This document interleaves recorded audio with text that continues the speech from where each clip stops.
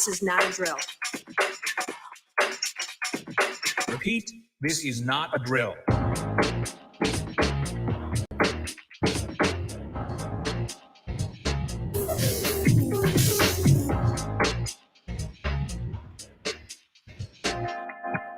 Is that all you got?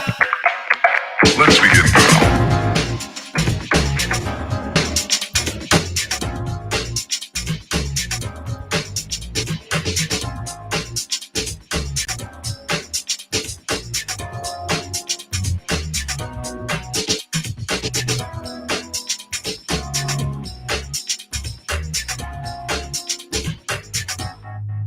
What up?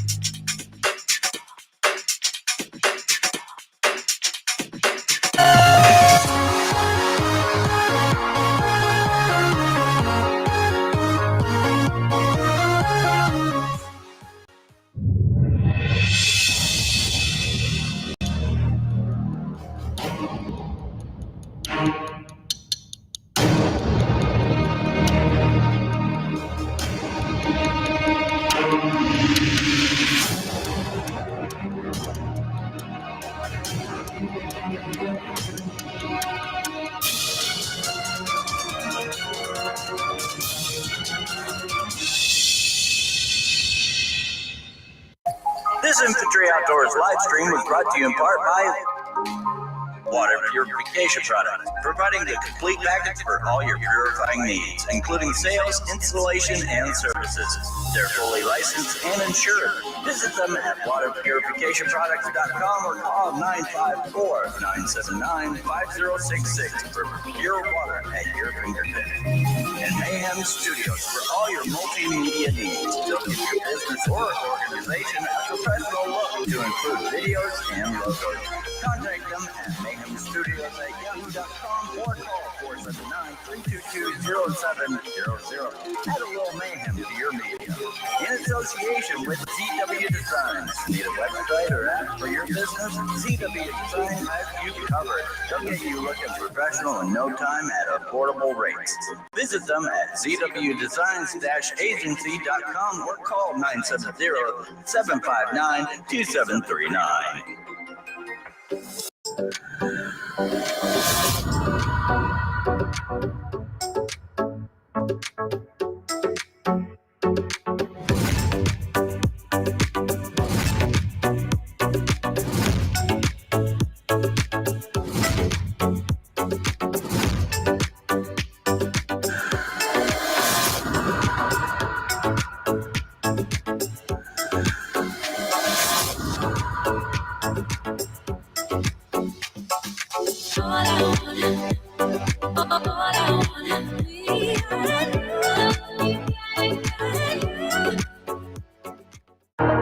My name is DJ Infantry, and I am legally blind. My passion for the outdoors has taken me to some amazing places, and I have done some incredible things, all with one mission in mind: to inspire you to get outdoors. Pain I felt is paid for, all is said and done. Oh. I am restricted, fixed upon the web. I need to kick the habit that my mind is breathing in.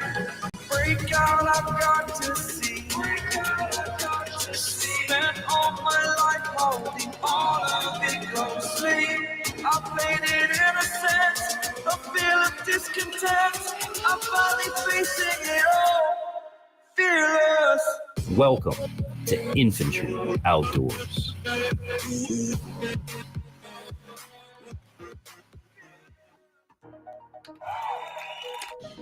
Ladies and gentlemen, the moment you've been waiting for has arrived. It's now time to prepare your mind and your body for explosive entertainment. Welcome to tonight's This entertainment. Yeah, that's right. Welcome to the entertainment, everybody. The entertainment portion of the evening. Hey, everybody, I'm DJ Infantry. Welcome to This Week Outdoors. It's going to be an interesting one this week because you can tell by the title. But before we get into all of this and all of that, how are you guys? How was your week? I hope it was awesome. I hope you had a awesome, fantastic, really great day, really great week, and I hope it's leading up to an even better weekend. Wherever you are around the world, I do hope you have an amazing day. So, with that said, happy Friday, everybody. You are here with us. Terry, what's up, Terry? Good to see you. Good evening, good evening, good evening. And as you guys come in, be sure to hit that thumbs up button, get that algorithm moving and grooving so the folks know that we are live on YouTube every Friday night from 9 p.m. It's This Week Outdoors, and a lot has gone on this week that we're going to talk about. And I need your help, family. But we're going to let the program start and get moving. Let some folks come in before I let you know what's going on. But there is a donate tab pinned at the top of the comments, also in the top of the description box for my PayPal. Once we get into it, if you guys would like to donate, the description and the pinned comment have the link, and we greatly appreciate it. But in the meantime, in between time, let's finish up some of the business we got to take care of. It is Friday night, like I said. This Week Outdoors, a lot of things took place, a lot of things happened, and we're going to cover as many as we can. If you have any comments, questions, or concerns, as always, write to us at infantryoutdoors@yahoo.com. And be sure to check out our new website. Thanks to Mr. Zachary and ZW Designs, we have a kick-ass website. So go over and check it out. It's got our merch. It's got our recommended products, links, and all that good sort of stuff. So put it to use. Gentleman across the street from me says, Infantry, I visit your site once a week. Thank you so much for that. I really do appreciate that. Also, guys, in the description box is our P.O. box for fan mail, along with our Amazon wish list. Things that I put up there that we want or need to or would like to use for programs. So if you'd like to help out in that way, there's a way to do it. Another way, buy some merchandise. We got t-shirts, Infantry Outdoors t-shirts, Buck Off t-shirts, Get Hooked, Hog Wild. Sorry, I don't speak Karen. We have a whole bunch of different shirts out there. So a lot of ways you can help the programs. Vash Matrix is in the building. What's up, Vash? How you doing? How you doing? I'm going to get into what's the meat and potatoes of the program as always, but I'm going to wait till everybody comes in and let y'all know what's going on. But also, I wanted to let y'all know about a brother who is working on a new channel. And let me just make sure I got it here right. Yeah, so we want to go over and support him. Y'all know Mayhem Studios has been with me for a minute, but he's got a new project out there, and we want to go over and give him some support. So check out what he's doing on his new channel. Welcome, everyone, to my channel. They call me Mayhem, a nickname I was given in the Army where I honorably served for 8 years. When I joined, I swore an oath, and though I hung up my uniform a while ago, my oath still remains. I'm still dedicated to God, family, and country. The purpose of this channel is to teach you what I know and prepare you for what may come. I will not sell you fear, but will inspire hope. We'll focus on what we can control and accept the things we can't. I invite you all on this journey. So pull up a chair, get comfortable because class is in session. It's time to prepare for Tactical Mayhem.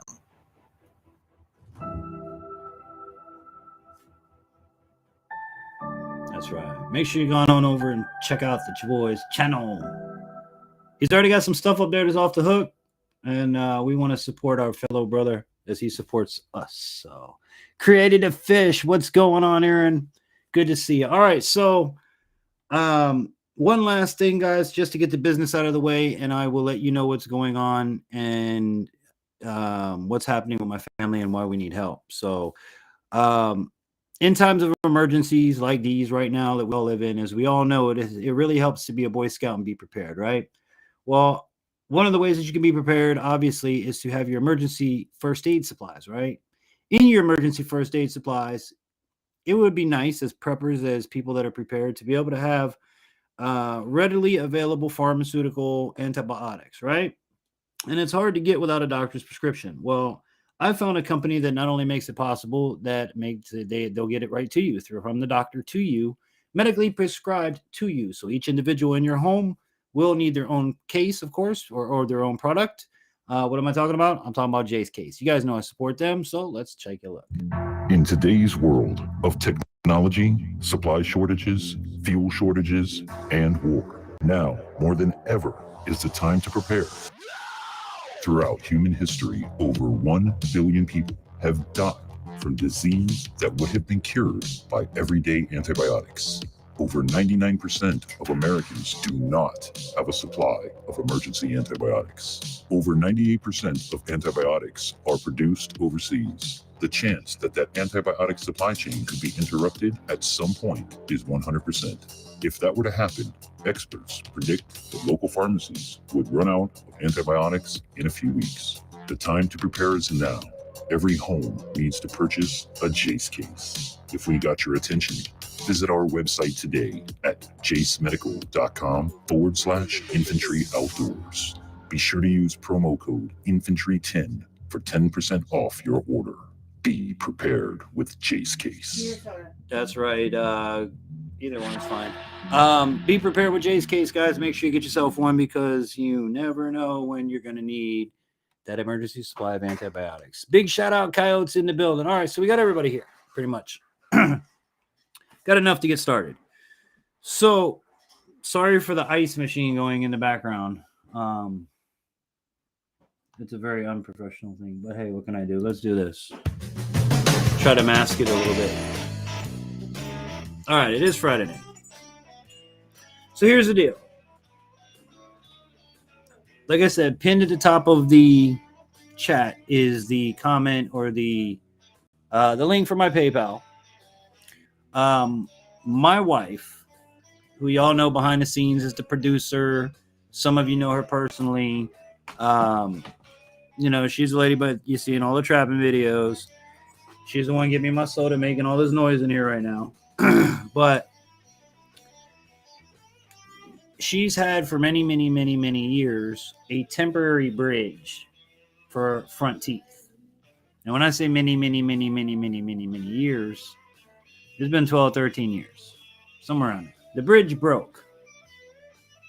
And currently as it sits, my wife has no teeth in the top of her mouth. And as a person that works in the retail world and has to rely on smiling and socializing and dealing with the public, not to mention eating and everything else, it's been a nightmare. Now, through the graces of, I don't know if they want me to say it or not, them or not, but through a donation from one of you guys out there, we were able to go to the dentist. We took the bridge. The bridge is not repairable. You can imagine 12 or 13 years of being pieced back together. Every time it broke, it ain't doable. So what they say they want to do is in one day pull 17 teeth at $76 per tooth. Okay, so if we do the math, 17 times 76 gives us $1,292 just to pull the teeth. Now, the company is willing to work on a bill scale. However, they will not do the next step until you pay this off. So however long it takes you to raise that much money or to have that much money, because I'm not a person that has this much money. We're a disabled family and we don't make squat from YouTube, believe it or not, under contrary to belief. YouTubers don't make crap. It actually cost me more this year than I made. So back to this, that's just to pull the teeth. Now they'll pull the teeth, and now she has no teeth in her mouth whatsoever, like all the tops, because they're going to give her a full denture in the top and a partial on the bottom. She has a 6-week healing period in order to, once they pull the teeth, before they can do anything. So basically, you have 6 weeks to come up with $1,300 before you can begin the next step, right? The other steps, believe it or not, all of the steps combined don't cost as much as that. Okay, she's looking at around $600 for the full denture at most, and less than that for the bottom. So you figure, let's just say 6 and 6, let's say another $1,000 for the dentures. Okay. But in the meantime, she's gonna have to wear a face shield to work. She's gonna have to work because we need the money to pay the bill.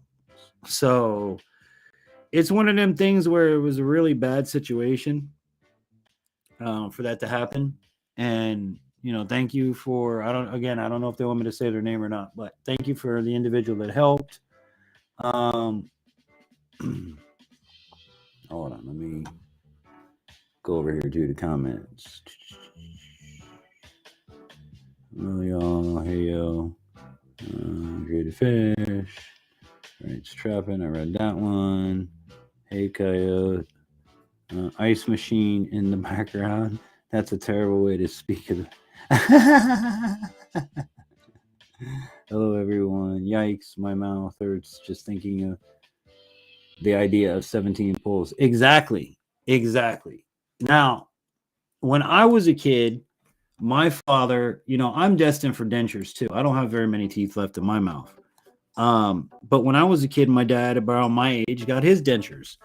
And they pulled 2 from the back and 2 from the back. Come see me in a week or 2. Then 2 from the back and 2 from the back. Or they take 4. I forget how they did it, but they did it in small sections. These jokers want to pull everything in one day. Done. And like I said, the issue I have with it has to be done. But the fact that like I said, we're a disabled family. We live on fixed income.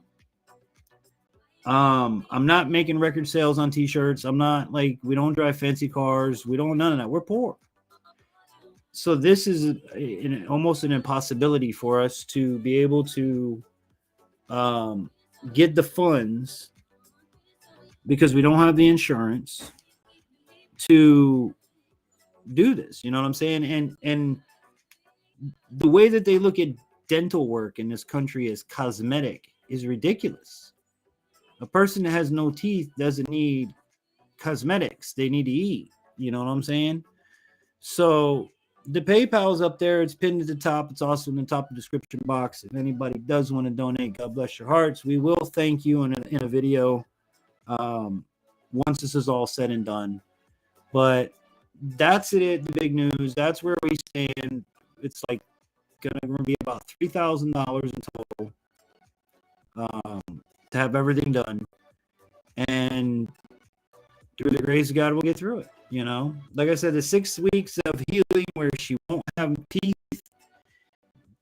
that's just going to have to be that, But what we have done in the meantime, because we don't have the minimum $1,200, I don't want to have that lingering to wait to the next step. I want to be able to have that when we make the appointment, so I can go, here's this money, do this, and then now I can focus. I have 6 to 8 weeks to come up with the rest, because all of it at once it's a massive impossibility. It was like getting a swift kick to the nutsack. But what we're going to do is we've ordered her a set of veneers that hopefully she'll be able to put in for now until we can get to the next step. So the veneer will snap in the place of where she's missing what she's missing, and at least she'll be able to function somewhat. But that's where we are, boys and girls. That's the hand God has dealt me this week. Big shout out to Coyote. Big shout out to Big Matt.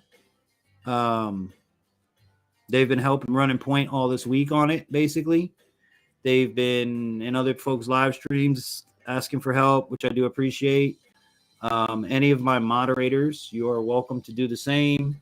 You can run the links, the link in other programs, whatever, whatever you guys see fit. Share it out. Let them know, because it's like I said, it's a shame that, like I say, they consider your teeth cosmetic in this country, or you have to have some outrageously expensive dental plan. And we're on Medicaid, all right, Florida Medicaid, but that doesn't cover her teeth. Sorry to hear that bad news. No worries, Aaron. It's crazy, but you know me, bro. Adapt, improvise, overcome. We'll figure it out. But it's one of those it was one of them things where I didn't need it right now. I really didn't need it right now. But on the positive note,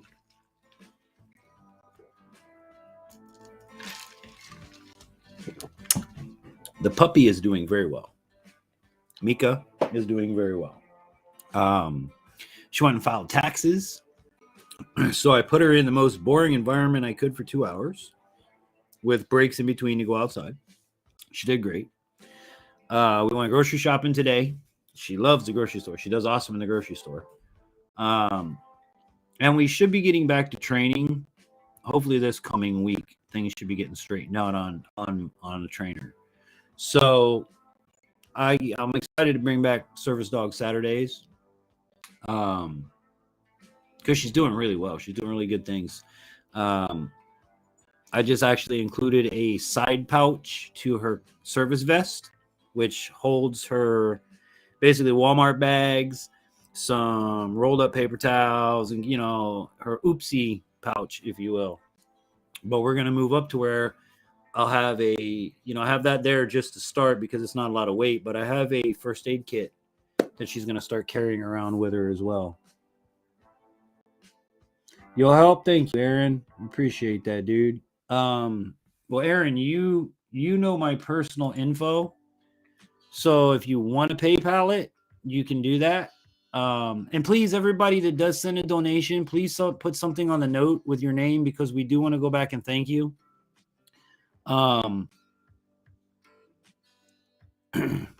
But Aaron, you have my personal, so you can either PayPal it or get a hold of me off the air. You know that. But the link is at the top and it is in the description. PayPal.me. I wonder if I have it on one of these buttons where we could display it. I think I might. What is this one? Email. Subscribe. Don't forget to subscribe, guys. Join the family. There it is. There it is. PayPal.me/Infantry Outdoors. And please, please, please, guys, even if you want to remain anonymous, please put something on a note so we know who it is. It's definitely a wake-up call to me to care for my teeth better. I'm disabled and on the same insurance. Well, okay. The thing with it, Vash, is it depends on your level of insurance, okay? Me, I'm handicapped. I'm the reason everybody in this house has Medicaid. So I have Medicare and Medicaid. Medicare takes care of my teeth. Medicaid does not. I don't believe. I don't remember how it goes anymore because I don't go to doctors. I don't use none of that crap. Like going to the chiropractor recently, they had to tell me how it worked because I don't even know. But depending on your level, you could be covered. So check with your Medicaid and see what Medicaid you have. If you have fully covered, I believe it covers dental. If you have medically needy, I don't believe it covers dental. That's what we have. We have medically needy for me and my wife, but my children have fully covered Medicaid and they have dental care. So look into it. It's worth looking into. Big Matt, I was talking about you and you popped in. See? What's up, Matt? I'll call you tomorrow. All right. Yeah, Big Matt and Coyote have been helping out a lot. They've been, helping and doing what the way when they I can't talk. Good God. Have another one, Infantry. Don't mind if I do. Cheers, everybody. Happy Friday. I love y'all.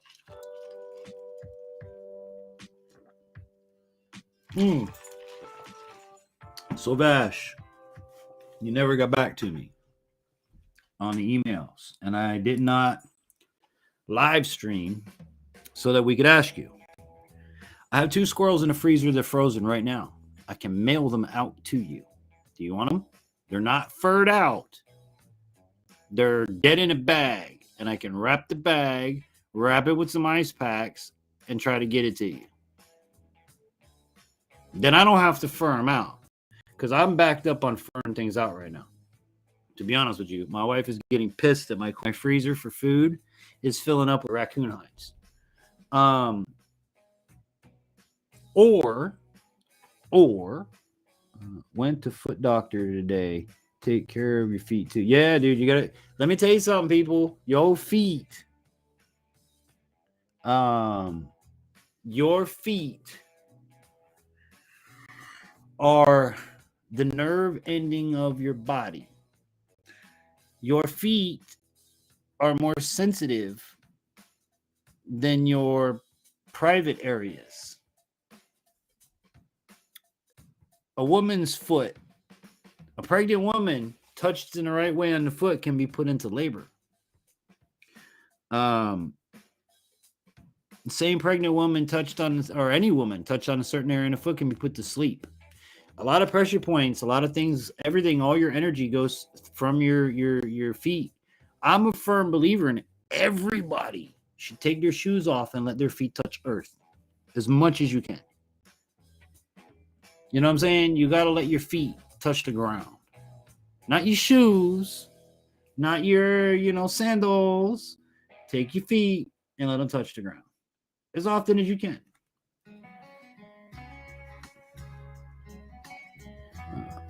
But yes, definitely take care of your feet. And your teeth, boys and girls, that's another thing. You only get one set of teeth. And I'm a person where I brush my teeth every day. My wife will tell you I brush my teeth every day. I do. I brush my teeth once a day. When I wake up, I brush my teeth. I know you're supposed to do it twice a day, but I brush my teeth. I'm old school. Once in the morning, I get up. I recently got this Sonic toothbrush. Fucking jackhammer.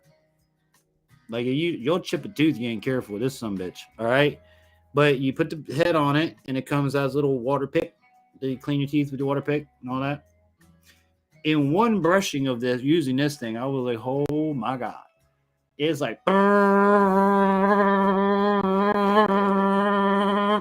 other side, it's like I'm sanding everything, right? Trick number 1, put your toothpaste on and stick it in your mouth before you turn it on. Because if you turn it on, it's going to, toothpaste goes everywhere. And you got to keep your mouth shut because there's all the stuff will start shooting on everywhere. It's hilarious. But yeah, that thing, man, I talk about a deep clean, man. Get one of them things. No thanks, DJ. Even if it makes it, it would be sent to our farm where it wouldn't. I'll just take a junk piece whenever. Okay, well, that's the thing. I have yet to come across a throwaway. How about, what if I send you a coon hide, like a full coon hide, and then you could cut it into pieces and have multiple. Because honestly, I don't have junk hides yet. I haven't. If I screw it up, I just throw the whole animal away. But your boy hasn't done that in a while. Hey, matter of fact, let me show you. I'll show you the last 2 I did are sitting out here on the thing.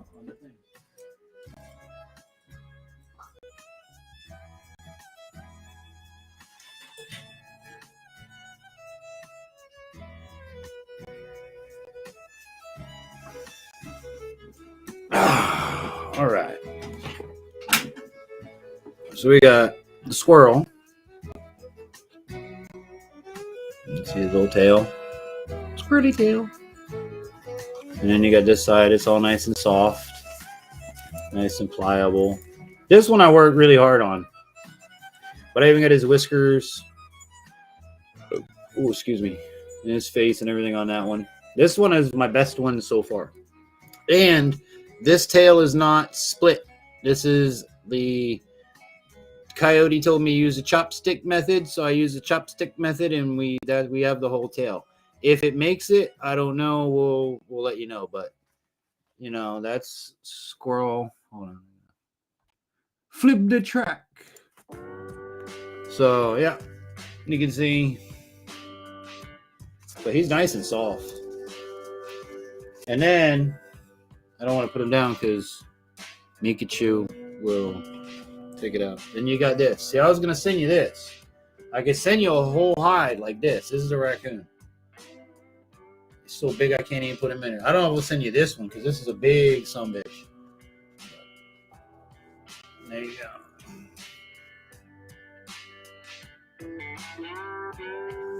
Let's see, I got the ears. I didn't get the face on this one, but this one I did split the tail.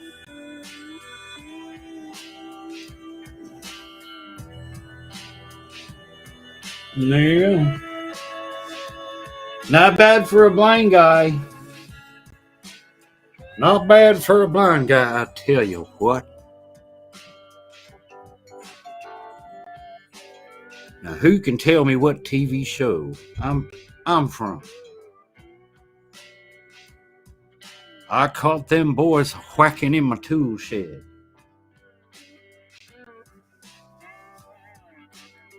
You two boys need to stop whacking in my tool shed all the time.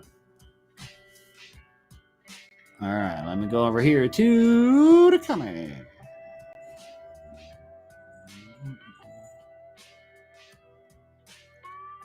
Funny you say the fish. I crushed a foot a long time ago and have to wear special inserts in my shoes. My Medicare or Medicaid wouldn't cover the custom-made ones anymore. Yeah, they stopped carrying custom orthotics.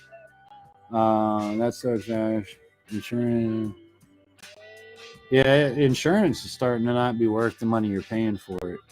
Yeah, don't send me anything worth money. I don't know how to skin and do all that very well anyway. I think any skin should work. I'm just going to lay it on the gel and go back about 30 yards and shoot. Okay. Well, what I would do is, like, if I sent you like that raccoon, that whole raccoon piece, you could cut squares, but literally just take scissors and go and cut out a size that you would want to use, stick it on there and shoot through it. You know what I'm saying? And I'll try to find you a thicker, like that one, where it's a nice thick pelt, because then you're going through, you know, more of a pelt. But I could do that, dude. I mean, I've got whole, I just don't have junk pelts. I do start to have a pile of them. That's why I say I could send you one. I'll wrap the hot sauce in it and send it. But you could cut it out yourself. You know what I'm saying? Or, you know, keep the tail for your daughter. Hook the tail onto like the rifle that you bought her. That'd be pretty freaking sweet. Say, look, Uncle DJ sent this to put on your rifle for good luck. I'm telling you. Rainbow River was up.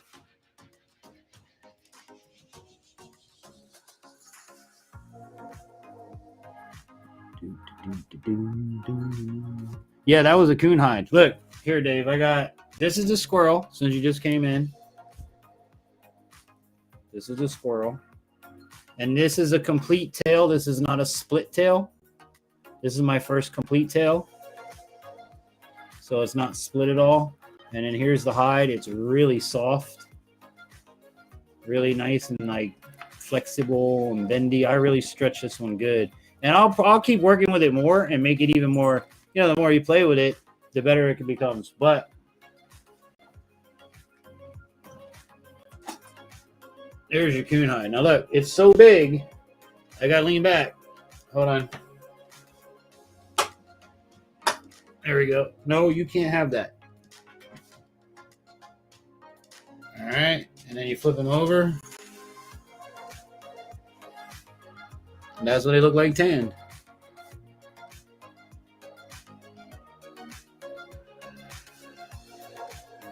and then flip them over. Now this one does have a split tail. So, like I say, Vash, if I were to send you something like this, you could cut the tail off with a pair of scissors. At this point, it's just a piece of material. Cut it with scissors. You could cut the tail off and hook it to your daughter's rifle. And make something really cool out of it. But what are you doing, Bonehead? You cannot have that. Oh, you brought your rings. Check these out. So she's destroyed every toy we've gotten her so far, like within days. Hold on, because we're gonna go to a music break after this. But these Nerf rings made by Nerf. We're gonna see how long they last. I know. Come here. Here, you can have them. Here. No, come over. Oh, you're over here. There you go. When you have a German Shepherd, boy, I'll tell you what, toys don't last. You got it? All right. Oh, you didn't have it. So, Mayhem Studios. All right, so let me recap because we've got some new folks come in. Dave's come in, and my brother Mayhem is in here. Whoops, I was on the wrong channel. Yeah, I was. Okay, so let me recap on what's going on, guys. This week, my wife lost essentially all of the teeth in the top of her mouth. She currently has no teeth in the top of her mouth. She had a bridge that basically broke. It was well overdue to be repaired, and she just never had it done. So we're asking the community for help. I'm a person, if any of you know me, and some of you do know me personally, I don't ask for help. But this is a situation where my family needs help because not only, imagine with no front teeth, eating is one thing, but my wife is the one that works every day. My wife works out in the public. My wife has to smile and, relies on her mouth to do her job. And right now that's hindering it. What's up? Do you need to go out? Okay. Hang on. Let me yell at mommy real quick. So with that said, we're asking for help. The PayPal is up top. It's pinned to the top of the chat. It's at the top of the video description. If you guys would like to help out and donate, we're looking around $3,000 to have what needs to be done. They need to pull 17 teeth at $76 a tooth, which is almost $1,300 just to have the teeth pulled. They want to do it all in one day, and then she's going to have 6 weeks recovery time. All keeping in consideration that she still has to work as much as she can. Now, she is going to have time off. Yeah, thank you for putting that link. I appreciate that. Who dropped the link? There you go. Big Matt dropped it. And it's also pinned to the top too. But my mods will run that. And big shout out to Big Matt and Coyote for encouraging me to do this because I'm not a person that asks for help. But my wife does need some help and I can't do it. We live on low, next to no income, as many of you do. And $3,000 is, and they won't bill it until they'll pull the teeth and bill you, but that they're not going to do nothing until you pay off the pulling of the teeth. So my biggest concern is the $1,200, $1,300 of the pulling of the teeth.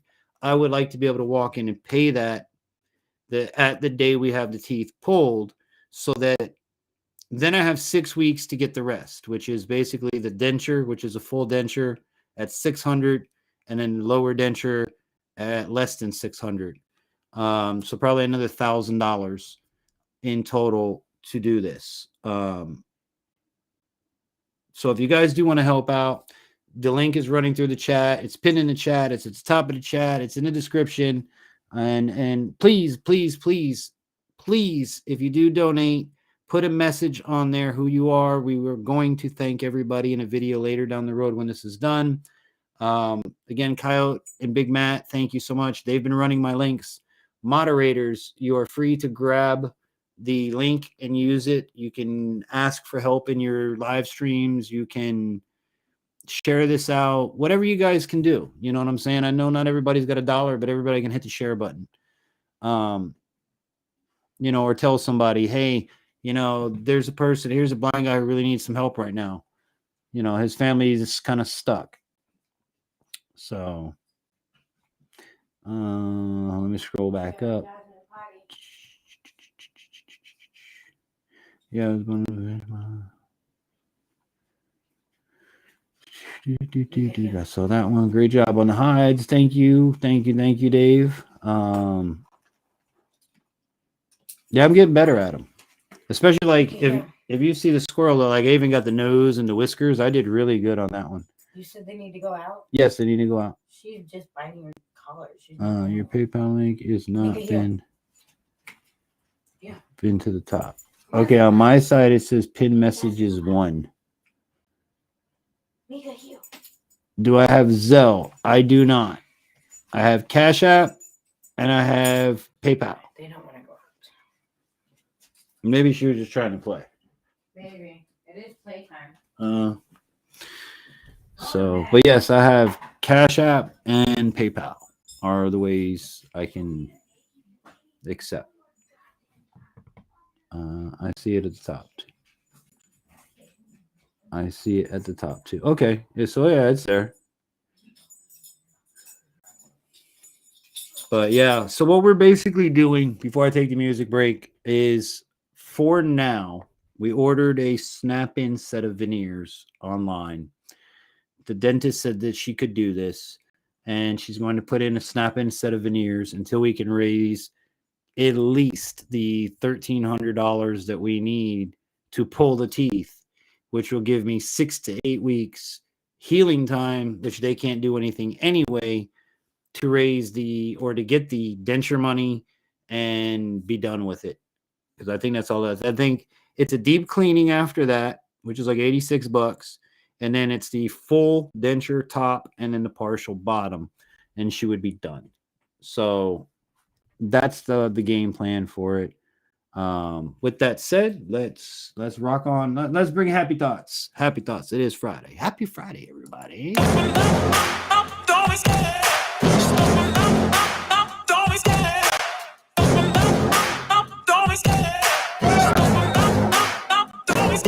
I love the chase and the hunt. I set the pace when I'm running. I always take what I want and I always give it 100. Don't need a bank, no I'm funded. Play the game like it's nothing. I'm always thankful for something. Don't take for granted, stay humble. Now wake up! It's time to look at the enemy. Look in the mirror and he is no friend of me. It's not working out, baby. It's the chemistry. It's time to break up so I can make a better me. Better believe in your mind, cause it's everything. You can mold, shape, find almost anything. All it takes is some time and some clarity to find your identity. It's mind over everything.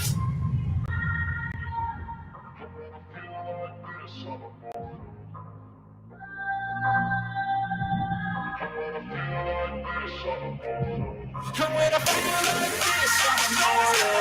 When I feel like this, I'm immortal. When I feel like this, I'm immortal.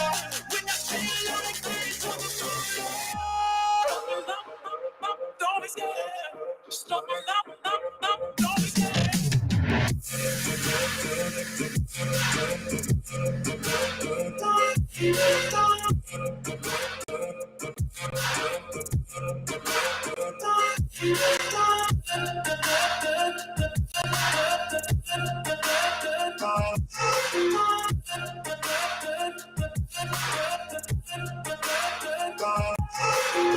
I'm so good, no I'm never turning back. I won't stop, I'ma fight until there's nothing left. It's so what? You're gonna be hurting back, cause I've been to hell and back. You don't wanna make me mad, I stay strong. You will never see me crack. And if you get in my way, you're gonna feel the wrath. Gotta say it to my face while he's looking back. Mirror breaks after math. When I hate, I attack.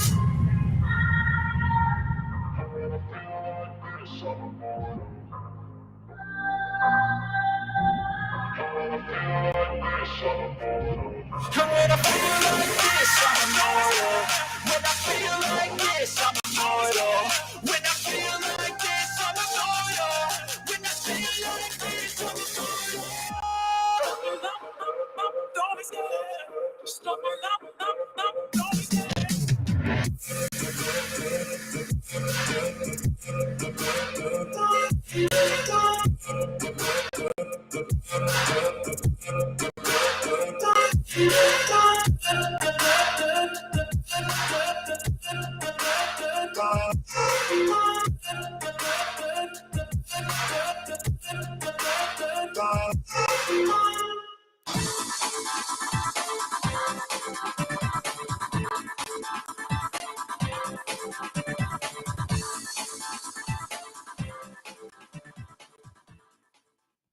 That's right. Be sure to give that thumbs up.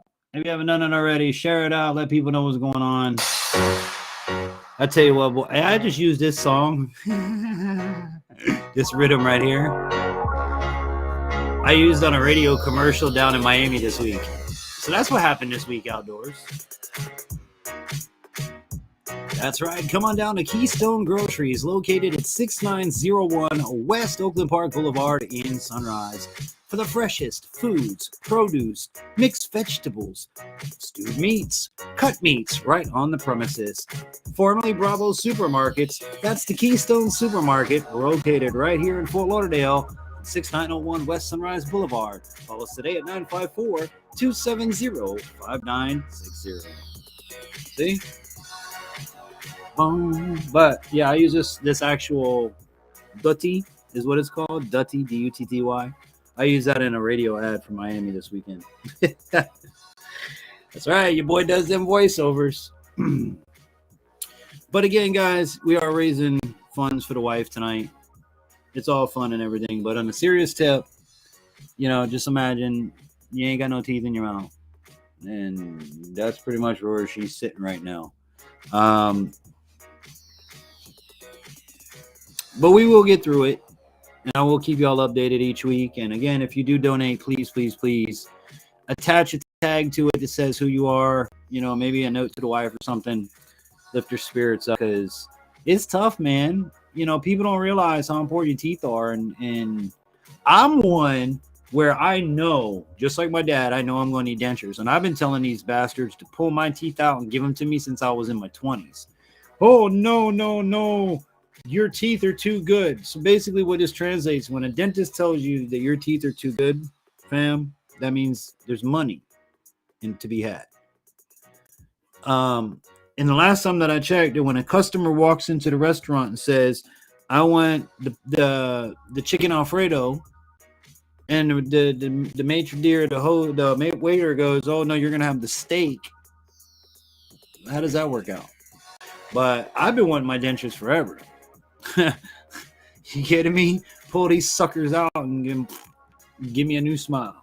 Be done with it. But we all know, man, it's tough. And the fact that this country doesn't recognize dental as a necessity, they recognize it as a cosmetic procedure, as cosmetics. Well, I bet you the person making the rule, if they weren't able to eat, it wouldn't be so cosmetic anymore, would it? What y'all think about that? But that's what's happening this week, guys. It's been a busy week. It's been a busy week. Did y'all see the trapping video this week? Who saw the trapping video? If you saw the trapping video, put one in the chat. But wait. If you saw the ending and know why, I'm going to ask the next question. Put a 1 and a 2 in the chat. So put a 1 if you saw the video, and put a 1 and a 2 if you know why I'm asking, did you see the end? Let's see. Because it was an interesting, imagine me being a dad. If you guys know, you know. All right. Imagine being the dad and you're editing the video for the week and you're like, well, where's the outro? Have it on audio, have it on GoPro. Where does the damn audio? Where's the video file? Florida commercial you mentioned made me think of a funny theme in Johnny B, where it showed a gator swimming around with a huge knife in its head. It said, whomever takes this king of Florida, I would take it in a heartbeat. I ain't scared no gator. I'll put another knife right back in its place. Remember when, your little squirrel. Yeah, Bash saw it. Yeah, Bash knows. Because, see, folks will say, I watched it in. But you didn't. Because if you did, you would have commented on it. The fact that what happened, I'm gonna wait and see how many more people tell me. But that is a cool fact, Bash. If Florida and see, I've done a lot of commercials for Florida. especially in South Florida, Miami market radio. I've done car dealerships, I've done restaurants, I've done grand openings, I've done political advertisements, I have done stuff for Disney, I've done stuff for CBS, NBC. I've done a bunch of stuff across the board. So there's a chance you may have heard my voice either on radio or television somewhere along the lines. You know. But yeah, the little squirrel at the end was great, wasn't he? Oh, what does it say we got? We got 3 in the chat. But yeah, it was great, man. He was imagine you go, like I said, I'm here at the editing desk. I'm editing. I'm like, all right, where the hell's the outro? And the only video left, you click on, and that's what you get. So I was like, okay. You want to take my ending? You got it. So that's what happened with that. Logan got to close the show. And I know y'all would have loved it. I knew y'all would have loved it. Hey, boogers, what do you got? You got your rope? You know what we're doing tug of war now? Got her a tag today, too. She's got a nice tag that says her name. It says Mika. And then below it says, I am a service dog. And on the back side of it has my name, phone number, and please call now. So, not to mention I can hear her when she jingles, and I know where the hell she is. So, you're getting really strong, you know that? You're getting really strong. You are. Oh, you want to come say hi to everybody? Come here. Mika Chu. Mika, come here. Come say hi to everybody. Come see ya. Close. Come here. Come up. Off. Off.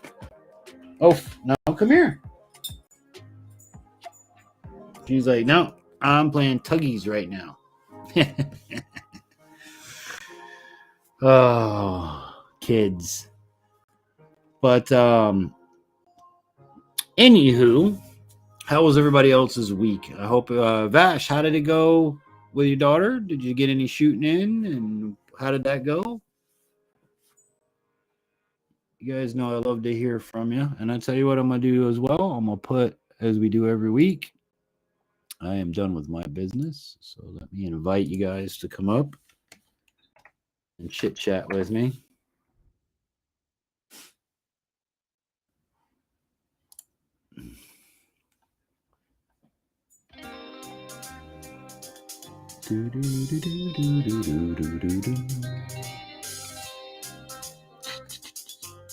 I'm up for gator hunting, but I'll admit water is one of the worst phobias since I drowned when I was 4. Also stepped on some glass.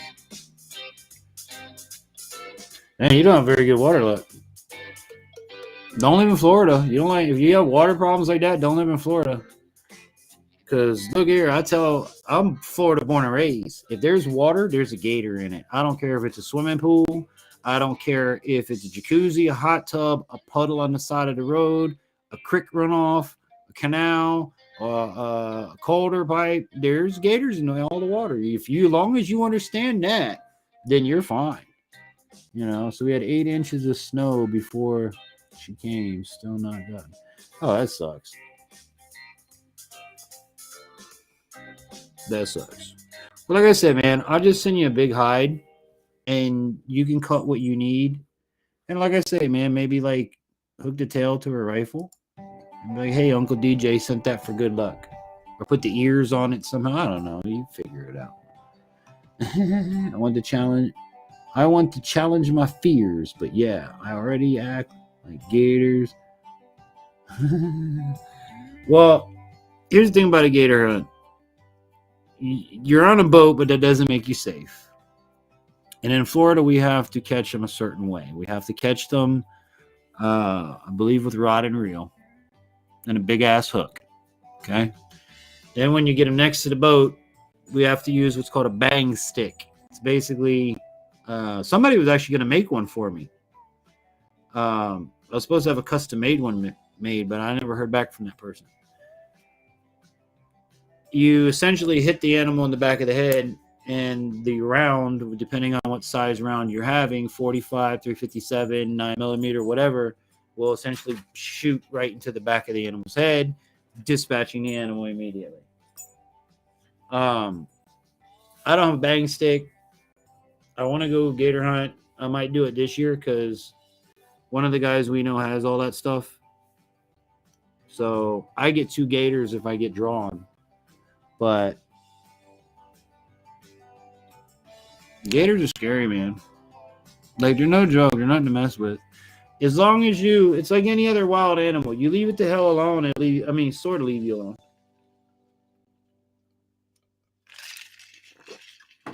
If you're fishing and you're reeling in a fish, it's going to come get the fish. I was messing with a buddy of mine, Danny. And Dave, you can ask Danny about this. I mess with him all the time at Okeechobee. I'd throw my frog right on the damn nose of the alligator and bring it back. But there was one time, me and Dano were out in this little cove, and it got hairy because it was breeding season, and we basically got surrounded by gators that were the size of my boat. So at that point, it was like, all right, yeah, we can go. Danny was like, dude, we got to get out of here. Nah, we'll be fine. No. We got to get out of here. We're getting surrounded. And I look around. I say, turn around and look behind you. And I look behind me, and all you saw was gator, gator, gator, gator, gator, gator. I'm like, all right, we gone. You know, the bang stick seems pretty cool. I know I love the taste of gator. Oh, gator's awesome. I love eating alligator. One of my favorite things to eat. But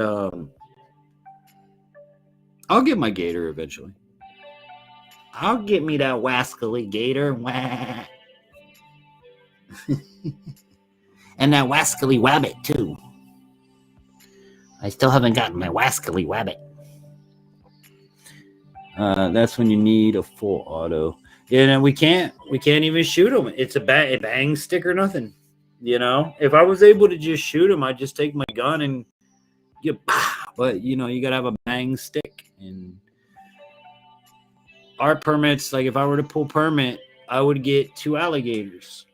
And for me, I always tell whoever goes hunting with me, I'm splitting the animal with you just for being there because you're there.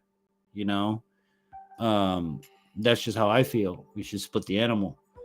So anything that I get, if I get 2 gators on there, basically I get a gator, you get a gator. Whatever meat we got off, we'd split in half, and you know, Bob's your uncle. I don't need that much meat. You know, my family doesn't need it that bad to where I can't give you for going with me. And it's kind of an incentive too, because if we go, think about it, you go deer hunting with me, you're going to get half a deer just for sitting and helping me, for hanging out. You know, it's not really a bad payoff. If I was surrounded by gators, I would have a moment of insanity. Well, remember, I'm from Florida. There was a gun on the board. I never go fishing without a gun. Never. It's just not smart. It's actually one of the only times in Florida you're allowed to open carry your firearm is in the act of fishing. But I never open carry it. But damn sure I always, if I'm on the kayak, I got it on the kayak right here, ready to go, because man, them gators will come up and get you faster than you have a chance to do anything. And that's the other thing you have to worry about is you got to hope you see that gator before he gets you. And if you're a kayaker in Florida, kayak fisherman in Florida, 9 times out of 10, the gator's going to get you during breeding season because your kayak resembles a gator. Think about it. So they're going to come out and they're going to attack your kayak, especially if it's like that camo green color. Your kayak's going on the river, it's going to come out and it's going to attack you because you're in its area. Hi, what's up? What are you doing? Are you being good? No, we're not biting. We're not doing that no more. Are you being a good girl? Here you go. Give me 5. High 5. Yes, good girl. High five. Yes, good girl. Good girl. She's doing so good. But yeah, we were surrounded by gators. It was interesting. It was one of the only times where I ever remember, like, yeah, let's go ahead and go. We can move on. Because normally I'm messing with the alligator. It don't bother me. I mean, worst case, I catch him on my line. I'll pull real hard one time, snap the line off. I lost a frog. Oh, well.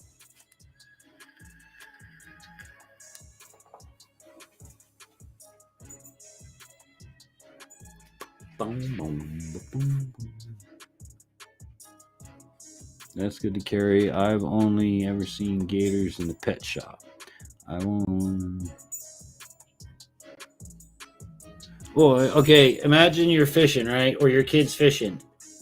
And you catch yourself a bluegill or a bass or sunfish or any fish in the world.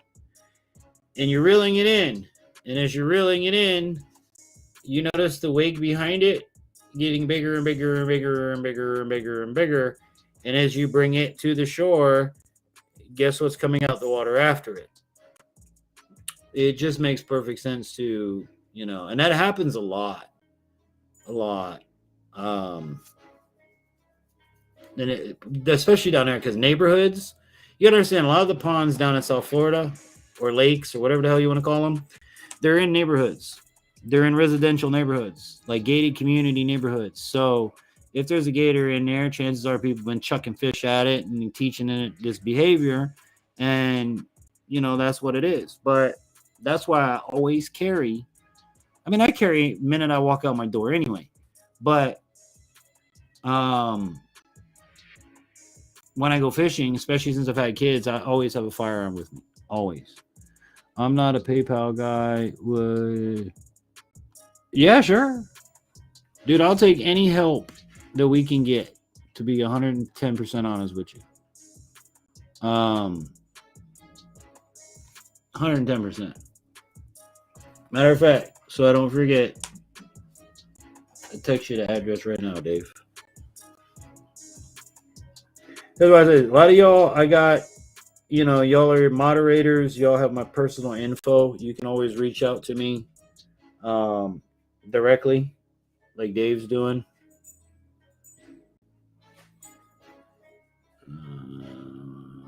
Text.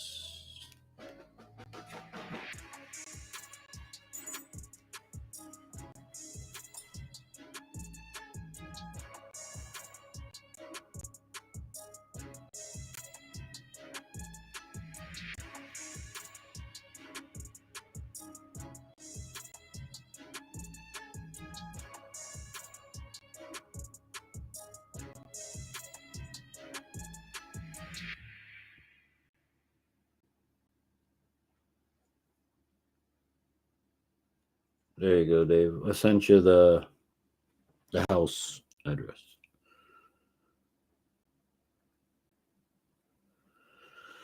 My phone's going, wow, Samsung.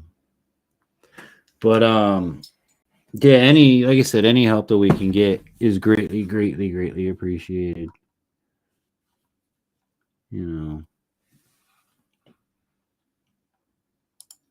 Because it's one of them things, like, you don't think it to happen. And then it happens, and you're like, oh shit, now what are we going to do? And the biggest reason of the whole putting it off was the expense of it. We've never had it to where we're able to just dish out and go to a dentist or things like that, because again, it's cosmetic. It's not medically necessary according to society, which blows my mind. It really does blow my mind. But from the bottom of my heart, everybody, thank you for helping. Again, if any of you know me, I'm not a person that ever asks for help. It's not something I do. I always try to figure things out on my own. And this is just one of them things where I can't figure it out on my own. I mean, I'd have to sell off half of what I own in order to do this. And that's not a way to approach things. And again, thanks to Big Matt and Coyote for sitting down and helping me out and planning things out with me and just being there and doing what they're doing. They've been sharing my information in other channels, live streams. So if moderators, if you guys want to do that, or if anybody wants to do that, you're welcome to take the link and share it out and just say, hey, listen, this is what's going on. If you can help, all it takes is a share, you know, because you never know where that share may end up. You need a jelly roll son of a sinner. A jelly roll son of a sinner. I like that. You heard jelly roll son of a sinner. No, I have not heard that. But I do like that. Jelly roll son of a sinner.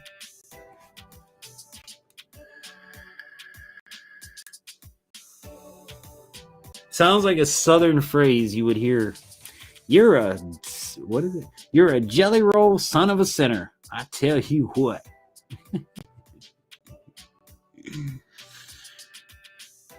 Jelly roll son of a sinner. Do do do do do.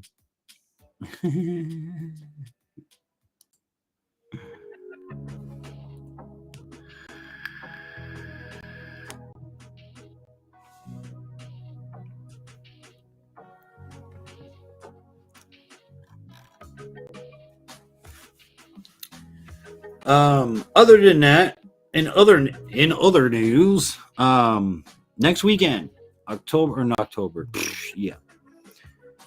the 4th, Infantry Outdoors will be at the Ocala Strawberry Festival.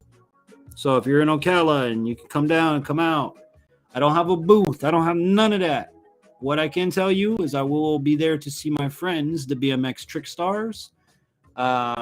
Mika will be with us, so if you want to stop, say hi, take pictures with Mika, take pictures with me and the fam, we will be out at the Ocala Strawberry Festival next Saturday.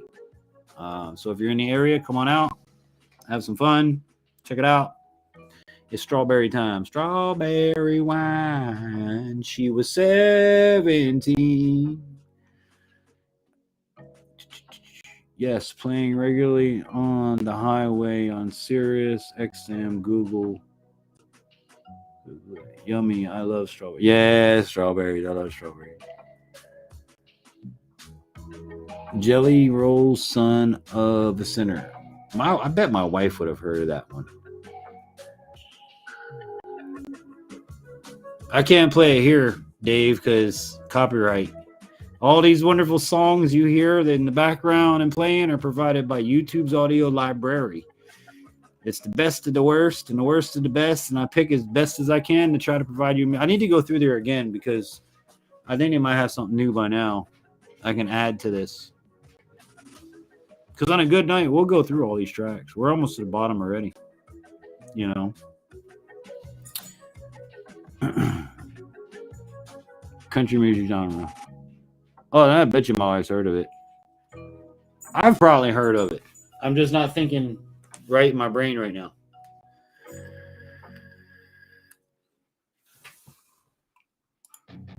All right, music break number 2. Here we go. Hey kid, don't ever let them get inside your head. They'll tell you what to do in life instead of everything you know that you could get. Don't let them guide your life towards regret. I'll fight for what I love with every breath. My past is filled with things I won't forget. I use them all to push me to my best. So treat the worst of times just like a test. If only I could go back in time, I'd tell myself that everything will end up alright. Just push yourself, test yourself, figure out what you like, and find your limits, don't be rigid, always work towards a prime. Surround yourself with open minds, people can change your life. A few friends with intent can help you feel alive. Find a passion, take some action, and with a little time, just be patient, make a statement, try to enjoy your life. They'll try to kick you while you're down. They wanna rise up while you drown. They wanna fill your head with doubt. They're silently scared that you'll figure it out.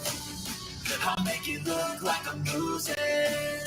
Won't bother hiding my bruises. And when when they finally pick your world, yeah, that is your chance to be ruthless.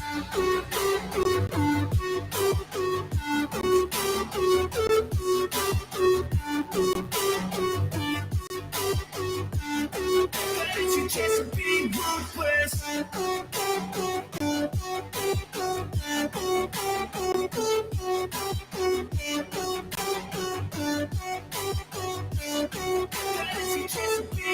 They don't wanna see me make it, they don't wanna see me care. Anytime I make some progress, I can see that they compare. I think everyone's against me, maybe something in the air. Am I paranoid? I swear a void is forming and they're scared. I walk a straight path, not many can say that. I like to play fast, cross me and there's payback. You better pray that I don't see your face at any place that I go. I know you hate that. I've been doing fine, I'm not wasting any more time. I live for the fight and the climb, and I think that the pain that's deep inside is what defines. So I won't give up, I'm gonna make it to the top. I don't care what's in my way, I swear I'm never gonna stop. I could fall flat on my face and I swear I won't get back up, cause I don't deserve a thing and the road ahead is tough. They'll try to kick you while you're down, they wanna rise up while you drown. They wanna fill your head with doubt, they're silently scared that you'll figure it out. I'll make it look like I'm losing, won't bother hiding my bruises. And when they finally think you're wounded, then it's your chance to be ruthless.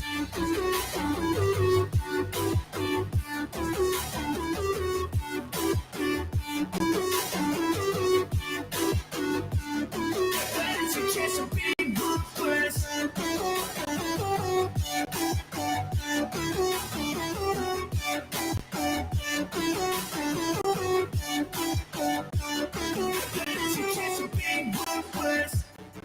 I'll make it look like I'm losing, won't bother hiding my bruises.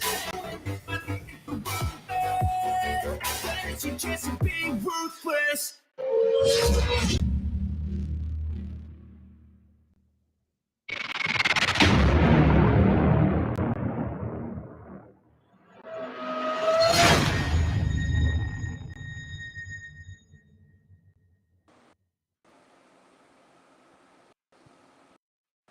All right, make sure you hit that like, subscribe, and all that good sort of stuff. We're joined by the biggest Matt of them all. Big Matt, what's going on, brother?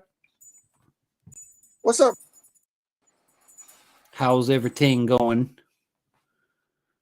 How it's going? If y'all don't know Outdoors with Big Matt Outdoors, that's him right there. And you know, he had a video out today of his daughter shooting the Plankin 22, which I was very impressed at. I'm waiting to see her actually. Matt and I were talking about, I can't wait to see her get her first trap animal. Yeah. Because let me tell you something, for y'all people that got kids, there's steps in life. One of them being when your child drops their first animal, whatever it might be. I don't know. For me as a dad, that's a changing point. What do you think, Matt? It's exciting. Yeah. Yeah. Especially for me. Like, mine's got ADHD. So to get Brandon sit still for 30 minutes, 40 minutes, 50 minutes, the longer it goes, the more I'm like, oh boy, I don't care if we get a damn thing. If the boy can sit still for an hour, I've won. Right? Yeah, man. But now he's off going. Trust me, I have been on the phone call with him when his kids are bouncing off the walls. Yeah, they're a handful. But he's gotten to the point where I could say, hey, Dad, can I get my gun and go in the blind? Yeah, you could go ahead and go. But we've got like literally Sunday next week in squirrel season for us. So time to take the blind down from the backyard, move it to a 40-acre plot where we're going to get ready for spring turkey season. And hopefully we get a turkey on this property. Yeah, that'll be pretty cool. Yeah, and he'll get to shoot his 410 that I got him. He's been dying. You know, he shot it at one of our buddies' houses, but he hasn't like hunted with it. So it'll be nice to give him his 410 and his turkey loads and put the decoys out and be like, all right, and I got to sit still and call him in, you know. I even got a really cool call that Mayhem and I were going to do last year. I wonder if it's sitting right here. You're going to laugh at this thing. And the video we were going to make for it is going to crack everybody up. Where did it go? I know it's got to be sitting right here. Yeah, here it is. Now, I bought this last year, mind you, last season. Look at the name of the mouth call. Oh, which way? That way.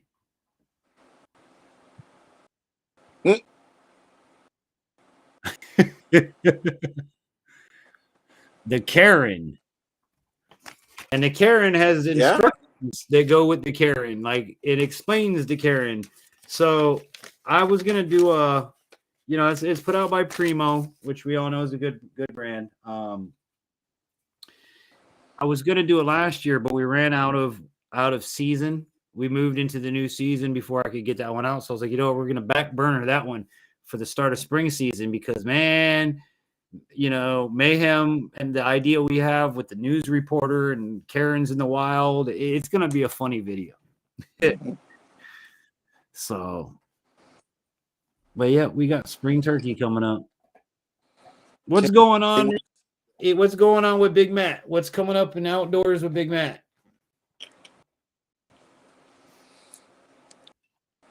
Well, I am starting a new venture, but yeah, hopefully things squared away and get it up and going. I'm not going to be going much, but I am going to turn it up on the video. So we lost part of you there. You said you're going to turn it up on the videos. Okay. So I got to get better at my editing skills. Yeah. Well, if you ever need a hand, give me a call. I always tell you guys that because look, man, if the blind guy can do it, y'all got no excuse. I'll call you. I'm not calling to load some new editing software. I need a computer. Yeah, we know, Coyote. We know. Hey, but look, Coyote, it's not just you, okay? It's not just you because I'm going to give you a prime example. This computer we're currently broadcasting on, I have upgraded the RAM. I need to upgrade the video card, but it does work. I have two monitors. I have a monitor here, a camera here, a mixing board, microphones, everything running through it on slow-ass country internet. With that said, this computer will not be allowed to move to Windows 11. So it doesn't really bother me until I can't do this. When it comes to the point where this can't work because drivers and blah, blah, blah, blah, blah, then we have a problem. So keep in mind that you're always going to need a new computer. That's just how it is. Yeah. And a tablet. He says, this man says, I need a new computer and a cell phone and a tablet. You know what you need? It's called a sugar mama. That's what you need.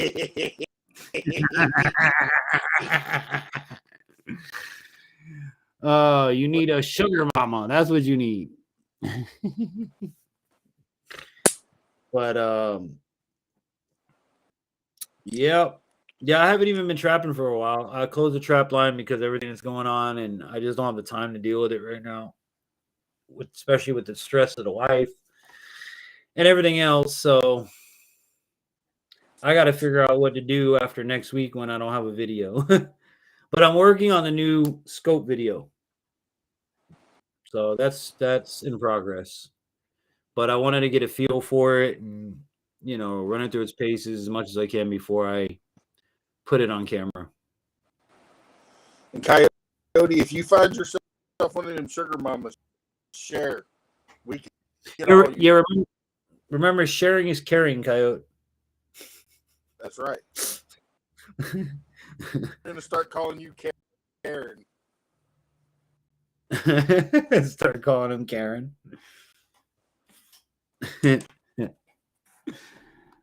A new life, he says.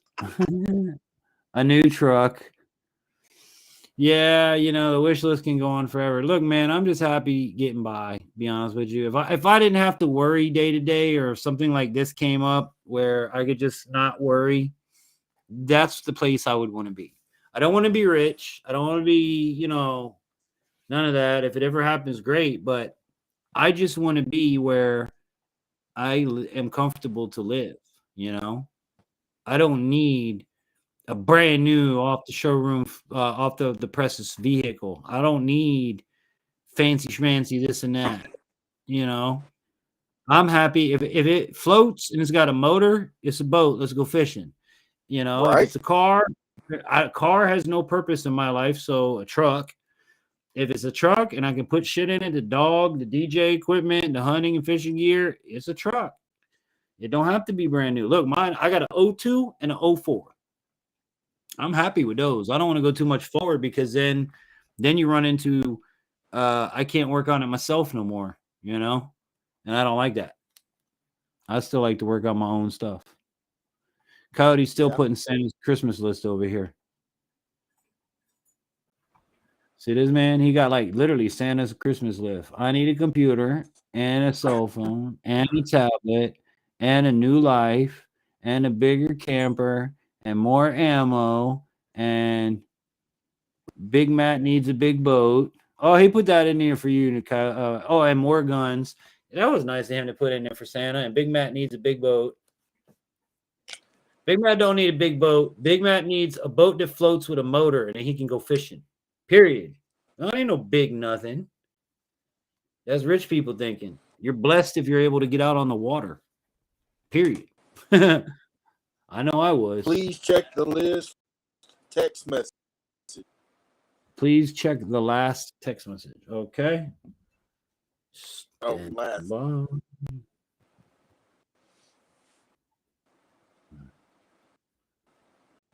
I got you, Dave. Hold on.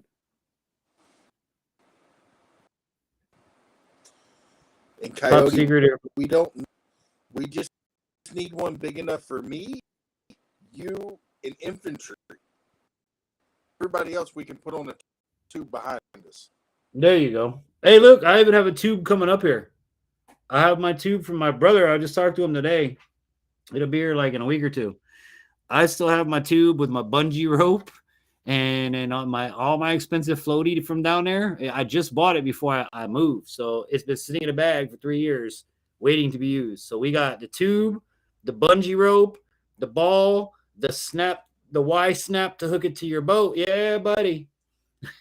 Yeah. Fishing the dog.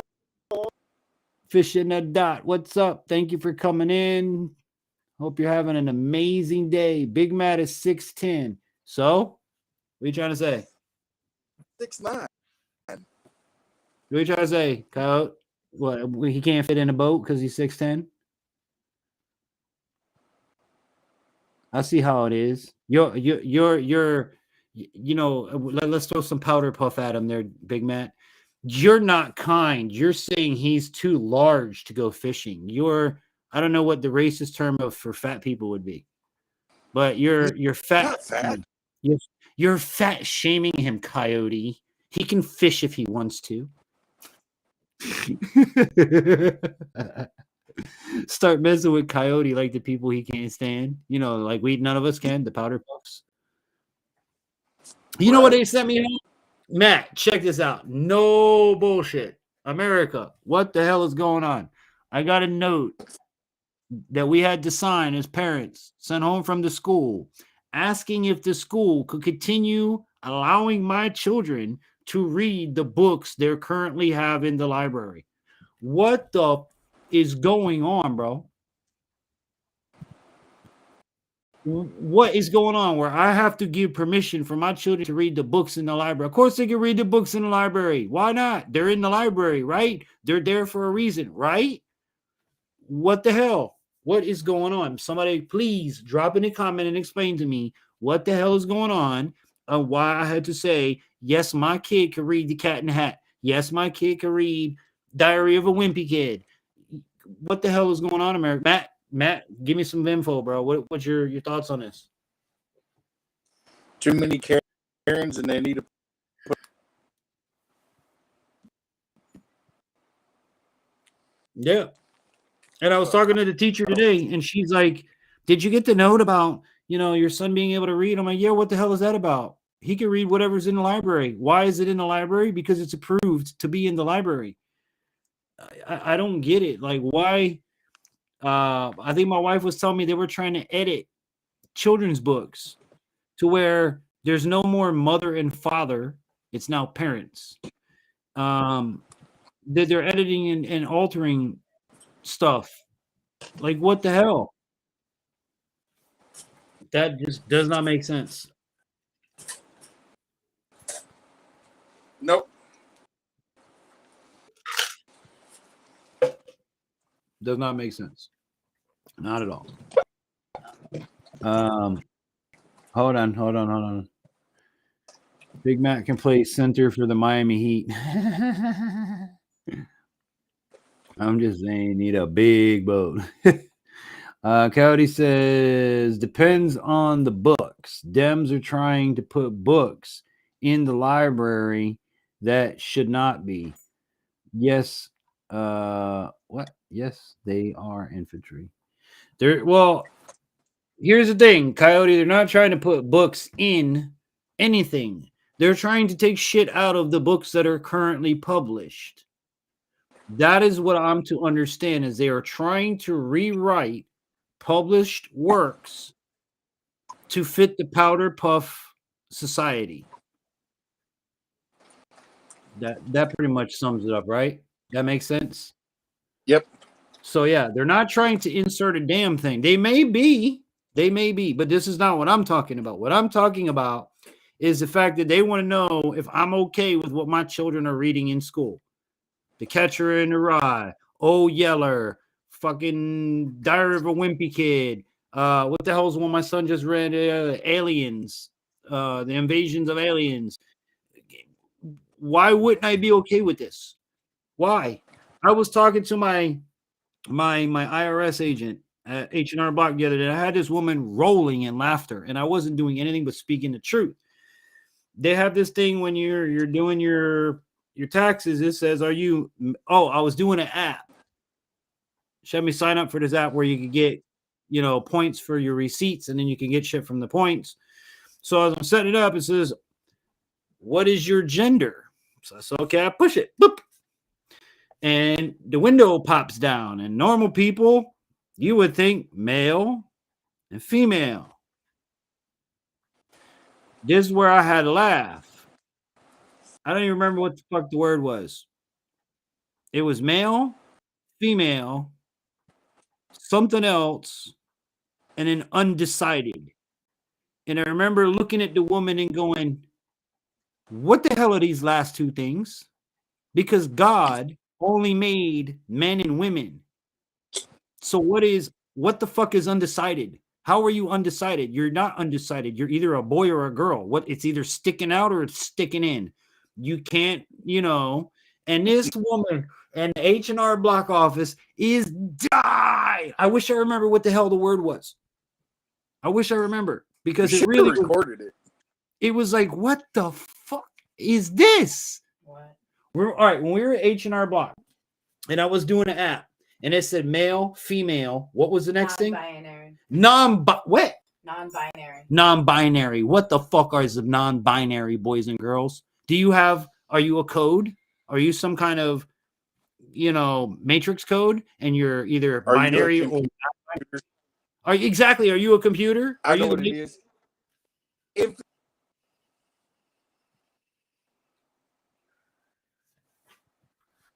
I don't hear you, Matt. Matt, say that again because I lost you.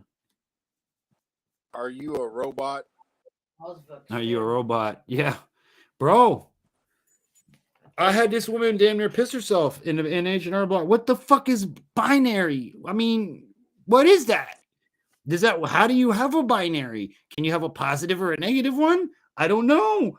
But in my world, God made man and God made woman.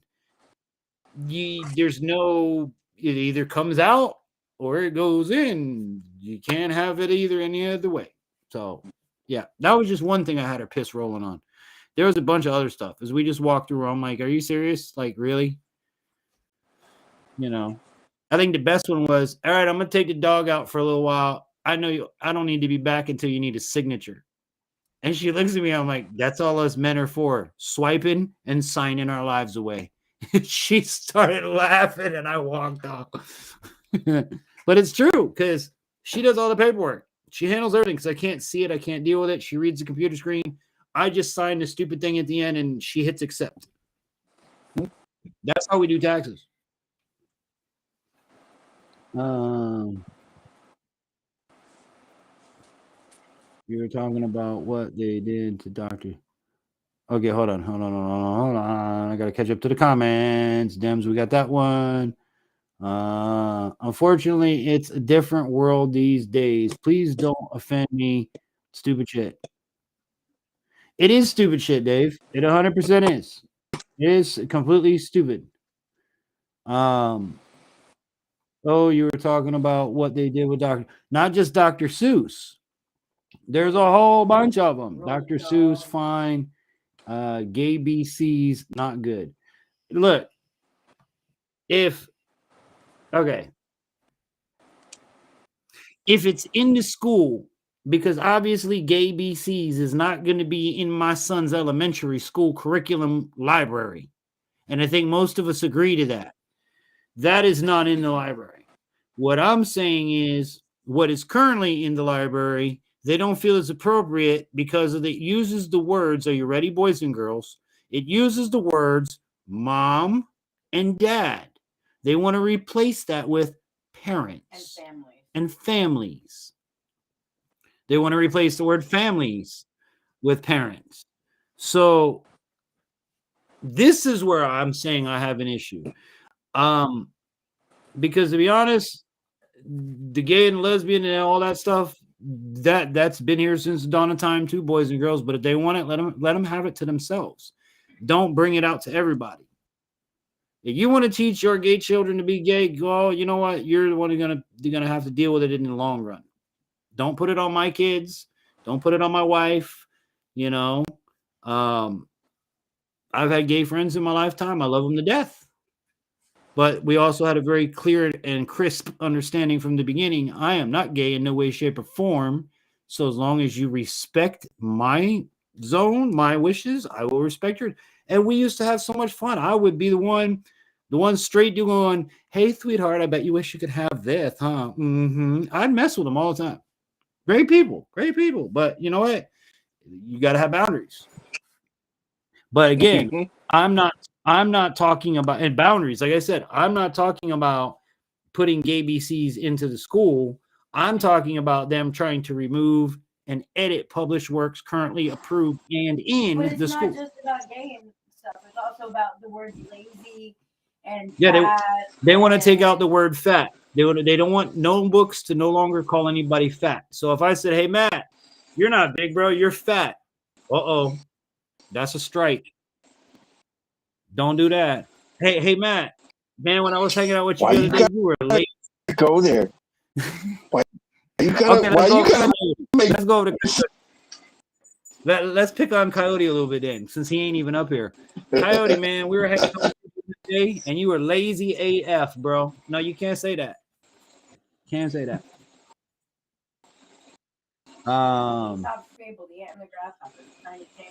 Technically, we are all non-binary if you're talking about our DNA code. Listen, Vash, maybe you can educate me, but what the flip does binary, non-binary, whatever, what does it even mean? Call me stupid, call me ignorant. I have never heard what the fuck is a binary. What is it? Non-binary? Non-binary. What the fuck is a non-binary person? Please explain somebody to this dumb blind guy what. If you don't associate with either being a male or a female. Okay, the wife Just a says is person. that you don't associate being a male or a female. So that means it does not matter if you're a male or a female. It just matters in your brain you're a blank slate. What the why? I don't get it. I don't get that. I don't understand that. Now I'm more confused than when I started. So, Matt, maybe you can help me, bro. If you're a blank slate, you're a man or a woman, but you're a blank slate mentally. Do you like men or do you like women, or you just don't give a shit? How does that work? Well, I guess that makes me. I don't know, man. I don't get it. I don't get it. I don't understand. Like, even for me growing up, you were either straight, you're gay, you were confused. Now, gay meaning man or woman. You were confused, and that was it. You know? There wasn't none of this back in the day. It was either you were confused and you didn't know what the hell you wanted to do yet, you were gay, or you were straight. There was no sub levels of craziness.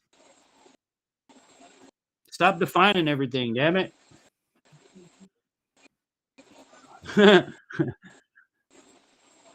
Okay, so Vash says they say non-binary when referring to gender, which is silly because that's the only way that we reproduce. And I agree. But again, so here's what my stupid brain would think. I'm non-binary. That means your thing fell off. Because the binary fell off. I'm non-binary. That's where my stupid brain. What was that? Or it doesn't work? No. Like, you know how people they have all these words for it. But when you get your ding-a-ling chopped off, that would be a non-binary to me. Like, you got your hoo-ha chopped off. Now you are non-binary. You get what I'm saying? It's stupid because it's not right, but that's where my stupid brain kind of went on that one. Oh boy, here comes trouble. Here comes trouble in the backstage studio. Well, there goes the neighborhood. What's up, Coyote? You know, y'all are in those right states, so y'all don't understand this stuff. Well, Well, okay, please, and this is Do you why want to learn? explain it to because Would you like me to explain the ideology of the leftist dumbest? that's called an Lorena Bob. A non-binary person is somebody that is not male or female. They consider themselves nothing. But that's an impossibility. In their mind. Okay. That's what they feel. Okay. Is they are not man, they are not woman. They might have a wee, they might have an innie. Right. I get that. In their mind, they are nothing. But what do they date? Or what do they don't date nothing? They date anything. If they feel like dating a guy, they date a guy. If they date a girl, they date a girl. They don't care. They are non-binary. There is no male or female gender in their mind. A person that is with an excuse. A person that is male and considers themselves to be a lady. They want to get boobies. They want to get their wee to the innie instead of the outie. And they are called trans women. Yeah, no, I know about the trans. If it's the other way, then it's a trans man. It's a lady trying to be a man. Yeah, no, it's disgusting. But nowadays, you are called a cis man. and your wife is a cis woman. So get it straight, learn the terminology before you get kicked off YouTube. Hey, Coyote. I have universal language to respond to that. Are you ready? Okay. And if you can't look, I'm gonna talk to you. But if you can't hear me, let me turn it up a little bit. Hey, infantry. Oh, I give it to you in stereo. Oh God. I give it to you in stereo, Bubba. But here's the thing, dude. I have to live out here in this crap. Do you know what it is to have to sign Do a you paper? know how hard it is to walk down read? the road and see somebody that looks like a freaking dude? And you're like, that is a dude. And you're like, excuse me, sir. I am not a dude. Hey, but look. I don't mind that. Remember, I'm from South Florida. I'm from South Florida, so I've seen it all wrapped up in one nutshell, okay? The thing is, like even Bob mentioned in the comment, all right? I'm the kind of person where I know me, I know who I am, and I've had gay friends, and I have no problems with that. As long as you don't push yourself onto me and you understand I damn sure ain't pushing myself onto you. As long as we're crystal clear, we can have a friendship. And I have some amazing friends that are gay. I love them to death. But my life is not affected by their life choice. So it doesn't bother me. You know, if that's your choice, right, wrong, or otherwise, that's your choice. I'm not going to sit here and argue with you and ruin a good friendship. You know what I'm saying? For something you're not going to change. But you cross that line and you try to hit on me or try to influence my kids in any way, and then we have a big problem. You know? Yeah, we go to the game. You play. Everybody plays the game. It's great. Afterwards, hey, we're gonna go have a beer. Hey, I'm gonna go suck a dick. Yeah, you go do that. I'm gonna go have a beer. Well, see, now the gay people I knew were just like me and you. Drink beers, take shots. They were just gay. Like you wouldn't even know they were gay. Well, that's what I'm saying. It's I kind of feel the same. I don't agree with it.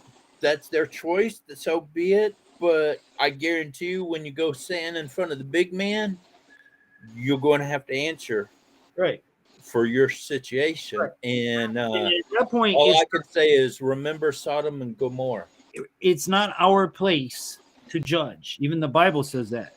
Vengeance. Actually, if you read the rest of that, it does say, yeah. Anyways, but either way, vengeance shall be mine. So saith the Lord. It's not our place to do that. So that's how I've always lived.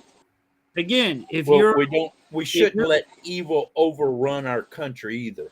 Oh, of course not. We need to start standing up like real Christian men and women and rebuke this evil out of our country. I was happy the district my kid is. Okay, hold on. Let me read this real quick. I was happy the district my kid is in Illinois removed their state's program and lost funding because they wouldn't push it. They still, they still pushed stuff that was a problem, so she didn't take sex ed. Okay. Now, sex ed, depending on your age level, because like with my son right now, they did sex ed, and basically sex ed in the 5th grade is this is where your penis is, this is where your scrotum is, this is where your ovaries are, like basic, just where shit is and what it is. When they get older, obviously that's when, like, I remember 8th grade was when they taught us about condoms and things like that. That I have no problem with. The problem that I get pissed off is when you say, well, you might have feelings that you hey, your dog is making my dog crazy. And I got freaking headphones on. She hears the dog through the headphones. When they start pushing, well, because you like dressing up like in dresses and you like playing with Barbie dolls, maybe you're a girl, Jimmy. No, Jimmy ain't a girl. He just likes being a kid. Let him be a kid. Don't give him no damn drugs until he's old enough to make his own freaking decision. We don't need to dope our kids up. And I like this. Vash put, I desperately want to go to Sodom and Gomorrah and get some of that brimstone that's found nowhere else on earth. right? But again, but see, this is a sore subject to me. no, it is, and let's actually move on. But it's not that I'm against gay people or trans people, or anybody. I'm not against anybody. Anybody can do whatever they want, but there are rules. There are God rules. There are world rules. There are country rules. There are state rules. You have to know your rules, and you need to stay in your rules. And just because a rule doesn't satisfy me, you can't sit down and go, "Oh, my booty hurt," and expect everybody to throw everything to you. Hold on a minute. Hold on a minute. I got to read this one to you guys because the Vash put on here. Even after that at the school, they turned down the state program. I looked through what you were going to show her. One example, are you ready for this, guys? One example is erotic moaning in a song about STDs. No. The sheriff would be at the school real quick with me. Have you seen the Disney new movie or TV show, The Proud Family? Yeah, you were telling me about that. Oh my God! Go look and watch the TV show. My wife knows. My wife knows about it. See, I don't do. I told y'all I don't do Disney. Like I do it to a very, very, very minimal point. I don't like Disney. I'm not a big fan of it anymore. I was as a kid, like original old school Disney, Michael Eisner Disney. I'm a big fan of. Today's Disney, I'm not a fan of. Yeah, I'm not a fan of. It's on a different agenda now. Wow. Right, and that's it. Now here's the other thing, like networks. Like for example, I'm a big fan of the CW. I love my superhero programs. I have a problem when the CW takes the superhero and turns it into something that they're not. I.e., for example, Batwoman. If anybody watched the Batwoman on CW, you know it started off with Ruby Rose, and then they phased her out and turned it into a black lady who is now Batwoman. I don't remember Batwoman being black in any comic book. They also have gays in the program. I get that it's part of today's world, but it seems like every program has the gay character. Like you're inserting that every show now. Have you seen She-Hulk? No, not yet. Oh my God! It's definitely not like the 80s. I guarantee it. Oh my God, dude! You need to go. You need to go check out The Proud Family. You need to go check out She-Hulk. And you need to check out the new Scooby-Doo, Velma. Okay. And I love Scooby-Doo, dude. Don't fuck up Scooby-Doo for me, bro. Please. Oh, dude. Scooby-Doo is no more Scooby-Doo. If I ever in my life got a tattoo on my body, it would be Scooby-Doo with my boys' names on it. I love Scooby-Doo. Well, check out the new cartoon, Velma. You'll cry. You'll be like, Lord, come take us now, please. Well, okay. Here's something that I want to address. Being that Vash put it up here, it says I boycotted Disney and Netflix after they started hurting youth. Okay, here's what I'm going to tell you. This is a conversation that like we could do a whole nother video on if you guys want one night, but it's a conversation I've had many a times in my 20 plus years in broadcast, TV, radio, and journalism. What I'm going to say to you, you might not like. And if you don't like it, it's fine. But what I'm going to say to you is the God's honest truth, people. If you don't like what your child is watching on your television, then it's up to you as the parent to shut it down. You That's cannot. why they make these. You cannot sit here and say, "Oh, Netflix this and Disney Plus that and Hulu this," because I go through it too. Okay, That's why they make these infantry. was remote exactly, or you take the damn tablet away, or you child block. Or you see There this has channel always- box right here behind me? That's the circuit breaker board. Exactly. A lot of I can parents don't know how to do shut that. down the house real quick. Yeah. And a lot of y'all want to watch something I don't agree to? Gee. Boom. because as long as I have been alive, all right, and I'm born 1979 till today, okay? So I've been through we had colored TV, but you still had to turn the knobs. You had bunny ears, all right? I go back to Knight Rider, Duke the That's Hazard. when I was the remote control. My Yes. dad did say, "Get up and change the channel, Ronald." Yes. Yes, But sir. Click. even Nope. back Change then, it. Wait, move the ears. Hold your foot up. Hold your leg up. Be standing Even- over there in the corner all even that back Dad? then, even back then, we had programming deemed inappropriate for children, parental discretion advised. Okay, then it was up to your mommy and your daddy to decide whether or not to let you stay up and watch Dallas or Knight Rider or R-rated PG. yeah, 13 Coyote PG. we actually had it where, you know, as a kid, if you went to go in a PG-13 movie, the damn ticket person made sure you had a parent. Right? You want to go into an horror movie, they made damn sure you had a parent or you didn't go in to see that movie. This is how times have changed. But here's the whole point of this. All the parents piss and moan about the programming on the television and the video games that your kids are absorbing. Well, who's the fool buying the video games? If you don't like it, don't buy it. Don't sit and piss and moan that you don't like what you're giving your child as content. The other problem is parents have been, when they were raised, they were whooped and beaten. They said, "Oh, I'm not going to do that to my child. My child is going to be punished free." Well, the kid heard punished free. Well, hell, I can get away with murder. Yeah.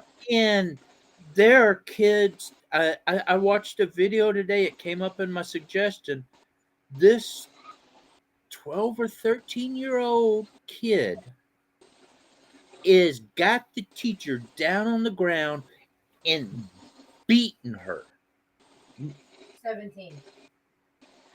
And they 17. they suspend the teacher for the violence. But here's why though.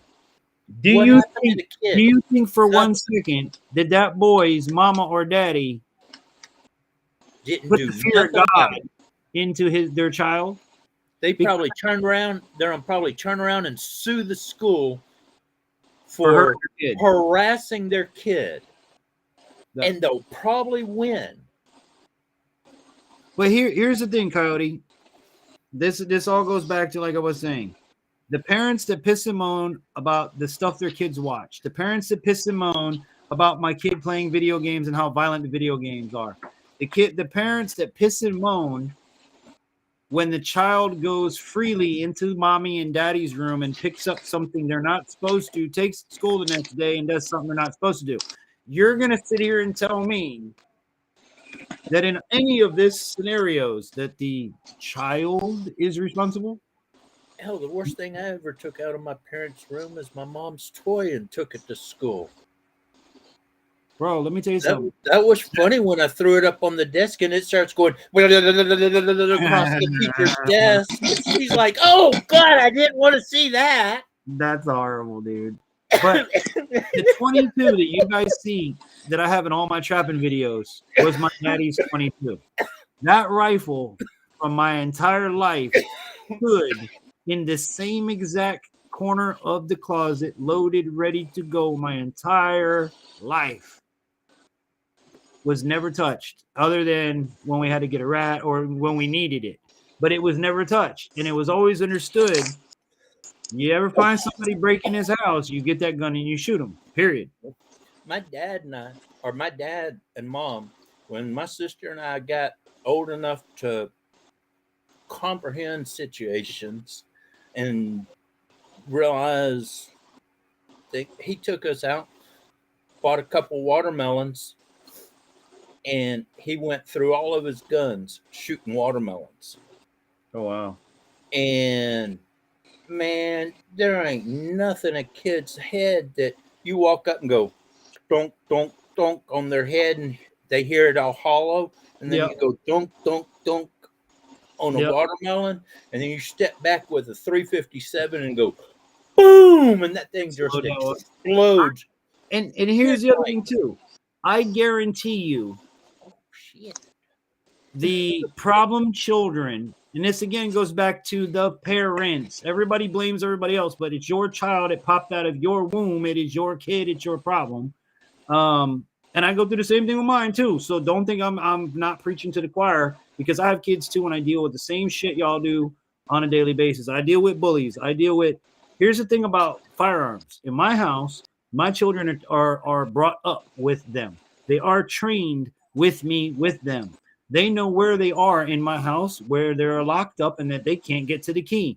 They know that if they touch it for any reason other than to save someone's life in this home, I will break your damn arm and you will not have use of it for months. I don't have any problems with my kids. Why? Because again, they're trained around them. If you own a gun in your home and you have children, you're a fool not to take them to the range and say, this is what mommy and daddy have. You never touch it. But if something should happen, let's start teaching you the right way to point it, the right way to do things, the right way to not, if you see this, you run and you call mommy and daddy. Whatever you want to teach your kid from the beginning. My kids are now shooting guns. They're 12 and they're 6. Maybe you don't want to do that. Maybe you do. But again, my kids know the use for the tool. And if you touch that tool, I'm going to break your arm. Simple. But all them kids that you see causing problems, I guarantee none of them had any gun training from mom or dad. Mom or dad had a gun in the house. They know nothing about it. No way to handle You it. see them shooting like this. They have no discipline, no understanding. Yeah, and then they shoot like they see in rap videos. They definitely haven't had any gun training. Have you ever tried to shoot like this? Honestly, has anybody Yes, ever? I have. Yeah, Yes, I have. You can't hit a fucking barn, man. And what's so funny is when you watch the videos, they show the guy recoiling like it's this way, and but when you turn it, it actually kicks up sideways, not to the top of the gun. And I laugh about that all the time. Like, these people ain't got a clue about guns. That's why they Exactly, and that's why we have the problems that we have. No, that's why they find And I love when the Democrats or whatever, these people, the government people, try to show an example of how a bullet show, and they show the whole freaking bullet and casing going down range. Yeah. And I'm like, Yeah. Only part of that goes down right. everything that comes out the side of the gun, that's exploding. Oh boy. Yeah, it cracks me up, man. It really does. Especially like, you got somebody like me that's disabled. I know more about guns and firearms and how to put them back together, take them apart, load and unload, and I'm not somebody you would think was raised around guns, but I was handed a gun. I was handed a 22. I don't even know how young I was, but I was shooting that same 22 for as far back as I can remember. Soda cans at my uncle's in Naples. But if more people took the time, like I said, stop putting the blame on everybody else and be the parent and look over your kid's shoulder and see what the hell they're playing and what they're doing and what games you're buying, instead of just going, Dad, the new Call of Duty's out. Can I have $50? Sure, here you go. Don't use games and TV as a babysitter. Well, yes, they're not a. I'll say yes. I'm talking like hours and hours. I mean, Yeah, don't let your device you absorb your take child. your kids out trapping and shooting and hunting and stuff. It's the people that don't ever do anything with their kids, and Right. They put them on the autopilot. kids say, "Oh, I'm on a computer all day at school, and then I come home and then I'm playing games all night." Yep. And it's Coyote, like, you can't see the other day for taking my kids down the track. I saw her shooting today. Yeah, I was mad. I called Matt afterwards. I said, dude, I clicked on the video like it was clickbait. I saw her, I saw the rifle, and I saw the crick. So my brain's telling me she shot something in the trap. So I clicked on it, waiting to see her shoot something in the trap. And this fool goes, yeah, there's a soda bottle over there. I'm like, oh no. A soda bottle? Man, I was pumped to see her shoot something, man. But we'll get there. We'll get there. I'm behind her anyway. She did good shooting. You got to start somewhere. Well, Brandon, on the other hand, my son was, Dad, can I shoot it? Dad, can I shoot this raccoon? He wants to shoot him. I'm waiting for her to jump down in that creek and grab one of those snapping turtles. She did that and come out, You with turtle, soft shells, red-eared frogs. Now, see, when we get infantry out there to Texas at your place, where I have to get him to go grab a big old snapping. Oh, I'll grab a snappy turtle. I'm not afraid of them. You want to eat them? They're good eating. That's what I'm saying. You want to eat them? A snapping turtle, but you won't grab. Yeah, bro. You gotta grab it right behind the head and right behind the tail. And that's the only thing you can grab. Just like a possum. Thing with a possum. Yeah, you grab them right behind the head and right at the tail. Yeah, fuck you. Uh-huh. There ain't no difference. No, there's a big difference. A snapping turtle can only reach but certain ways around its shell, so you have safety zones. A damn possum, yeah, it can. No. You I'm grab his tail I'm first. I'm not talking about the possum. You grab his tail first. Yeah, no. And you got complete control, because then you can swing him like a person, whop him on the back of a tailgate. Yeah. Hey, Coyote, I showed you. I have no problem grabbing the tail and taking him out and holding him up and showing you, sending you pictures after I shoot him. Yeah, after you shoot him. He is amazing after I shoot him. You'd be surprised how much tamer they are. Yeah. I'm waiting for the day you pull one out. Catch a possum. Pull it out and give it a kiss on the nose and let it go. No. Somebody sent me a video. When you do that, then you'll be a real trapper. This woman has a pet possum. Oh, yeah. And it like kisses her on the face. It eats food out of her hand. It is the nicest, coolest fucking animal I've ever seen in the world. And did you like the video I sent you the other day? You and Big Matt? Maybe it was you that sent it. I don't remember. With all the freaking raccoons crawling over that dude? Oh, yeah. I did see that. He would not want me to be his neighbor. No. Because I would be over there shooting freaking raccoons right off his porch. Yeah. Like, all right, perfect. You guys just sit there. Great. Bam. Okay, next one. Bam. Next one. I'd have traps all down the fence line. If they came to my yard at all, they get trapped. He had probably 50 raccoons on that porch. Look, I've had raccoons as pets as a kid too. He went through 8 pounds of hamburgers in that quick of a moment. That tub that he brought out was 8 pounds of hot dogs. But again, I have no problems with people that say, "Oh, a pet raccoon." A pet raccoon is one thing. A wild raccoon is another thing. So those were wild ones. Yeah. Because look, they were chubby butts too. Even my landlord, I don't trap on my property 4 raccoons because she asked me not to, because I had one as a pet. Why would you want to do that? Well, like my wife told her, because he makes money.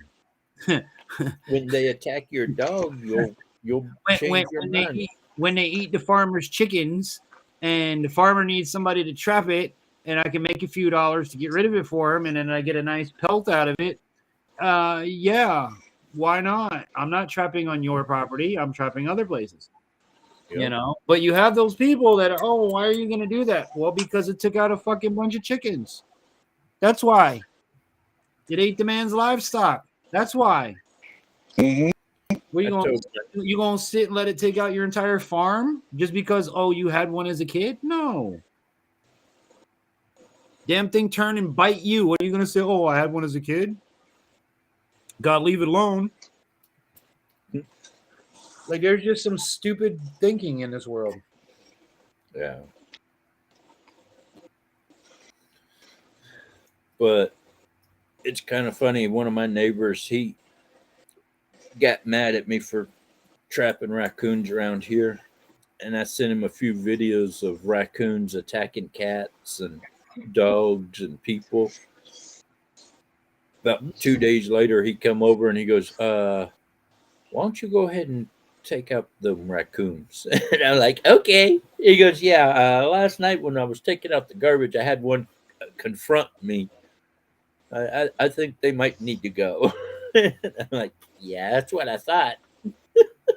See, the thing with the raccoons you got to worry about, and the part that makes me nervous in the cleaning, that's why I wear gloves, is rabies and things like that. Possums, you don't have to worry about rabies with possums. They do not carry rabies because their blood is too cold. The rabies cannot exist inside of a possum. And if you don't believe me, boys and girls, you go look it up yourself. It's science. They cannot. A possum cannot get rabies. But they can get Lyme disease. Right, they can get other things. And the Lyme disease primarily comes from, normally they're going to eat all the ticks that are in your area. And their poop will kill dogs and horses. Right. That is where I was about to say the one downfall to a possum is their poop. If their poop wasn't toxic, then unless you know he's getting in your chicken coop, leave him the hell alone. Because they're going to eat all your bugs, all the ticks, all the mites, all the shit you don't want. Turkeys eat more ticks than possums. Yeah, but you got to have the turkey population in order to, you know what I mean? Well, there's 2 Yeah, on but they the also right above me. Get into the turkey nest. Yeah. Yeah. There's 2 turkeys right above me. We heard one outside the front today, man. I'm hoping I'll call his ass in here in a few weeks and be like, come here, turkey. I'm going to have to break out old Karen over here. I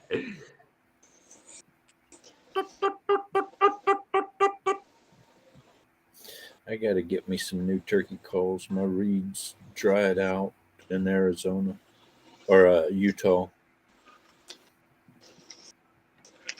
I got the one sitting here. I got a box full of them from last year. I didn't even get to go out last year. This year, I'm excited. Like I said, we got that 40 acres this weekend probably, or next weekend. I'll start getting ready for turkey season over there, put some chicken scratch out and put the blind out and just get everything set up. I had a wild coon here by hand until one day his dad showed up growling at me. Biggest coon I've ever seen. More like a small fat dog. Dude, a raccoon. Like, y'all don't understand something, man. The raccoon, the only animal you can compare a raccoon to is a bear. A small bear. A badger. Or a badger, right. But more so like a bear. So everything you know about bear, apply it to raccoon. Yeah, you might have little buddy come up and get some food out of you, but in the next second, he could turn and rip your face off. Not joking. Rip your face and off. They'll literally rather when chewing and scratching all.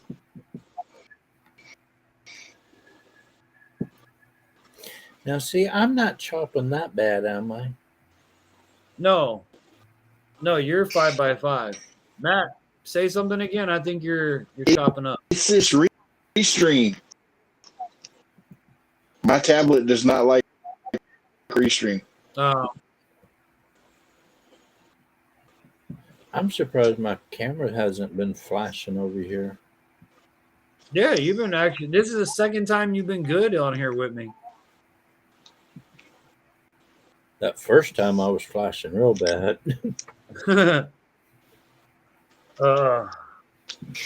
I know I was moving a trap one time and it had a raccoon in it, and I don't know how the hell he got his nose out that freaking trap as far as he did, but he got a hold of my finger, and man, I jumped back. I grabbed my freaking pistol and I just dumped the mag right into his head. Dumped him out of the freaking cage and threw the cage in the truck, wrapped up the finger with paper towels and duct tape, and went to the emergency room. And they put shots. Yeah, I'm not looking for none of that. Every hole in my finger. Then 2 in my arm, each of my arms, 2 in each of my legs. And then about a week later, I went back to see the doctor to get more shots. My doctor comes out of the waiting room. Coyote, did you really get bit by a raccoon? I'm like, dude, you ain't got to yell that across the fucking waiting room with all these freaking people in here. Everybody's looking at me like. And that's the thing. You get bit by a damn raccoon, you're going to the ER and you're going to get a shot. That's just period. If I had, what was so funny is when I showed up to the ER, the lady checking me in, she goes, "You don't happen to have the animal?" I said, well, I could go get the animal. They want to test it.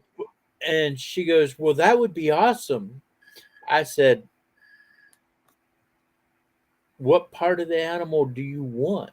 She goes, "We need the brain." Yep. And I'm like, yeah, you blew that son bitch away. There wasn't none of that left. I could probably get as much as I could of it. I could scrape some together. But I probably wouldn't get much more than probably a half a cup full. And the lady looked at me and goes, "What?" I said, "Ma'am, when that raccoon bit me, I stepped back, I pulled the 40 out, and I dumped a mag in its head." And she goes, "Oh, sir, we need the head to test for rabies." Yep. She goes, "You're going to have to get shots now." Yep. Just to be on the safe side. And side. I'm like, son of a biscuit. So don't shoot the animal in the head until they test. Any better? Say again. Say again, Matt. Is that any better? Not really. Really? I guess not. What's bad is he's got real bad internet. You know, I know how that goes. And it could be for me too, but because he has a good cell phone and a good tablet and all that. Yep. I've got laptops and cell phones that are older than dirt. Yeah, well, but I have really good internet. I got country internet, dude. I maybe have 1.8 up. And so I'm running one of the highest internet rates you can have out here. Coyote, I had a visitor come by this week. I talked to Big Matt. I don't know if he told you about it. I had a gentleman call me and say, "Hey, so I got this animal, and I want to know if you could fur it out." And I talked to you about this, how much you could, You told me a friend was going to bring you a skunk over, and that he did. That this man did, and this man lied his fucking pants off. I smelt him before he got to me. He told me, look, this is how bad it was. This is how bad it was. Wait, listen. This is how bad it was. I called. You weren't awake yet. Okay, this is before you were awake. I called Matt. Hey, Matt, everything that I have looked at on YouTube says to extract the glands, take a needle, suck the juice out, and put it in a glass jar. Should I do that? Yeah. So long story short was, where the hell do I buy the glass jar? I ended up going to Hobby Lobby, and I got me a jar with a cork in it. So, and he's telling me, he's like, yeah, dude, does it stink? I'm like, he says it doesn't stink. And he's like, I highly doubt that. I was like, I do too, but if the man's willing to take it home, put it in If his... it's been hit by a car, it stinks. Hold on, we're going to get to that. So if he's willing to take it home, put it in his freezer at his house, and bring it to me the next day, I'm thinking in my brain, it can't be that bad that you did that. Yeah, no. I get a phone call because I told him, man, I need you to stop by the syringe so I can suck the shit out so we don't make a mess. I get a phone call, Tractor Supply. Hey, what's wrong? Oh, nothing. I just want to let you know so-and-so's on the way, and he stinks. I can smell him before he ever walked in the store. I'm like, oh, no. Oh, no. He gets here, and exactly what you said, the story he told me now unfolds into the truth of it was roadkill that he saw the car. He saw it after the car hit it, and he thought it was, pretty and wanted to keep it, which I've done myself. However, boys and girls, what I have learned from Coyote in all this time I started trapping is if you walk up to it and it stinks, you leave it alone and walk away. Yes. It doesn't matter what the animal is. It could be a deer. It could be a hog. It could be a skunk, a fox. If it stinks, you walk away. So being the good man I am, I said, we need tomato something or another. I was trying to get a hold of Matt to find out if it was tomato juice, tomato paste, tomato sauce, spaghetti sauce, what the hell it was we needed. Well, long story short, I Googled something that a scientist says will neutralize skunk smell, which is 3% hydrogen peroxide, baking soda, and Dawn dish detergent. Yeah. So what did I do? I gave him a giant Ziploc bag. I poured 2 quarts of freaking hydrogen peroxide in the bag. I threw 2 shovelfuls of baking soda in there, a bunch of Dawn dish soap, sealed the son bitch up, put it back in his car. I said, call me when it don't stink.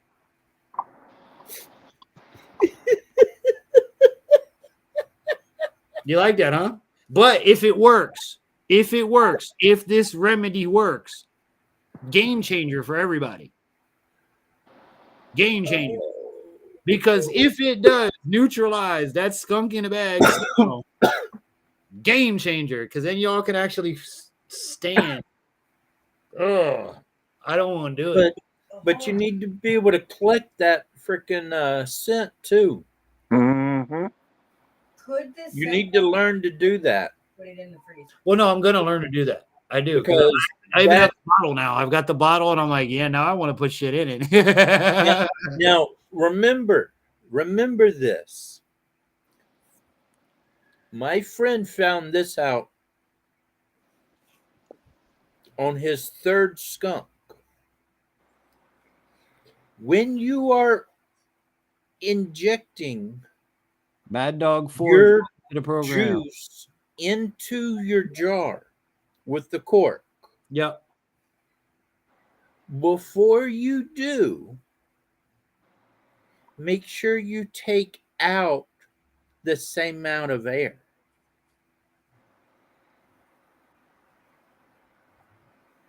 Yeah, because two things can't exist in the same volume. Yes. Well, my friend didn't think about that, and he was working on his 3rd skunk, got that vial all full, and started to squeeze that 3rd vial of, and it popped the top off, and that top and that bottle just went poof. I don't even see people going through the cork anymore. I see them just take the freaking cork off and right in the jar, and they put the cork back on. Like the process of going through the cork has been nobody for that exact reason. For that exact reason, nobody wants to do that.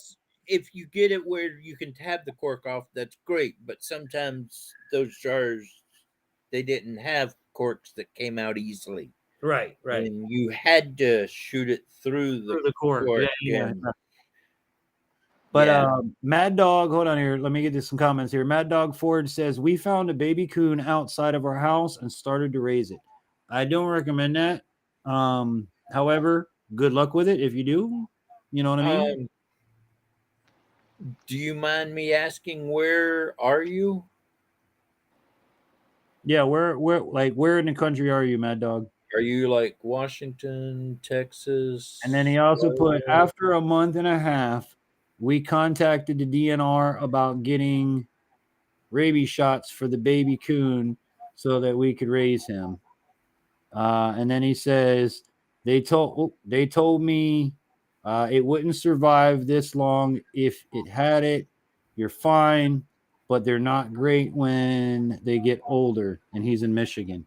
Now, here's the thing: as somebody as someone that has raised, honest to God, almost every animal on the planet in my life, I don't recommend you raising a wild raccoon. Although you did contact your DNR, which is one thing I would tell you to do, because in some states what you're doing is illegal. And number two, it's not that coon that you have to worry about. It's what that coon is going to bring in the future. Other coons, baby coons. But if he found it as a baby, I've raised a few from a baby, and when you get them as a baby, even wild ones like that, they're not too bad. Yeah, stay away from the male. Yeah, stay away from the board. Stay away from the males. Yeah. He says, my wife is from Louisiana and has raised coons before. And then Vash says, my dad had a pet coon. Like I said, they're not great as adults. No, they're not. I'm not saying you in any way to discourage you. I'm just advising you that in my life with raising animals, the raccoon would not be at the forefront of an animal I would want to raise. Yeah. If you're going to raise a raccoon, you need to have a bit of knowledge about coons, because when they're young and cute and all, that's great, but as they get older, they become little terrors. Yeah. And not to mention, it might be nice to you, but it might not be nice to your pet, your child, your next door neighbor who's going to get pissed that this coon keeps coming here every day. And maybe that coon is doing something to the neighbor's yard when it's not at your house. So, I mean, I'm not saying don't do it. I am just saying that there's I never let my coon out of the cage unless it was on the leash. And you're talking to somebody where I've had monkeys. Every breed of monkeys. I've had tigers. Monkeys lions, are elephants. mean. Oh, I hate monkeys. I will never get a monkey. They're Way. little shit slingers is all they are. My wife, when I first met her, she was like, "We will never get monkey," and I'm like, "Don't worry, I don't want a monkey." I live in the country. Okay, hold on. Mad Dog says she raised almost every wild animal there is. That's kind of how I am. Yeah, and then he says, I live in the country and I'm 58 years old. Well, then you know what you're doing, brother. Yeah. Don't let me tell you nothing, son, because I'm 43, so you're my elder. I should be listening to you. But on the real, though, I've had everything. I've had capuchin monkeys, spider monkeys, I'll be 35 in 4 days. You'll be what? I'll be 35 in 4 days. Hot dog. I'm gonna be 22 again. I shaved this beard off. You think I was 21? But yeah, man, I've raised a lot of stuff: lemurs, ostriches, emus, water buffaloes, zebras, zebus. We had a gator. We had a gator when I was younger. I've raised gators, snakes, lizards, iguanas, monitor lizards. I had an 18-foot Burmese python. I had a 23-foot green anaconda I sold to Miami Metro Zoo. It was. He says I am a retired from the military and was disabled in Iraq. Thank you for your service. Thank you for your service. I did 8 years in the Navy. I was in Desert Shield, Desert Storm. In the Navy. Oh, shut up. Hey, you know why hey Matt, you know why he has such a problem with gay people? Because he was in the Navy. Whatever. Hey, sailor. Well, speaking of that, we gave somebody so much grief last night. He actually still won't answer the phone or return a phone call. Oh yeah, hey, look, I'm just playing. You and Kyle, you better know that. You better know I'm only playing around. Because this is sitting for somebody who couldn't go into service, so I ain't got no room to talk. I did 8 years in the Navy, and they consider me pretty much 100% ineligible to work. No. See, you know what that's called now? No, I'm fucking with you again, Kyle. That's called laziness. But in today's powder puff world, it's 100% ineligible. I'm only kidding. I'm only kidding when I say that, people. You know what I call it? Hell yeah, I get to go hunting and fishing anytime I freaking want. Yeah. Yep. I just wish Infantry Outdoors was out here so he could go with me. Hey, that might come this year, man. If we get all this stuff squared away, that might be in the works this year. So you know how much trouble we would have if you and Big Matt were out here with me? Oh shit. Y'all got to be here. You got to be out here in August, though. I can tell you this much. I think if I were to come to where you are before I leave, whoever runs your area will tell me you're not coming back. Honestly, I don't think I could, one, where you live, keep my mouth shut, and two, be okay with a lot of the stuff that goes on in your state. Well, the game warden asked Big Matt if I'd gone back to Washington and was happy that I left. The one that we saw at Buc-ee's. Hey, we're supposed to be getting a Buc-ee's near me. Believe it or not, I think they said 2025. We're getting a Buc-ee's. Hey, infantry. Look. What? Hold on. You know what I think about your Buc-ee's? Yeah, I don't know nothing about no Buc-ee's, so kiss my ass. All right, I'm not from Texas. Only Texas people know about Disney World's crackheaded project. Well, what we're gonna do? Now I'm sitting here thinking about freaking Buc-ee's sweet iced tea. Well, listen, what we're gonna do? Big Mac, go give me some iced tea. We're gonna take our but it theme won't park. make it to you. Now, our theme park isn't making enough money. How can we make more money? Well, I know everyone needs gas. And as we know, if we put gas in a theme park, we'll make money. Oh, boy. That's how fucking Buc-ee's came. You know, your damn store is named after the owner's dog, but your mascot is a beaver. What kind of retarded people? But it works. And that's all I got to say about it. It works, and it's a success. So God bless them. Well, I'll tell you about the reason that it's called Buc-ee's. I still can't understand the beaver, though. I don't know the beaver either because the store is named after the owner's dog, Bucky. That's the name of the stores from the original owner's dog. I mean, I could give you a few ideas of why it's a beaver, but truck stops and beavers go hand in hand. Usually, the beavers are usually clogging up the truckers. Nobody caught that but my wife on that one.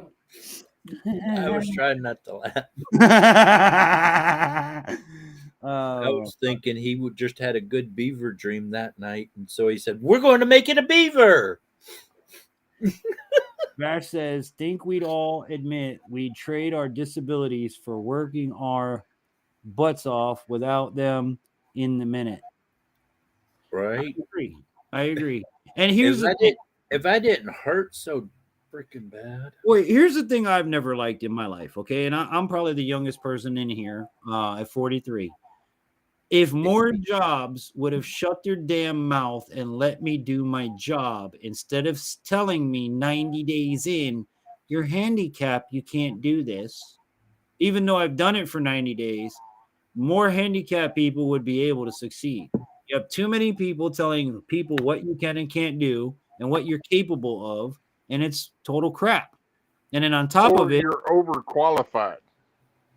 Oh yeah, I love that one. What the fuck is that? The funniest reason I have ever been fired from a job. I was a distraction to the women. Huh. And I got That's 'cause you wouldn't fired stop for it. harassing them. Well, here's one for you. All the women complained to the supervisor. The supervisor called the frickin' temp agent and said, "We need to have somebody else because he's distracting all the women."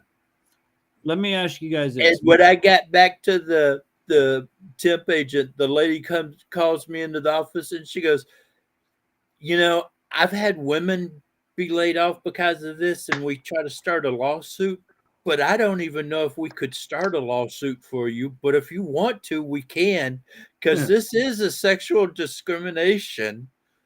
And I'm like, "What's up?" And she goes, "Well, that job you just came off, you're being let go because you're distracting all the women." That's a good one. Yeah, I just looked at her and just started laughing. That's a And good I was one. like, "Okay, that's fine. Just give me a manly job then." Think about your next job application. I worked at so and so company. Reason for termination: distracting all the women. Then you go in front of your next hiree. Hi, Mr. Kyle. Good to see you today. I see here on your application that you were working for this company and you did all blah, blah, blah, blah. But it says that you were let go because you were distracting all the women. What is that about? I mean, imagine your interviews from that point on for your reason for being that's when I told him that's why I grew the beard. That way I don't distract the women so much. All right, I got a question for you. Matt, let's start with you. Matt, how many jobs have you had in your lifetime? Now I'm going to ask you the same thing, Kyle, to start counting. About 100. No, be real. I'm being dead ass serious, honest from the time you started working as a child or whatever age till now. How many real, actual jobs have you held in your lifetime so far? Because I'm gonna try to blow your mind with something, so you have to be honest. And if it's that many, then you're gonna blow my mind. Okay, 15. Okay. Real legit jobs. Okay. Go ahead, Coyote. I'll wait for you. I ain't got that many dang fingers. Yeah. Is it more than 15? Is it more I'm than at 15.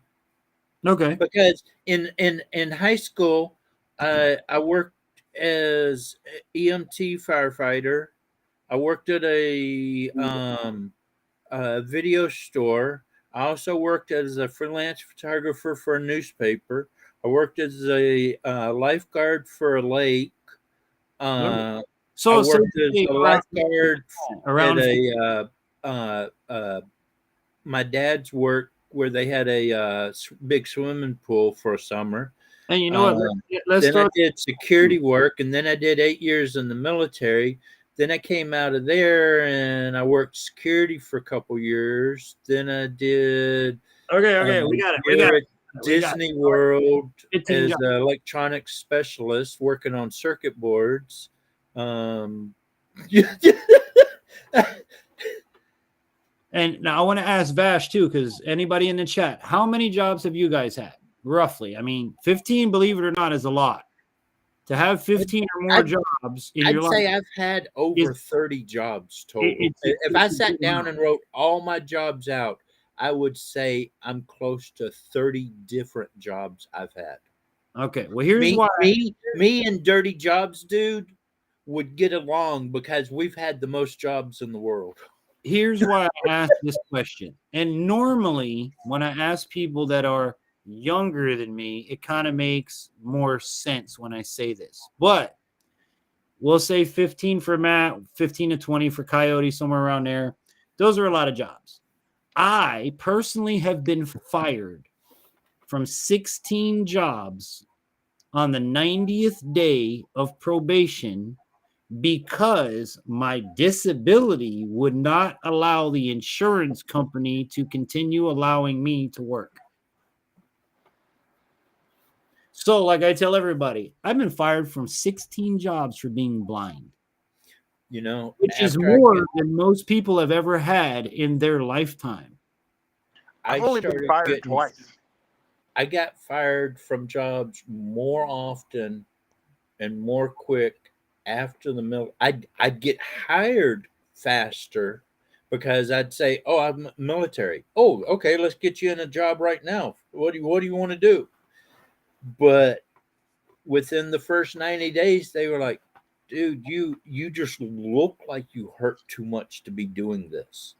Your attitude is fine until you get worked up on somebody, and we're scared you're going to kill somebody." Yeah. Well, mine was always the opposite. It was I had no problems performing the task. Like I'll give you one example. When I was in high school, I worked at a mom and pop small engine mechanic shop. Small engines meaning lawnmowers, weed eaters, skags, small front loaders, some hydraulics work, basically small engines. Okay, and I excelled at it. I was the best employee. Like it was me, the owner, and his wife was all that was there. But anything the owner needed, dude, it was not only done, it was done 120% correct. Like I went that extra mile. The man loved me. He gave me 2 raises in my 90 days working there. But on the 90th day, he was in tears. Him and his wife were like, "We can't get the insurance company to let you keep working here." And I was like, "What do you mean?" He goes, "I hate to say this, kid, but nobody's going to let a blind man stick their hand near a lawnmower blade. It just ain't going to happen."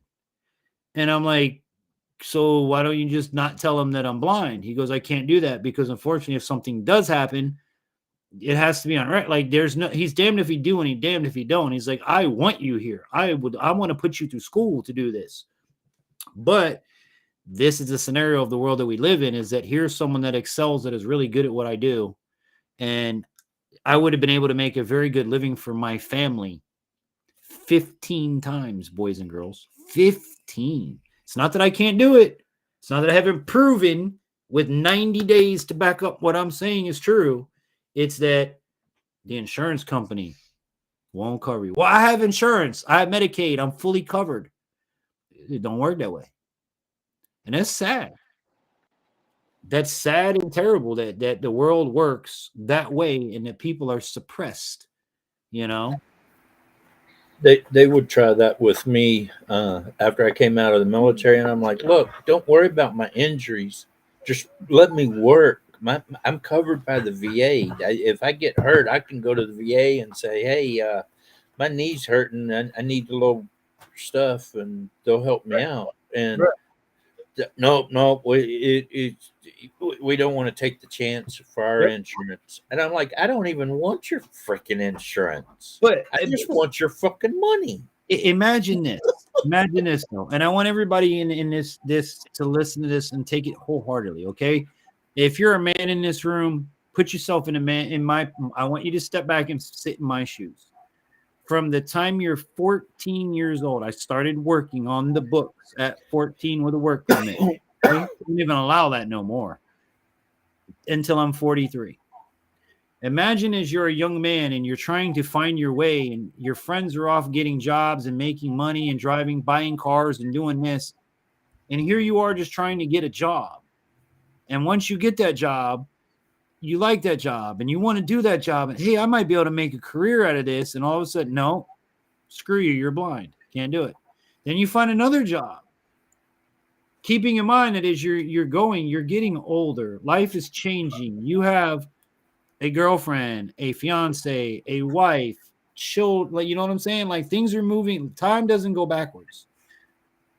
So you only have so many years in your life as a young man in which to find a career that's going to sustain you, or at least a job. And it's really hard when 15 of them said, "We'd love to have you, but we can't. Sorry." You know, and think of that, people.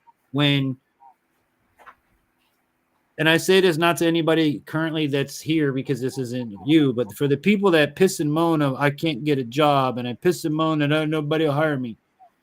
Look, I once complained I had no shoes till I met a man who had no feet. So think about it, man. Think about it.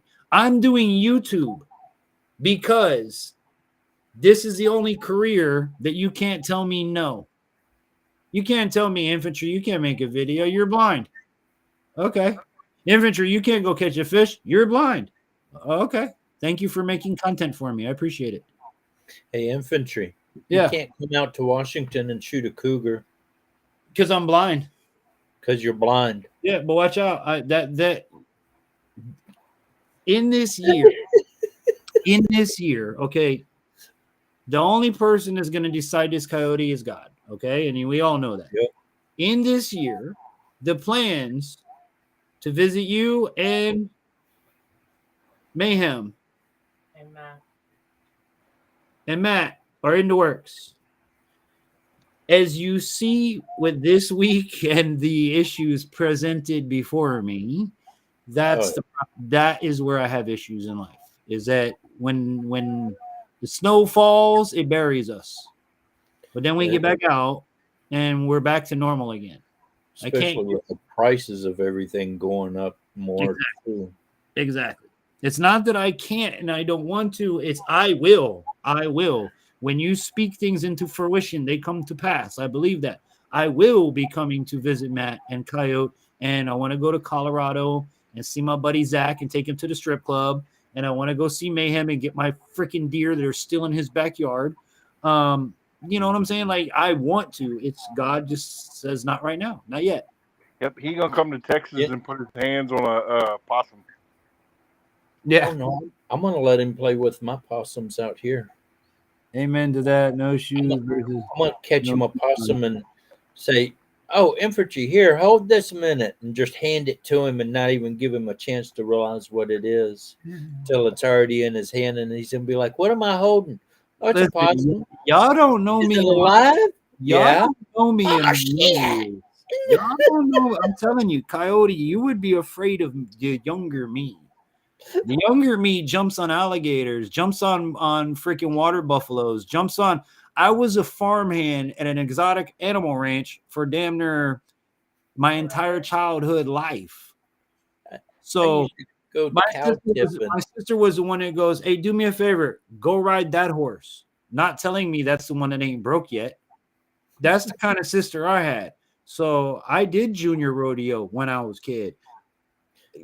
I'm experienced now to where I won't grab it because I know better. Not because I'm afraid, not because I give a shit about that animal. I just know better. I'm okay. I'll grab it if I have to.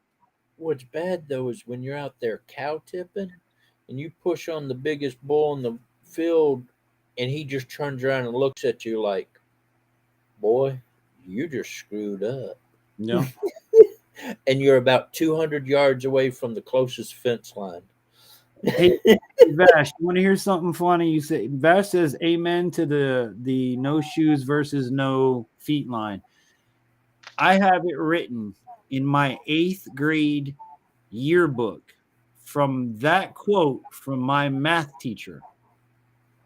And the quote read, "I'm honored to have known you because I once knew a man, or I once complained I had no shoes until I met a man who had no feet. Thank you for the year you've given me." And it brings, I'm tearing up thinking about it because Mr. Moore is no longer here.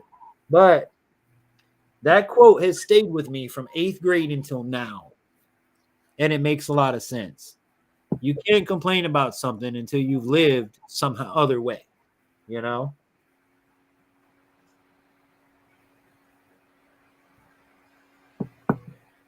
In accordance with his will and by faith, anything is possible. And it is.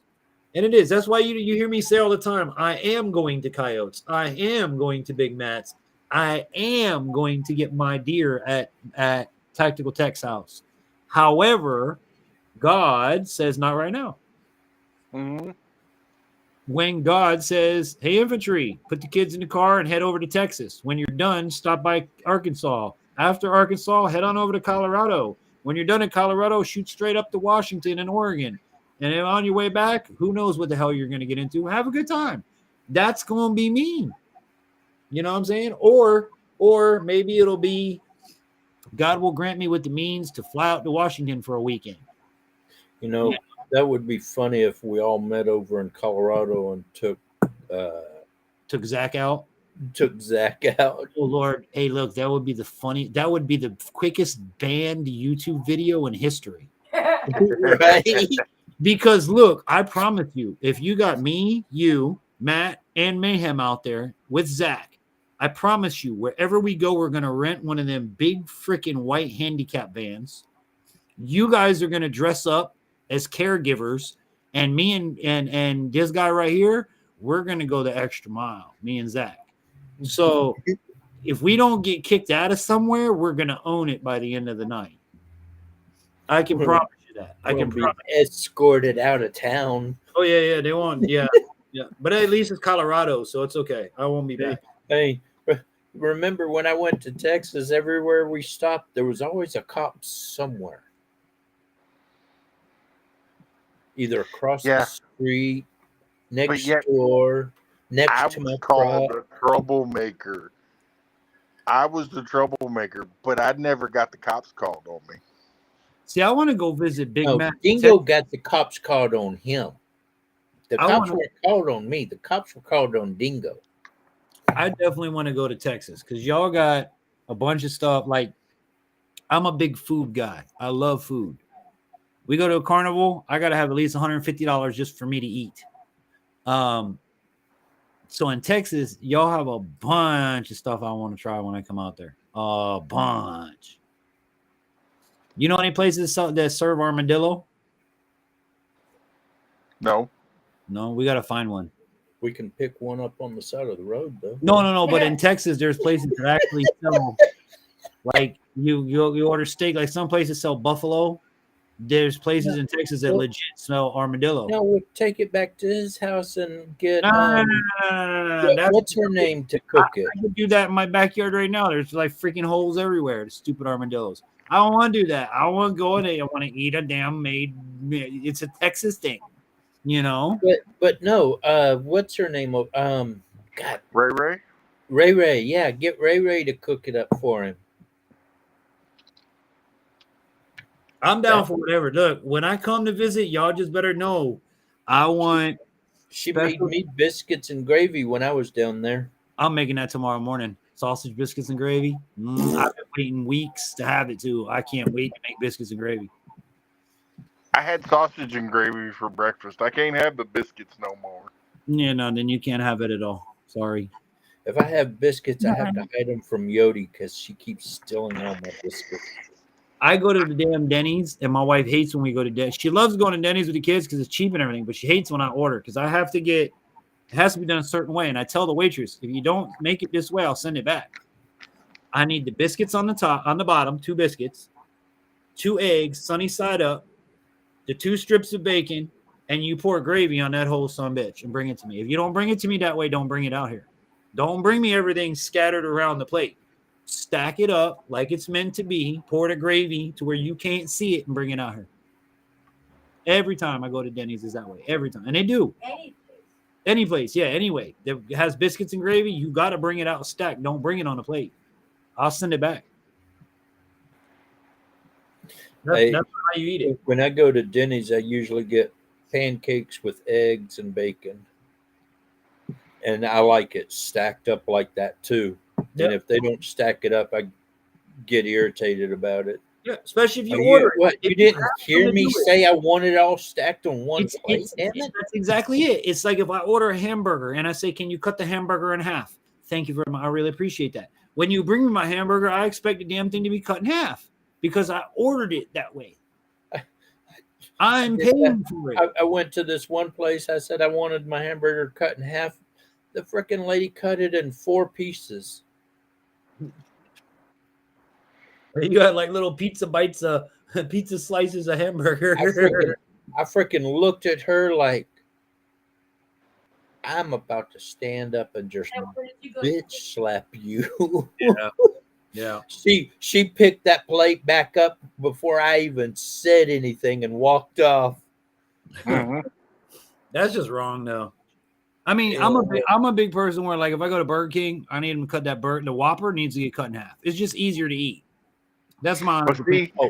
And for me, whenever I go to a barbecue place and they ask me if I want barbecue sauce, I'm like, yes. but I don't want it on my meat because you put too much of it and it's not barbecue.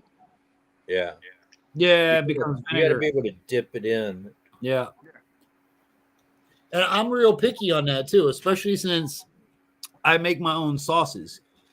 I'm very, very like everybody in our town loves this place called Zaxby's. I don't know if you guys ever been to Zaxby's or have a Zaxby's.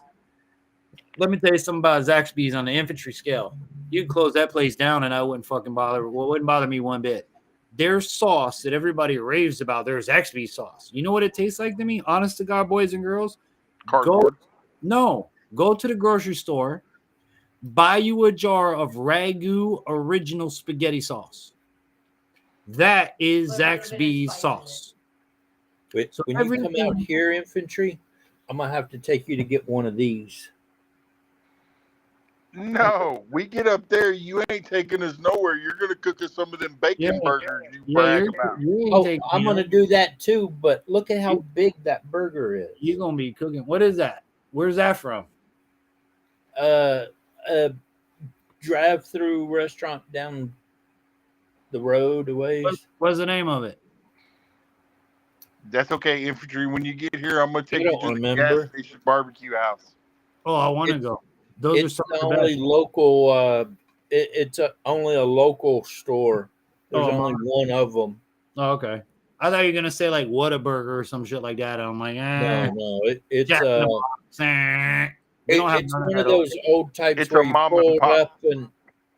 I love mom and pops. Mom and pops are my one of favorite those place old to eat. places where you pulled up and there's like a big screen right there, and you push the button and you order it, and then they come out on roller skates and give you the food. Oh, that's awesome. That's like Sonic. Yeah, kind of like Yeah, Sonic's, but that's awesome. nowadays they don't wear the roller skates. But there are some They cute still, girls now, down at there. our Sonic drive-through down here, they still roller skates. They still roller skate their asses out to your food. Some of the ones here in Texas still do too. Yeah. Yeah. The Yeah. Sonics here, they wear roller blades. Yeah. Well, they have some that wear shoes because I mean it's a thing like they don't make you have to do it anymore. Like it's not a mandatory requirement because people busted their asses obviously on roller skates. But it is part of the theme of the thing that you're supposed to roll up there like in the 50s. And just like they outlawed, did you guys know they outlawed the trays that you put on the window? Yep. Because it breaks the window. Because it break the fucking window. I was like, wow. Yep. I was like, But, man, one of the days I could in just sit here at my window and eat, you know? In Utah, they don't have roller skates or anything, but they did freak out when I pulled up in my side-by-side and started ordering. You know what I think has to be the best one? I don't know if you guys have seen this on YouTube, but there's a kid that has you guys know what a paraglider is? The parachute, big ass fan on their back. Yeah. Mm-hmm. This kid went to the fucking McDonald's drive-thru with a paraglider. I saw that. And I'm like, that's what I gotta get. I need to do that. He crashed real bad recently. That's the reason I don't do it. But that to me was like, that's how I can get around. I can just get one of them things, launch from the front yard, and land wherever the hell I want to go. Yeah, and then they can't pull you over up there. Yeah, they can't stop me up there. There's no laws in the air. I mean, there is, but I'm not breaking any of them. So. Yeah, and I mean, you're not going to get over X amount of feet, so you don't have to have a pilot's license. And it's under. You only need a pilot's license if the aircraft weighs more than a certain amount of weight. Yeah. That's it. If the aircraft weighs less than X amount of weight, paragliding, you can get pretty high. I mean, even I know guys that have they get oxygen tanks and ride those things up. Yep.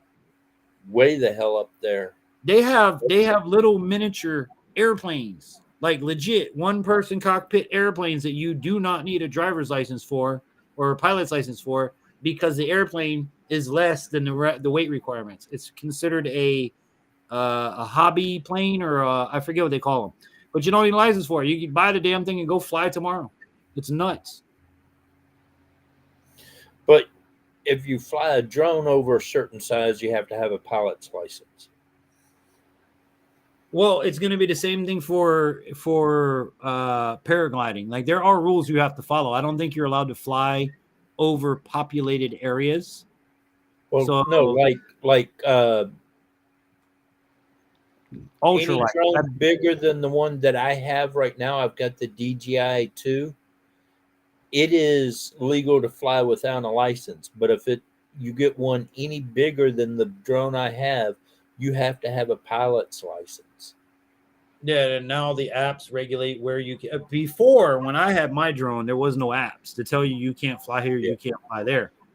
Now, you can't fly your drone in said zone. It's programmed to no, you'll go back to home or whatever.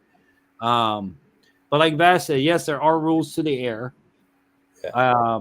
I'm not disputing that at all. But what I'm saying is, for a blind man to get where I need to go, I'm gonna take the air versus the ground because the police ain't up there, the police down here, and the police up there, they're not gonna bother me for flying my little ultralight, over the cow pasture.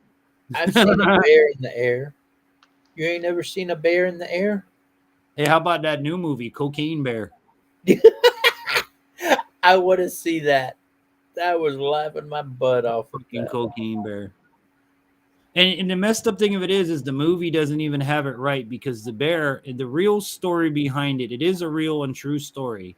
And the story of it is that the bear consumed over 7 pounds of cocaine in one sitting.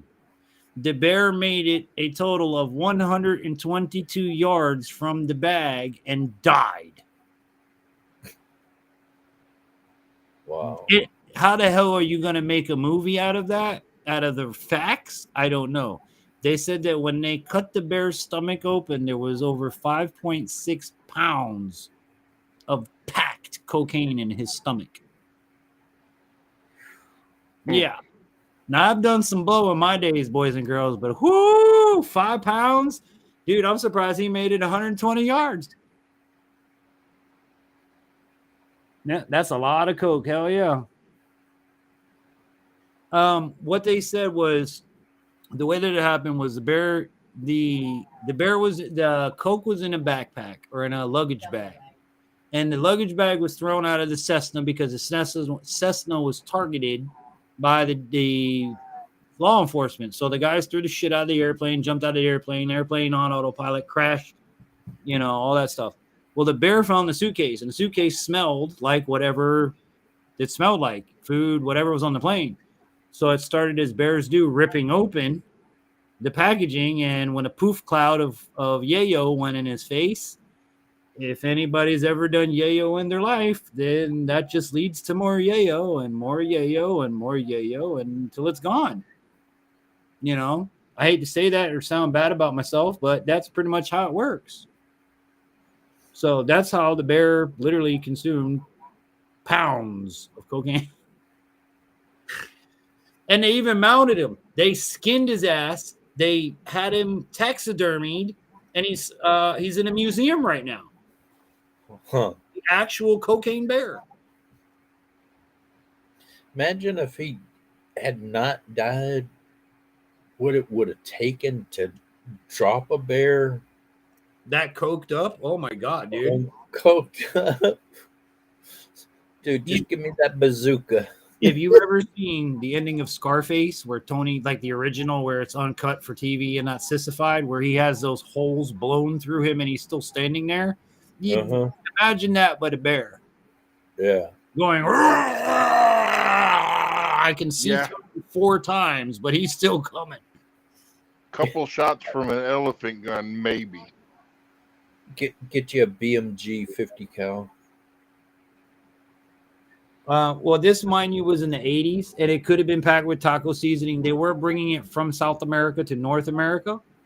So, again, who knows what was on the luggage, but it drew the bear. As we all know, your garbage draws in bears. So any smell on that bag, the bear's going to go, oh, that's new. What's that? But the thing is, once the cocaine hits the bear's nose and gets in him, the screwed up part with cocaine is it wants you to keep doing it. like you get amped up, but then as soon as you start coming down, you're like, oh, I need to do a little bit more. You need to do a little bit more. And it's a vicious cycle. So that bear was basically like, Tony Montana, we gotta get organized. We gotta get organized. They're coming. We gotta get organized. Yep, that was that bear. And then shortly after, he was like, okay, I'm going to run as fast as I can. Oh my god, oh my god, oh my god. He's dead. There's your movie, boys and girls.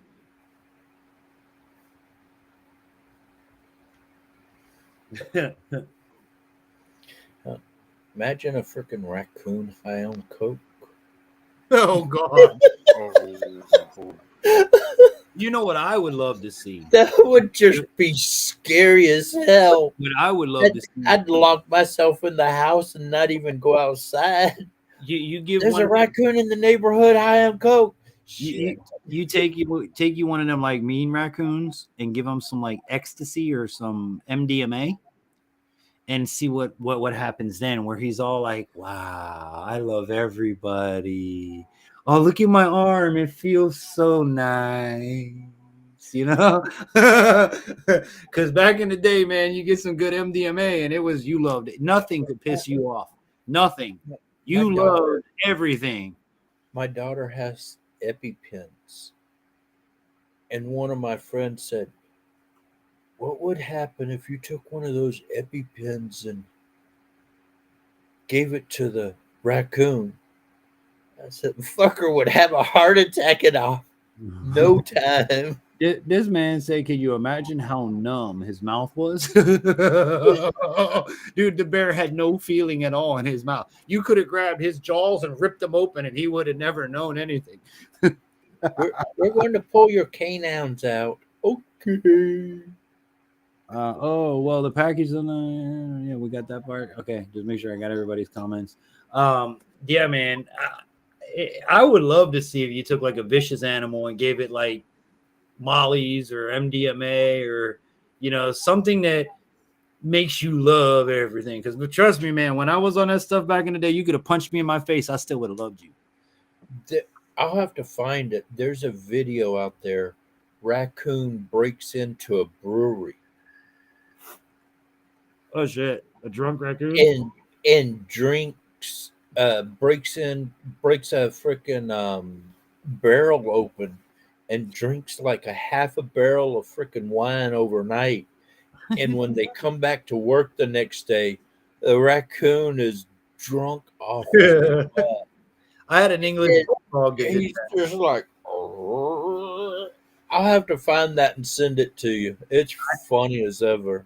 I had, when I was 21, I had a English bulldog named Brandy. This dog, you could not put a beer down. If you put your bottle of beer down, she'd bite it from the top, lift it up like this, and run so that the beer would go in her mouth. If you put the box, like you come to the party, you show up, you know, everybody brings a 12-pack. Take 12-pack, the beers out of the box, and you put them in a cooler and you close the cooler. She'd shove her head in the hole of the 12-pack box and run around, can't see where the fuck she's going, but she's running with that beer box, running into everybody, everything. By the end of the night, she's drunk. And if you've ever heard an English bulldog sleep, imagine one drunk. It's like, oh my God, is she gonna die or what? But every freaking weekend, that dog will be out there stealing beer, getting drunk, hanging out by the fire. Funniest thing you ever saw. A friend of mine had a bulldog. The big, fat, short, chubby bulldogs. They roll over on their back. They'll freaking suffocate themselves. I think that's the English bulldog. Yeah. Yeah, that. And smushed in face. And my friend, if you opened a beer, the dog would run to the kitchen, grab its bowl, and come running back in, and then start hitting you in the leg with the bowl, and just take that bowl and whack, whack. And then you'd look at the dog and be like, what? And the dog would turn this way and then like sling that bowl right up into your face I and get then imagine if bark at you. And you could tell the dog was going, "Hey, you got a beer? You got to give me some." my Fill buddy my bowl up. Rottweiler would go for beer too. Loved it. Yeah. And the thing of it is, aside from the alcohol, the beer itself is not bad for your dog because the yeast is good for their coat. It's also good for their stomach. The hops and the barley are also good for their stomach. So aside from the alcohol value of it, for a dog to drink some beer, it ain't gonna hurt them. My friend's cat, though, I did not like going over there. You'd be sitting there, they'd hand you a joint. Here, smoke that, and you'd be like, "Okay." And you start to blow out, and that cat would run over and stick his fucking mouth right in your mouth and be like, "Give it to me, baby, give it to me." Shotgun. Get your cat's mouth out of my mouth, would you please? Oh, the cat wants a shotgun. And you'd be like, and the cat'd be like, catnip.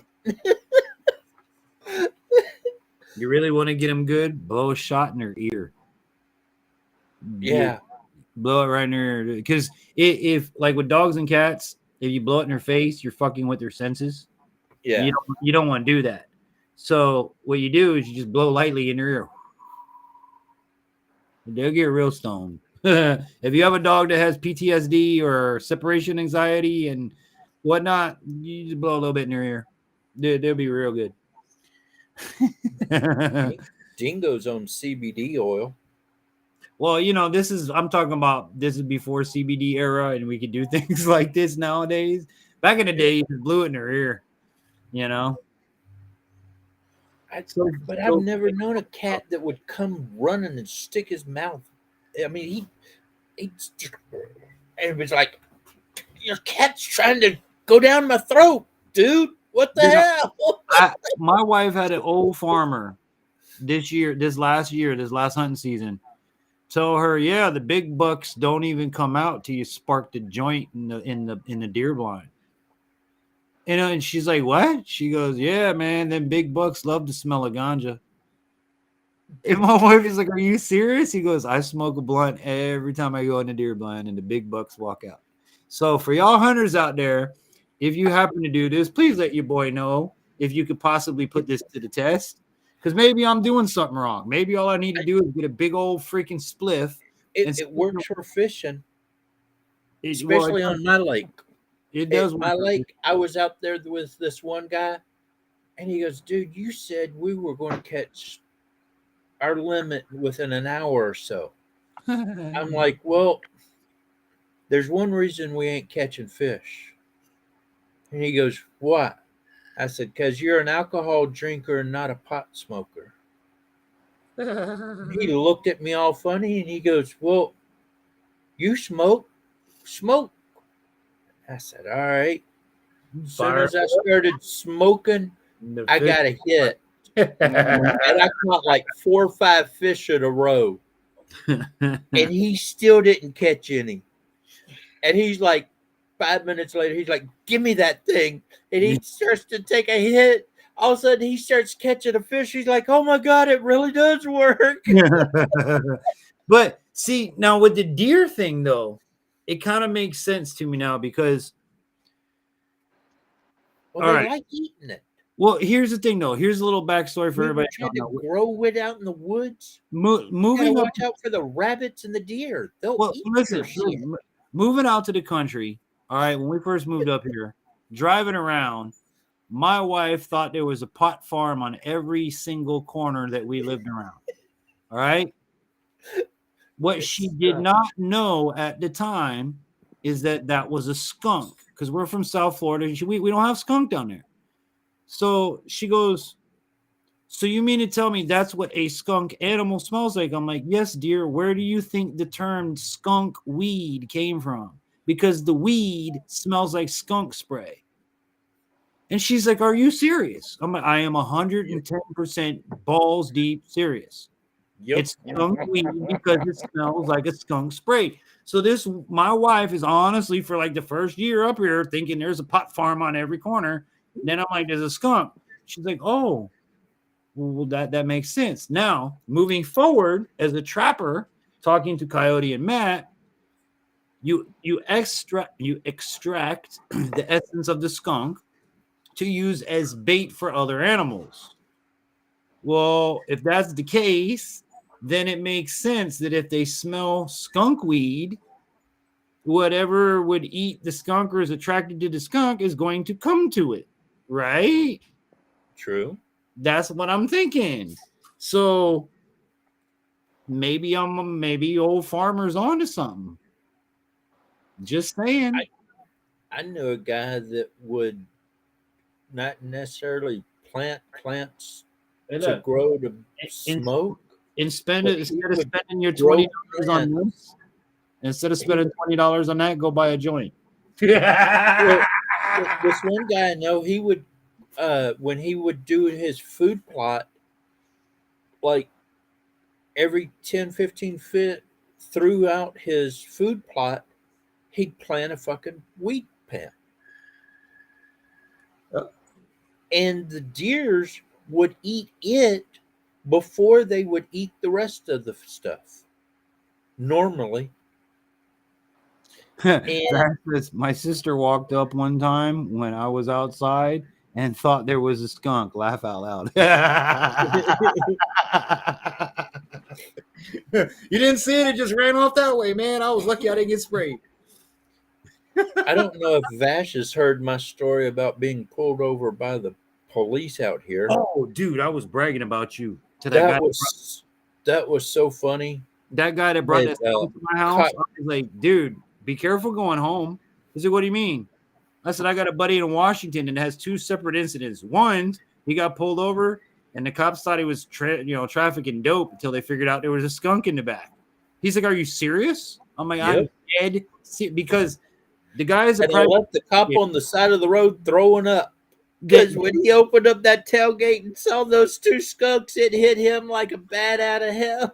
He was like, no, okay, you can go, sir. Coyote, the guy I'm telling this to is a multiple year private investigator who has never heard skunk weed being from skunk. So I'm like, I had to tell him that. And I'm like, bro, I swear to God, my friend is a trapper. And I said, now, he also, on a separate occasion, had a visit from the post office and the local law enforcement at the same exact time because he ordered skunk lure in the mail and they thought he got a brick of fucking pot mailed to him. Yep. He's like, are you serious? I'm like, no, I'm not. It was hellfire. It was hellfire. I ordered hellfire. The postmaster gave him the box and the police said, open it in front of us. And that's how it went. And he's like, I had to go to the post office and open the box. Aquarius. What up, Homestead? How you doing? Thank you for coming in. Hey, Homestead Aquarius. I was infantry. Yeah. I was telling Homestead Aquarius the other day about your situation. And so they are trying to help spread your words. Oh, thank you, man. As you can imagine, my wife right now has no teeth in the front. And being the person that is the working person, she does retail, so she has to, smile and have a mouth.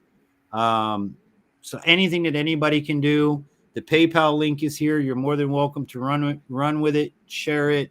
I'm disabled, I'm blind, so we're living on a disabled income, and they want better part of $3,000 to give her, a chance at some teeth. But and they want the payment for the pulling of the teeth completed before they start the rest of it. Right. And so you gotta do one chunk, pay for that chunk, move to the next chunk, pay for that chunk, move to the next chunk, pay for that, and you're done. And then they won't release my dentures until I have everything paid off. Right. And like she just said, they won't even release her dentures to her until everything is paid off. So That's kind of what we're looking at. I mean, it's good that they're willing to work with us. It's just Even just putting the word out there, Homestead, helps. yeah, even just letting people know, or if you have, a live stream and say, hey, we have a fellow creator that needs some The help. prayers and the words getting out there just helps. Because look, God's gonna make it happen. I know that. He always does. God always sees us through everything. And if it wasn't for these two guys up here tonight, Matt and Coyote, I would not even be asking for help, because I'm not a person that asks for help. This was an idea of, hey, why don't you ask the community? Why don't you see about crowdfunding?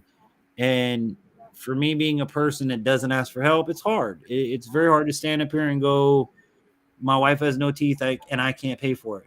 I'm the man of the house. That's my job, and I can't do it. You guys, I'm sure any parents out there, any husbands and wives, you get what I'm saying. So for the next couple weeks, and you got your two sons with you. And I got two boys I got to take care of on top of that. So anything that anybody can do, we really do appreciate. If you don't want to do PayPal, like we've had some people here tonight, certain people I will give my contact info to. Certain people you may have to go through other people, but we do have PayPal, and I do have Cash App. I'd rather use PayPal than Cash App, but that's what we're working with.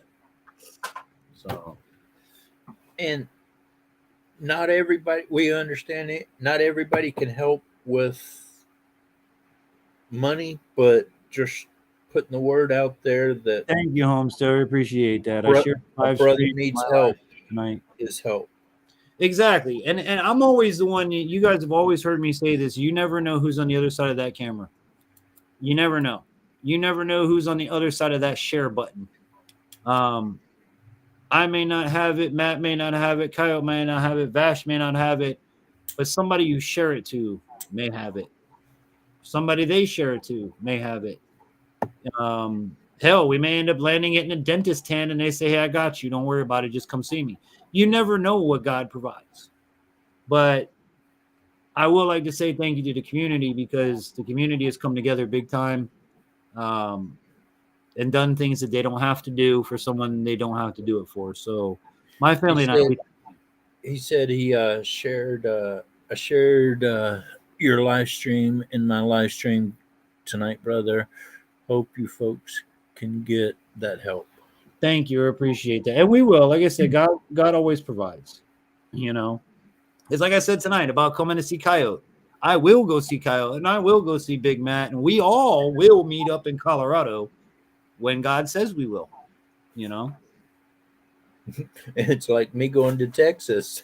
It took me a couple months to get there, but hey, I made it. Yeah. Yeah, and then it took you a month to get back home. I'm actually wondering on that one, though. Was it God saying go, Coyote, or was it Coyote saying go and let's see what happens? Because you kind of got to wonder on that one. I think it was God wanted me to talk to somebody in Utah, because I talked to quite a few people in Utah. And right after I talked to this one couple,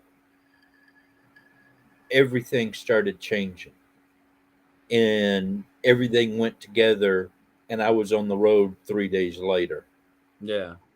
Right after I talked to this one couple, and when I talked to them that night, I felt just gaudy. I mean, I just was like, I did something. And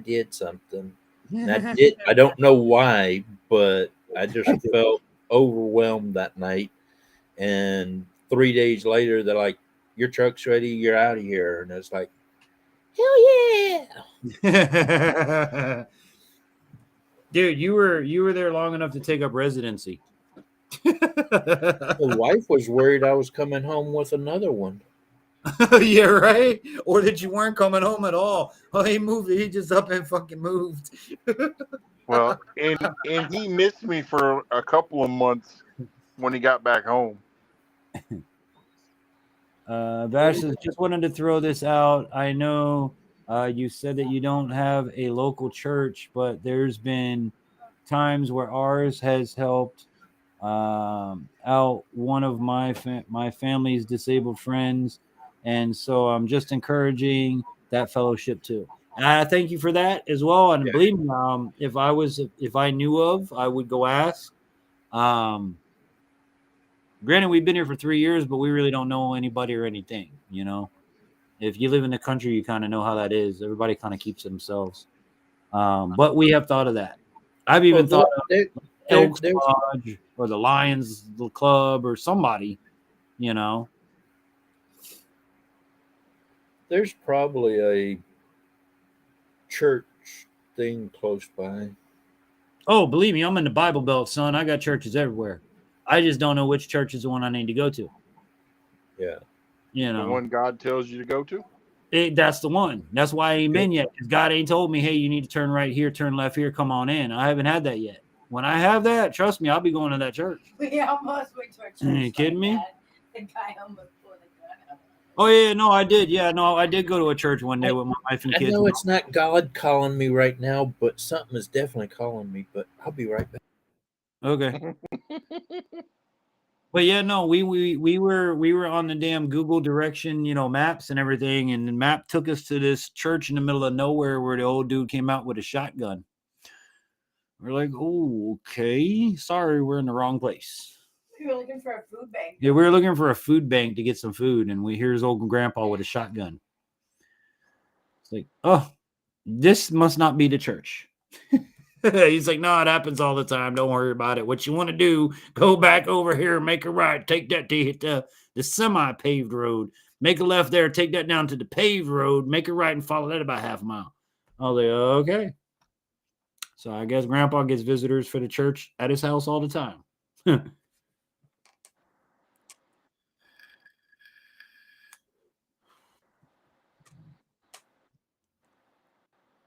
Coyote just vanished into thin air. Yeah, he had to go pull a coyote.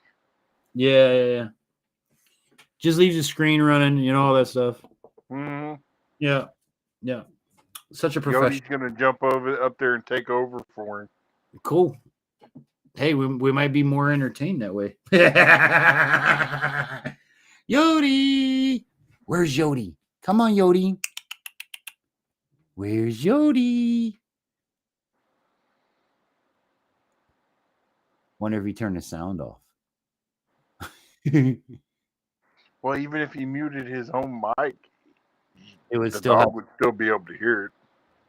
Yodi, puppies, where's the puppy? Come on, you got to do it while he's gone. Come on, Yodi. I got faith in you. Jump up in that chair. Come on, Yodi.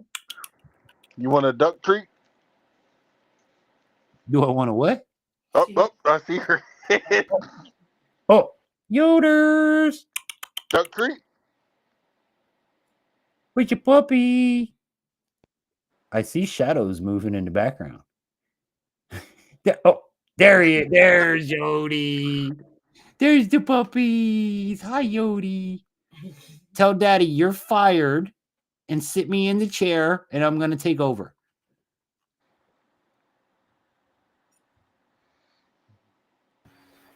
About get her butt sat on if she didn't move. Well, no, we were trying to get her to get in your chair the whole time you left. We were firing you and putting the dog up there. So just be prepared. If you walk off the show again, you're fired and your dog is in your place. She was chasing the wife up and down the hallways.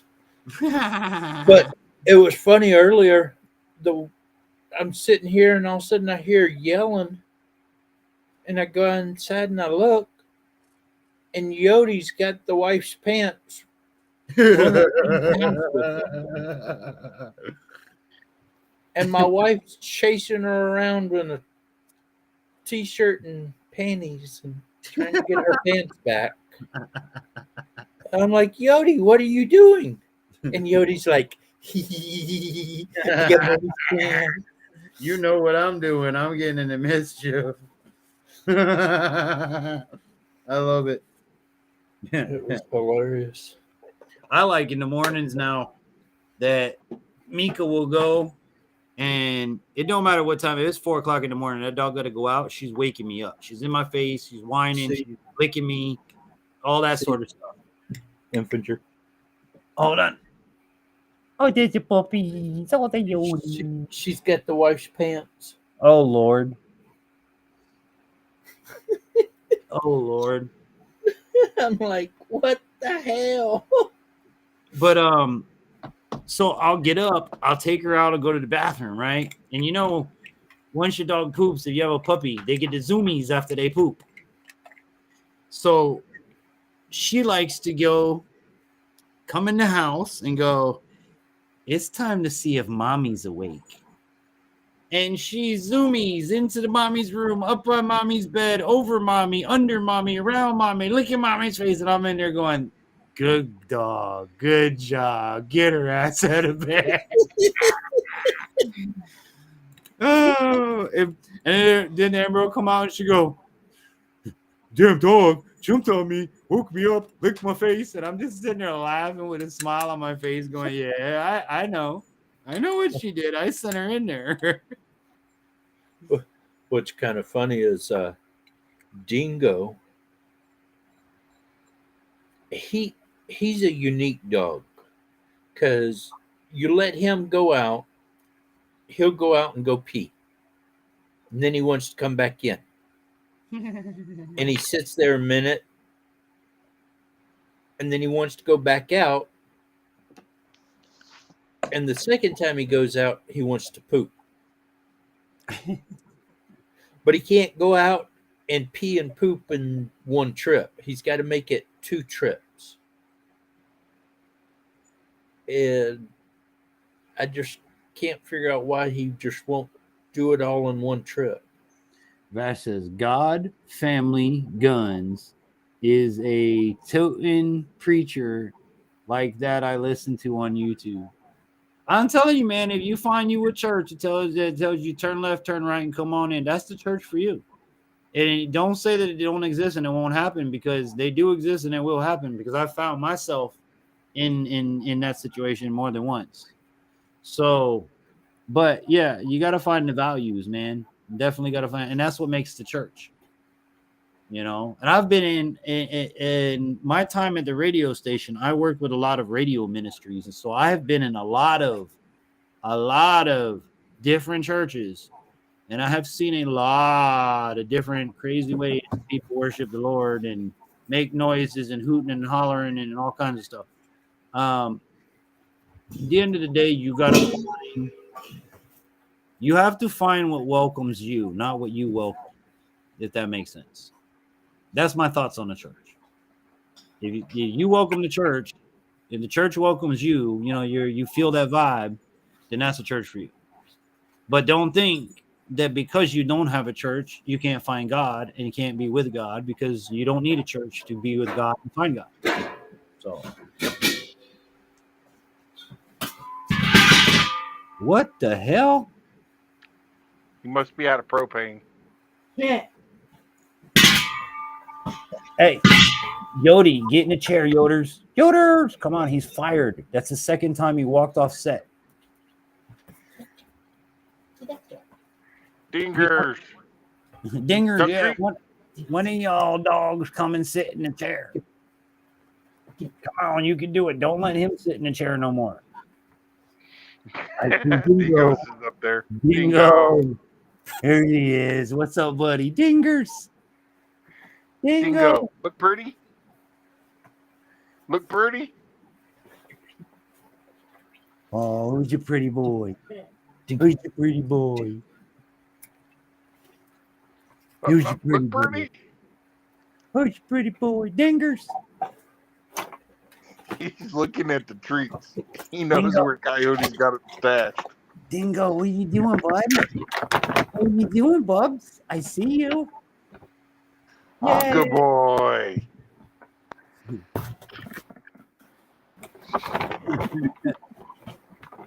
I wonder if there's something to be said for a bunch of grown men talking like a bunch of sissies to a bunch of puppies. But who the hell cares?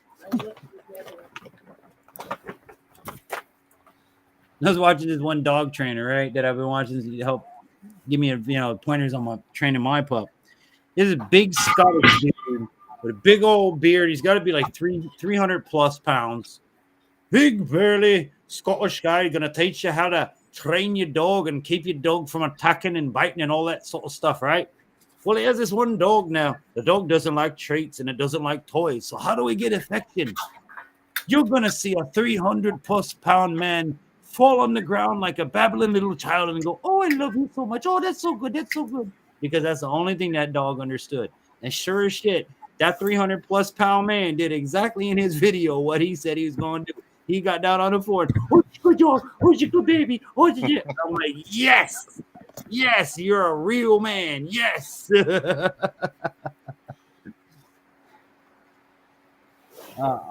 seek the real Bible believing church.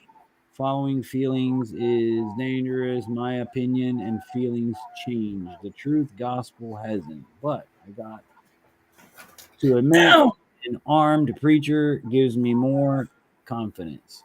Hey, look, man. An armed preacher is just a smart man. That's all it is. The Bible does not say you can't protect yourself and your loved ones. My dad's an armed minister. If you go to his house and you put your feet up on the coffee table, yeah, you're probably putting your feet on more guns than you realize. Oh man, that's too funny. It was so funny.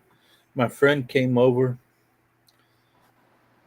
We're gonna go hunting and go do this, and he's like, "Okay, well, we're all packed. What about the guns, Mr. Wright?" And he looks at me and he goes, "Do you think we ought to show him?" I said, "I don't know, sir. That's up to you." And he goes, "All right, let's show him." And all of a sudden, my dad lifts up in that coffee cabinet, and my friend just, oh my gosh!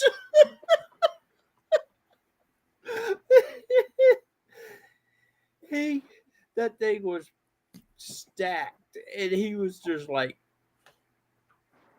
in dreamland. I'm like, well, we're gonna take this one, and we're taking this one, and I'm just aiming guns to take out to the truck. And he's just like, oh my God, I've been playing at this house for these many years. I didn't realize the coffee table was a freaking gun cabinet. Well, there's no place better to hide them than in plain sight. But my favorite was when my dad moved the gun cabinet up and made the gun cabinet a foot box at the foot of their bed. And we took a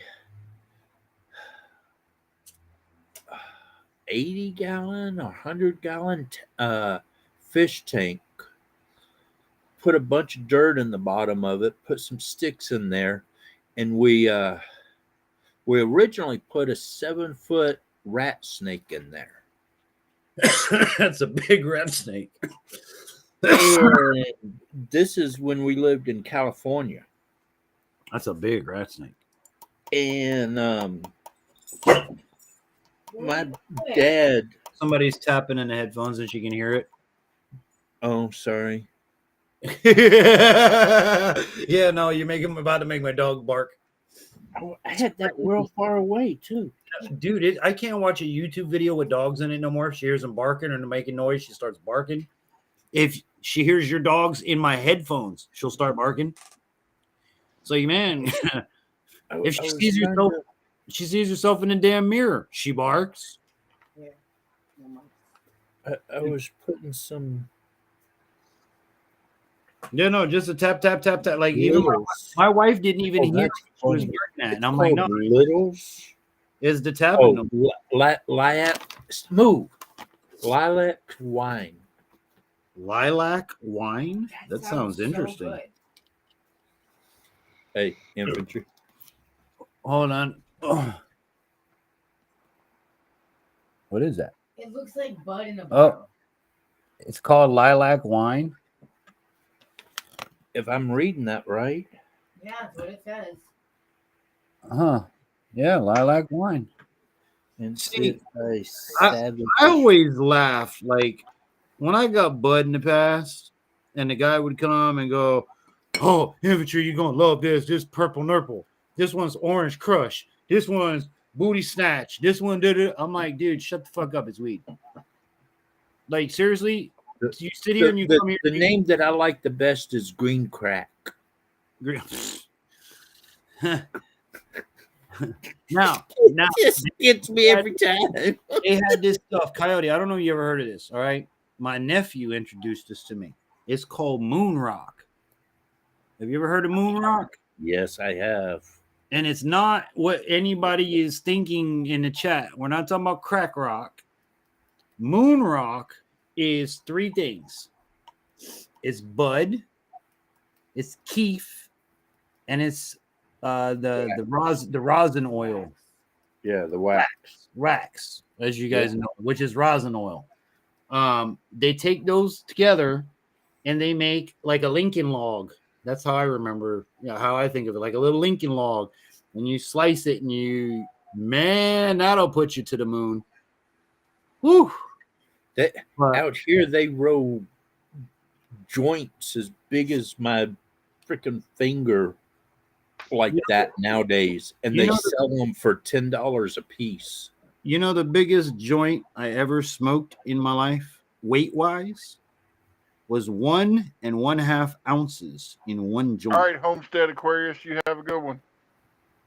Thank you, Homestead. We appreciate everything, man. I really do. Thank you for everything. Yes, thank you, Homestead. And we'll be doing this for a few weeks, or at least until I'm able to figure things out. But anything you guys can do, thank you so much. And be sure to let me know for those that help, because we will be thanking you afterwards. Even down to just sharing it out. It means the world. So, but what were we talking about? Green stuff. Oh, green stuff. Yeah.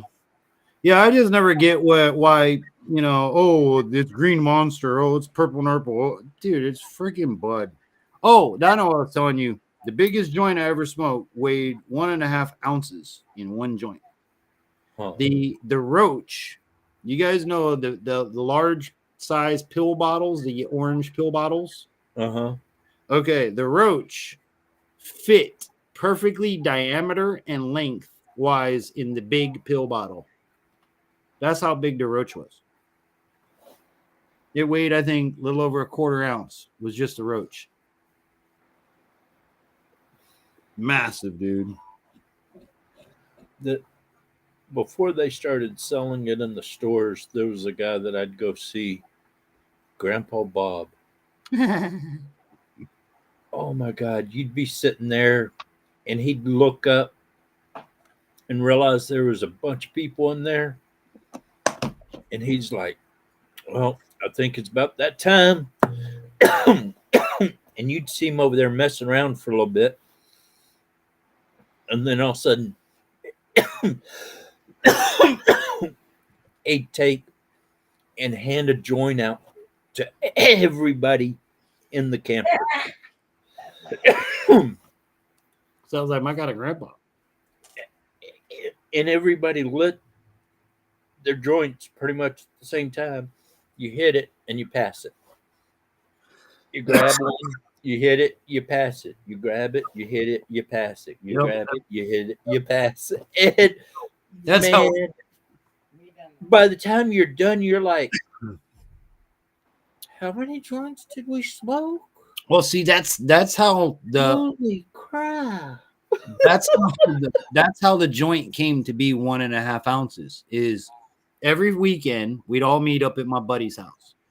His front carport, he had. You remember when, the spools the FP&L uses to run wire, the big wooden spools. Okay, that was his coffee table, essentially, in his carport, with chairs all the way around it. Now, every Friday night, there was 12 to 17 to 20 of us that met up at this house every night, every Friday. So every time you come, there was a dish in the middle of the table. You got your stuff, you threw something in the dish, and you hung out. You know what I'm saying? Well, when his brother got home, Jimmy, whatever was in that dish, Jimmy rolled it, no matter how much it was. This guy bought Easy Riders in notebook paper form. I'm not kidding you. Grandpa Bob did that one time, and 8.5 by 11.5 sheet of paper. I was there one time when he rolled one of those. My brother rolled about. I remember half of the joint. The Paper. other half, I really don't remember. Yeah, who remembers the Cheech and Chong paper that came in the album? Oh. See, Vash, I knew you weren't the sweet and gentle person you make yourself out to be on the internet. All right, buddy. When my friend gave me the album, the paper was gone. Damn it! Yeah, that tended to be a big problem. You know how much that album's worth now if you still have the paper in it? Dude, I want to find one like some old person's house. Like, Just so you guys know that album's worth the money. a lot of original LPs are worth money. But yeah, this guy would roll sheets of notebook paper, like you said, a Cheech and Chong quarter pound. Imagine if you could find the album with the paper still in it. Well, that's what I'm saying. If you find that, you got money. That would be money, honey. Yeah, you find that you got money for sure. For sure, you got money. Especially now with Cheech and Chong being the people they are in that industry and everything else. And, you know, I wouldn't even open. I would keep that sucker sealed. You know, right? Let your kids have that one. Thing up in a safe somewhere. Yeah. Vacuum sealed. Yeah, I've got a bunch of stuff put away from my boys that was put away from my dad, that was put away from me. I'm sorry. I just had a brain fart. Look at what I just found, infantry. Tilted. They're pellets. What is that? The gold tip? I can't see the tips. I can take one out. They all look silver in there. Well, what is that? A gold tip? Brass tip? What is that? It's something that's not silver. No, it's not. There are some that are gold. Uh-huh. There are some that are platinum. Guess what? They're all 177s. Oh, wow. I don't shoot 177s anymore. Oh, you can send them my way. Are those the ultra pop ones that you're telling me about? Yes, sir. Oh, yeah, you got to send those. I got to see those. I'm going to make a video. I'm going to shoot regular ones and I'm going to shoot that. And I got to get a DB meter for that because the camera's not going to pick it up. Yeah, I want a sound meter that I can use because I want to shoot my 22 with the suppressor, without the suppressor, subsonics, regular rounds. Vash says, "Oh, dude, I was one of the worst. You heard of Paul in the Bible, right? I went to the way of the prodigal son, and it took me far more than needed for me to repent. But see, here's the thing, dude. You did it. You repented. You did it. I'm a firm person where I believe every person in their life has stages in their life. For example, 0 to 10. Your place in this world is to learn that you have no place in this world. You do as you're told, and you do what you're told, and you yes, sir, and yes, ma'am, from 0 to 10. From 10 to 20, you're in another phase. Now you're in the I think I know it all age. You need to be put into the fucking ground. That's from 10 to 20. Now from 20 to 30, those are supposed to be your fuck up and figure it out years. And I say that very loosely because as a person that fucked up and figured it out, much like you, I'm standing here telling you this. It's there for you to party. But by the time you're 30 years old, you shouldn't still be at the 20-year-old's house partying. Now, see, my problem is my life went completely backwards to that. What do you mean? You're doing partying at 10? I mean, what's going on? Backwards. No. No, But he's you- partying now. Yeah, I he's was now, right? I was born and raised in a Baptist. Then we went Presbyterian. Then we went to Southern Baptist, and then we went non-denomination. My dad started working for Campus Crusade for Christ, so very strict military Christian life. Never smoked a cigarette. Never did anything wrong. I would, if I was driving my car and somebody wanted to smoke a cigarette, I'd kick them out of the car. If you had something in my car, I'd kick you out of my car. I didn't care if I was out in the middle of the desert. You have something in my car, you gone. Bye bye. Yeah, that was me. That I was me. wouldn't play that crap because I had You had to fear Whoa. God from your parents. I had things that I had to do in life, and I joined the military. Excuse me. And then once I got out of the military, I was like, ain't nobody going to tell me shit. I'm going to do what I want, when I want, how I want, and everybody else can screw the frick off. And so I kind of been that way ever since now. And for a while, I never would smoke or anything, but somebody got me to smoke a joint, and I realized how it calmed me down and relaxed my muscles, and I didn't hurt as much. And that's the only reason I smoke nowadays. But I remember like it was yesterday, my first time. And to be honest with you, the two people that I smoked with did it with the best of intentions behind it. Now, mind you, I'm 43, so I was like 13, 14. So we're talking about the 90s. Okay. see, I never got in trouble with the law or anything until after I got out of the military. Well, growing up, because of my eyesight and the birth of technology and computers and having to read books in class and try to be normal like normal kids, my one eyeball couldn't take it. And I would get eye strain headaches on a daily basis trying to be normal. I would take in one day an overdosingly amount of aspirin to try to get rid of these headaches. They weren't headaches, they were eye strain. So somebody that was like a brother to me was like, hey, if you smoke this, it's supposed to help your eyes. Let's try it. And I was like, okay. And we did. The bike ride from that house to my house was the first time I was ever able to read a road sign in my life. While I was riding the bike.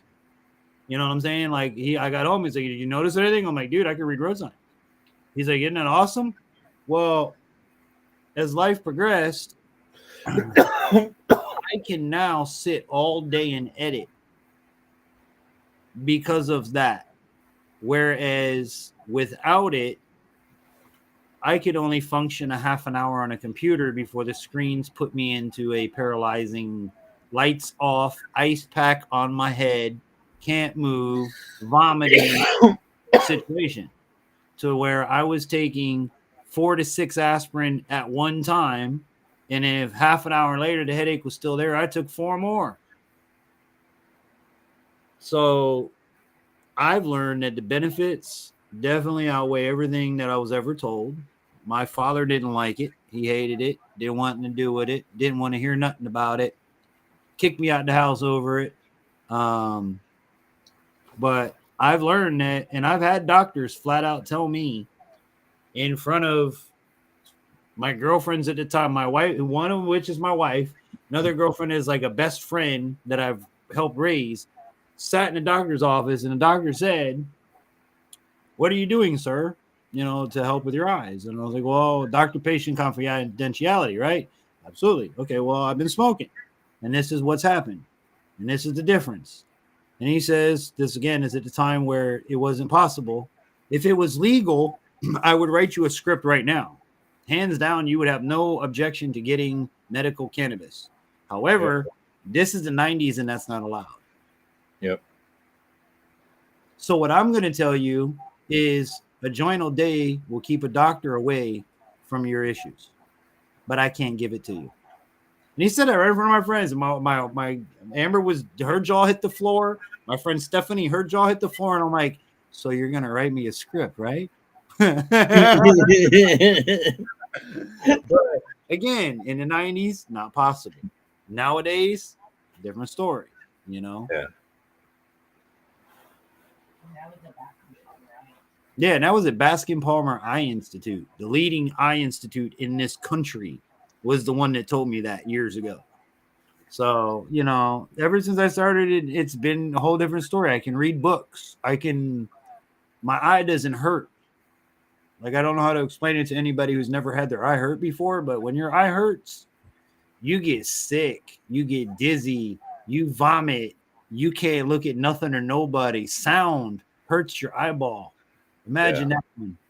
You know what I'm saying? Like, it puts me in a crippling place that thank God I haven't had any of them issues in years, but longer than I can remember. You know, I was lost by 8 years old. It was second grade when I mathematically measured that life wasn't worth it. You know, well, see that's not a good Eris thing. Like, all right. The scale of what I was saying, that's an unfortunate situation, and I feel bad for you, and I'm glad that you're out of it. What I was saying in a general sense is your 20s to 30s, again, are your fuck up years, your fuck up and fix it years.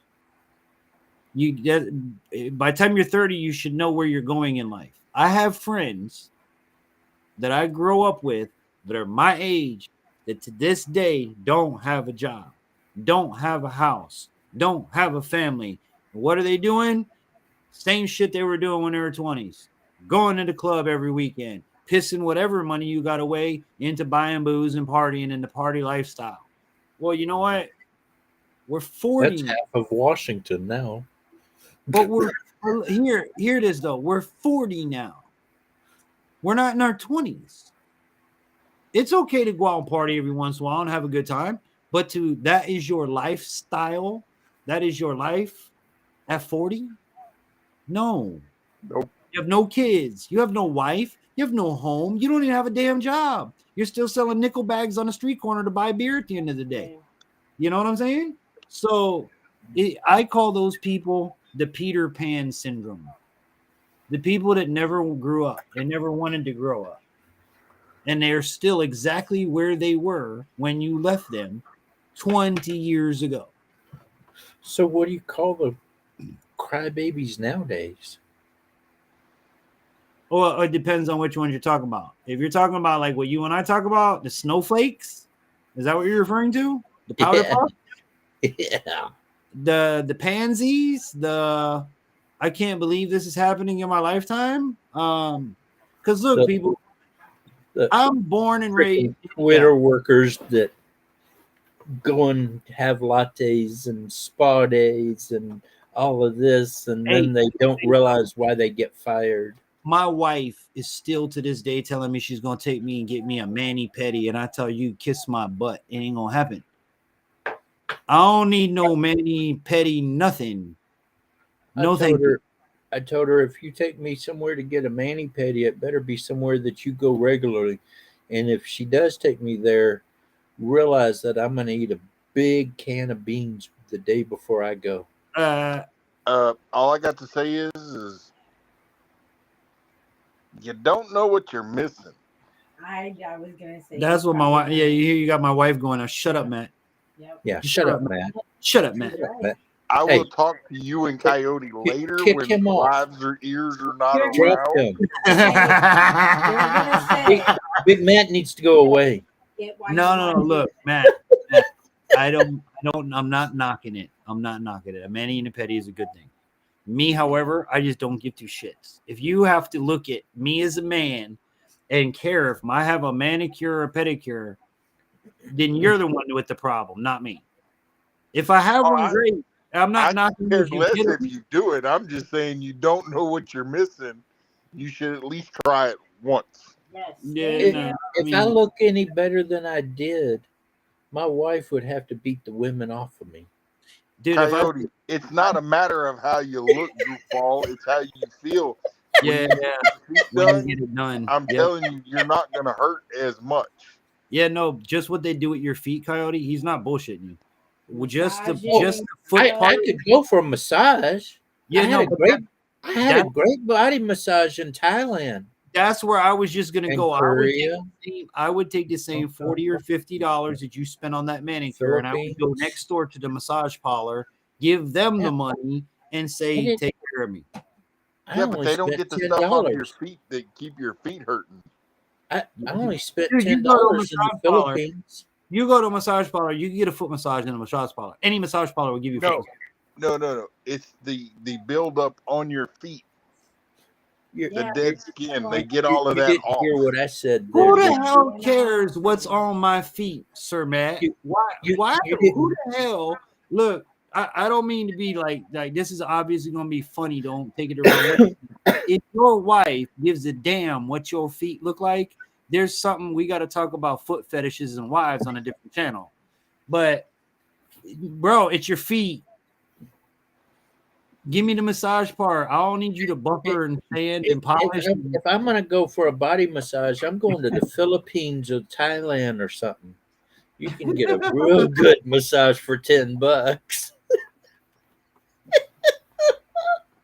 I wish I could find somebody, man. I go to the damn massage people, like even the chiropractor. Y'all want to? I got a funny story for you. Imagine you go to a chiropractor's office. I haven't been to one in 3 years. I'm supposed to go 3 times a week, pretty much for the rest of my life, to keep my neck lined because I tilt just to see. So I go to this chiropractor. Finally, I can't take my hip hurting and my leg going numb and all this stuff. I'm like, all right, I'm gonna go to chiropractor. Brandon needs to go to chiropractor. We go with chiropractor. All right, my wife is 5'0" and like 120 pounds. My wife, on the regular, has to try to help me with my back and neck issues, meaning, hey, I'm gonna lay down. You need to, try to pop my back, try to do this, try that. Well, my wife can't do this. Like, she's not big enough to do some of the stuff I need popped, right? Hence, we go to the chiropractor. It's even gotten to the point where we bought one of them cement chippers, like they have in the chiropractor's office. The Theragun, there it is. I call it a cement chipper because this some bitch is cement chipper, and that's what my wife needs to just get me moving. Okay, My wife just got one of those, and I tried it, and I was like, "Oh hell no, dude, Coyote, that on high does nothing to me. Nothing. Amber has to let the battery run out, charge it, and run it again. The thing was shaking my whole body so hard, I started getting a migraine." Yeah, no, dude, it don't work on me. Like, it works, but it's not. I'm the guy, if you've ever heard, the man that carries the weight of the world on his shoulders. That's the best definition that chiropractor has explained. My neck and shoulder area is that the weight of the world is on there, and it is concrete. And it takes 3 times a week just to keep things moving at the chiropractor. Well, we go to this one up here.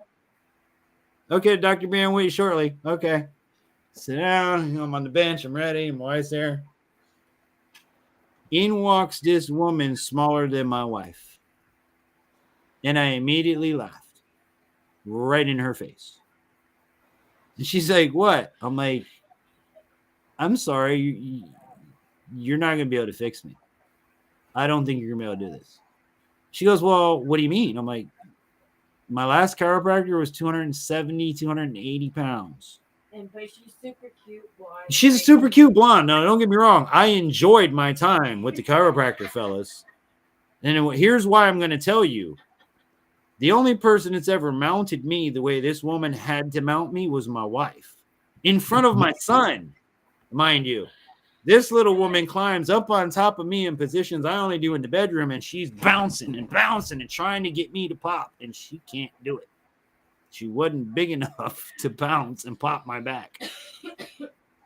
I should have videoed it. And imagine you have to tell your 12-year-old son, hey, listen, son, only your mom bounces on me like that normally, okay? So IO walks.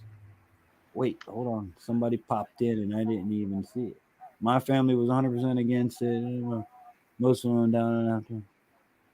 They're making. Pretty sure I have CD. Wait, what is it? Pretty sure I have CDS, cannabis deficiency syndrome. Hey, I'm with you on that, Beth. I'm with you on that. Upper neck is 50-50 chance. Is your head on straight? My head ain't on straight, no. Is your head on straight? Coyote, is your head on straight? Never. Upper neck is a 50-50 chance. Well, Mine's here's not either because I'm always having to look down at all you little fellers. yeah, big. I'll chop your big ass down to our size. That's what we gotta do. But no, I don't know how to say his name. IO walks. IO walks. Iowa. No, it says it's Iowa LKS or it's IO walks. WL. IOWALKS. Yeah, okay. Now say what is it? Say it, smart ass. Good. Say it. Owl walks. That's what I've been saying. Or it's Iowa LKS. Don't know which one it is, but my head, because I'm blind in this eye and this eye is all screwed up and I have a keyhole retina, I tilt my head to get a clear picture of what I'm looking at. It's not like, no, it doesn't matter what I do. If I take pictures, the camera guy always has to adjust my head. When my wife trims up my beard, she adjusts my head. When I'm in here, I have a big screen right here that I look at through my right eye, and I can tell pretty much if I'm straight or if I'm tilted or what. But because of my disability, my head tilts this way so that I can see, which causes this vertebrae to constantly come out of alignment and pinch everything and screw everything up. So I, on a regular, have to have my shoulder and my neck separated like that to relieve that pressure that constantly I'm fighting something I'm never going to lose, you know? But yeah, I'm always going to lose in one. Like right now, if you were to rub your hand down you could feel it. It's like I wish I could take my thumb and just push it in myself. But again, it's one of them things where some things on the human body, you have to be adjusted by somebody else. Even chiropractors need a chiropractor. But with Having that, a bad leg and trying to walk, my back always pops out. I had it in my hip. Because believe it or not, if you carry a sidearm and you only carry that sidearm on one side of your body and don't opt it for the other, you're going to shift your hips over time. Because that's a 3, 4, 5, 6, depending on the gun you're carrying, weight isolated on one area of your body, pulling down on one side. If you don't even it out, you're going to have one on each side. As long as they're equally weighted. Oh, they are. One has a suppressor, one just has bigger ammo. But that's something we used to talk about at chiropractors all the time, because you have law enforcement professionals and you got, military professionals, and they carry a sidearm. Also, having your wallet in your back pocket. My dad and my chiropractor told us both to not have a wallet in your back pocket when you're sitting down. Yep, because that will give you you sick cattywampus. No, it does. It's sciatica. It gives you sciatica. I was a person like many of you back in the 80s and 70s that you wore you put your wallet in your butt pocket.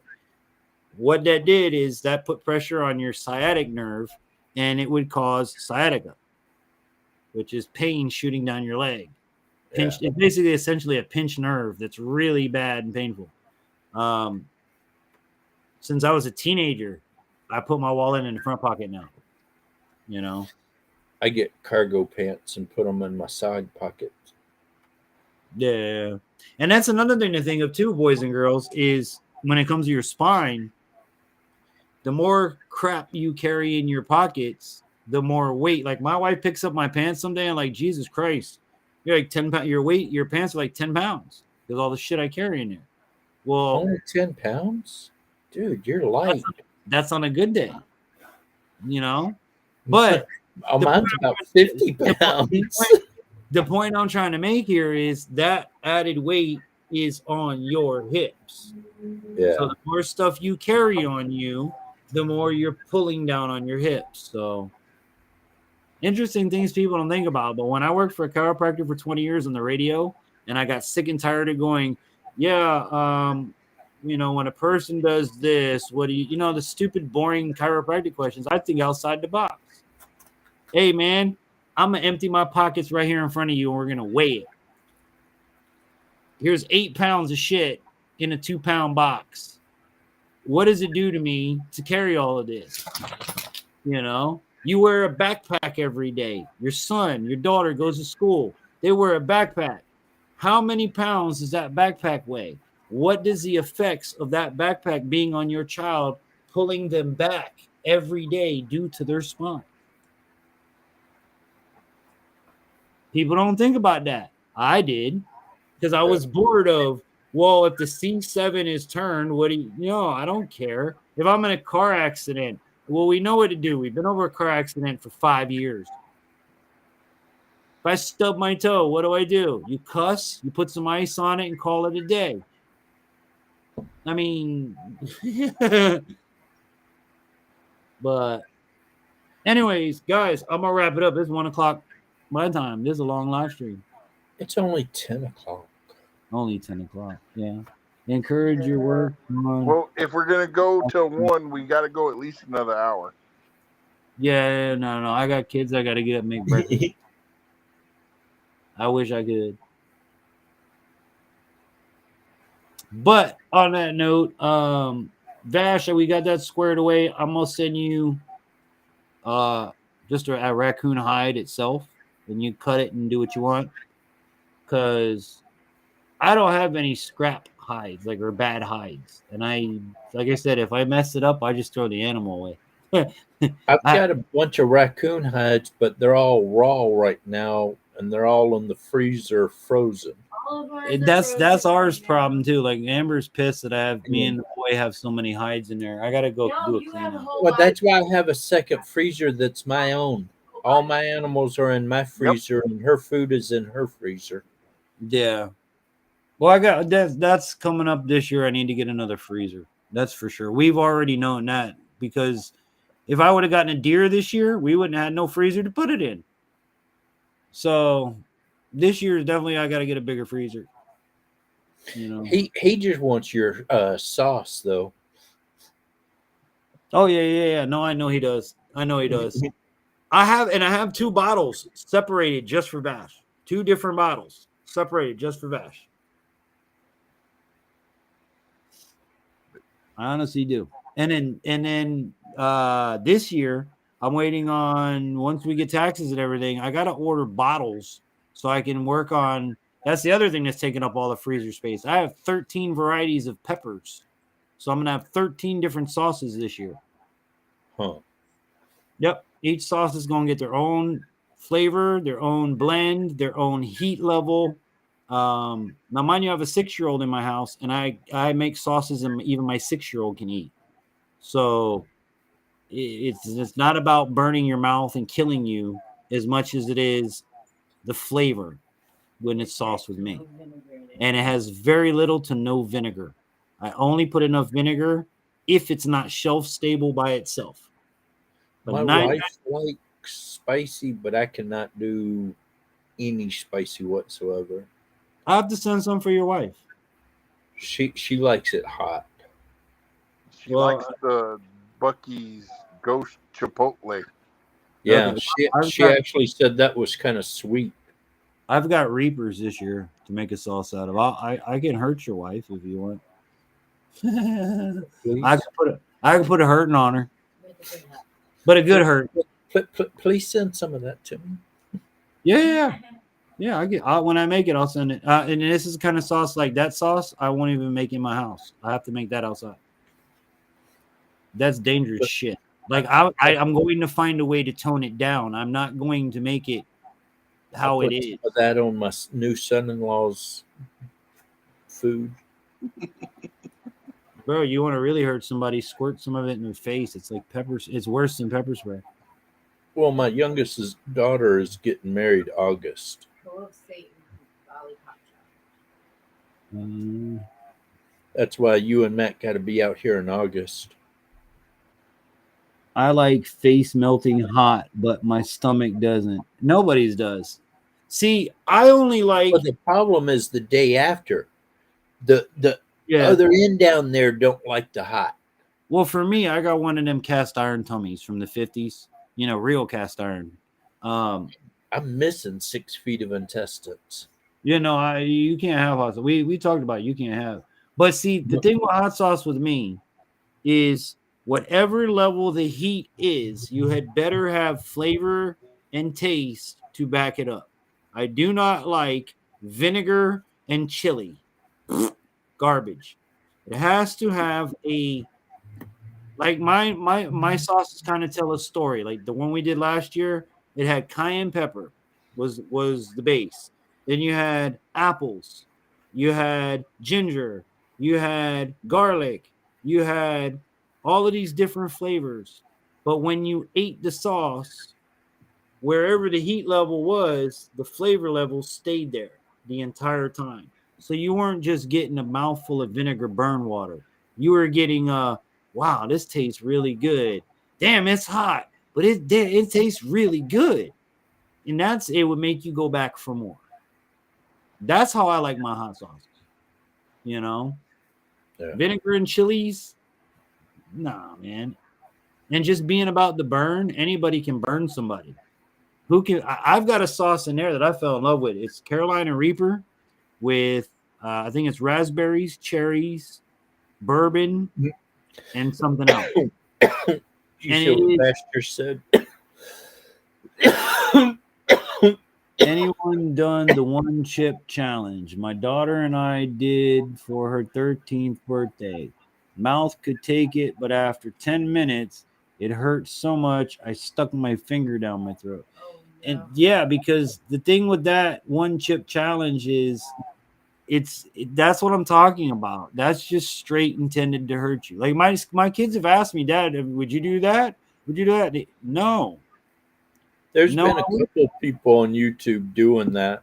I mean, I would do it. It's not like I'm afraid to do it, but as a person that creates hot sauces, that understands capsaicin and what it does internally as well as externally, I would not want to put myself in that position because, again, yeah, you're going to burn me. It's going to be hot, but I hear that it tastes like shit. Like it tastes like charcoal. But it also, different people react different ways. Mm-hmm. I've seen some people eat it and they're just like, yeah, whatever. Okay, what was that? I thought that was just a regular chip. Right. And then you get some people, they eat just a quarter of the chip and they're freaking in the hospital crying. Right. It all depends on the person. It really does. There was a guy that ate one of the chips and said it wasn't hot enough, so he started eating a ghost pepper. Well, who was it the other day that ate one and his mouth started bleeding? Al Chafe. But it wasn't because of the chip. It was, but it wasn't because it was hot. The chip actually cut his mouth. Yeah, he stabbed himself. I've done that before. That ain't no fun. They have the toast Satan 9 million. But and he said, really, and that was the only part of eating the chip that bothered him when it started getting in that cut. Oh yeah, hot sauce in the cut. You're over, buddy. That no fun. No, thank you. See, I was a kid. Like nobody in my family ate hot sauce. Ate hot stuff. When I was a teenager, I found out about hot stuff and I started putting cayenne pepper in every damn thing. My mom was like, boy, you're going to burn a hole in right through your damn stomach. You're going to have an ulcer by the time you're 16. Well, you do your homework on cayenne pepper. Cayenne pepper is, believe it or not, a natural herbal remedy for stomach ulcers. So I can't get a stomach ulcer from something that gets rid of stomach ulcers. Well, I mean, it's simple. Spicy stuff helps your blood pressure. It does. You know. It does. 110%. It also releases endorphins, which makes you feel happy. And if you watch Hot Ones, you'll see people get literally drunk eating hot sauce. You know what I'm saying? Like, or high for another purpose term of it. They'll get a buzz from it because the endorphins are popping in your brain because your body is happy, it's excited about it, even though it's burning the crap out of you. But in all actuality, though, if you're eating your own hot peppers and stuff out of your garden, you're actually building your immune system towards, you know, a lot of the pollen and stuff. Right. Yep. And the more that you eat, the more that you trickle spice into your life, the more you'll be able to take spice. It's not something where you can walk into a Carolina Reaper unless you're somebody super, you know, superhuman like some of these people and bite it and eat it. You're going to be in the hospital if you don't eat spice. You know, if you eat a jalapeno, you're going to be in the hospital if you don't eat spice. But Can you hear me? Yeah, we got you. Hello. We hear you. We don't see you moving, but we hear you. Can you hear us? What the fuck? He's moving. Can you hear me? Spinning and spinning and spinning. Everybody is spinning. Can you see me? Everybody's spinning. We're drunk. What the hell is up with this?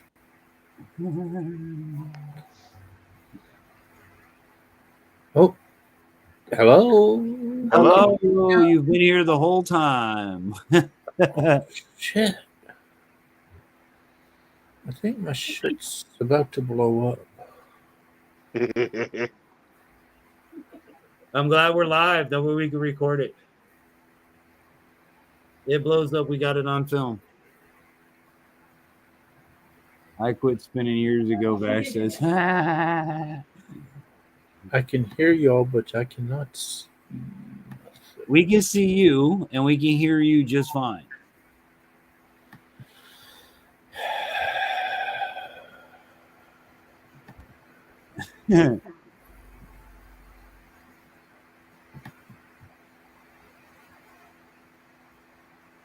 Oh, I saw you. You're like there and not there. That sounds like reality. I'm there and I'm not there.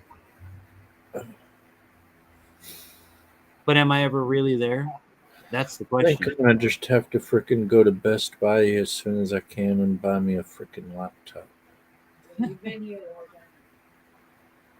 I know the feeling, Coyote. I know the feeling. Well, I could put it on the credit card and pay. Actually, I want to see if I can increase my credit limit and then go get it. Because then Put I it on can the get Mrs.'s credit card. She can't get a credit card there. I don't believe in credit cards.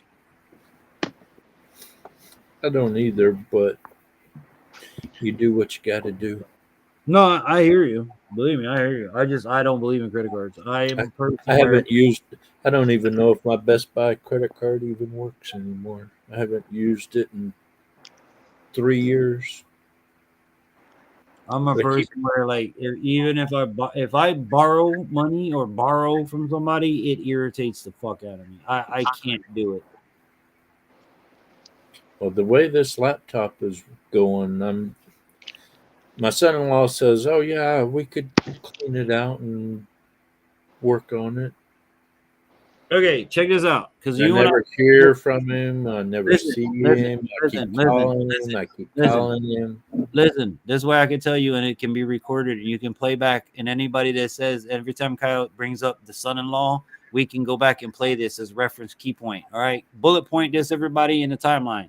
Coyote, when you're ready to get that laptop, like you did the other day, call me.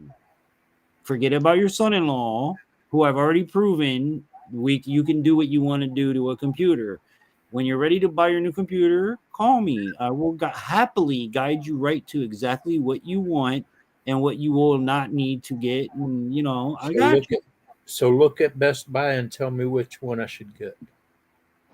Okay, are you brand? Are you brand? I want to go. If I'm gonna do it, I'm gonna get a fucking brand new one. I want top of the fucking shit.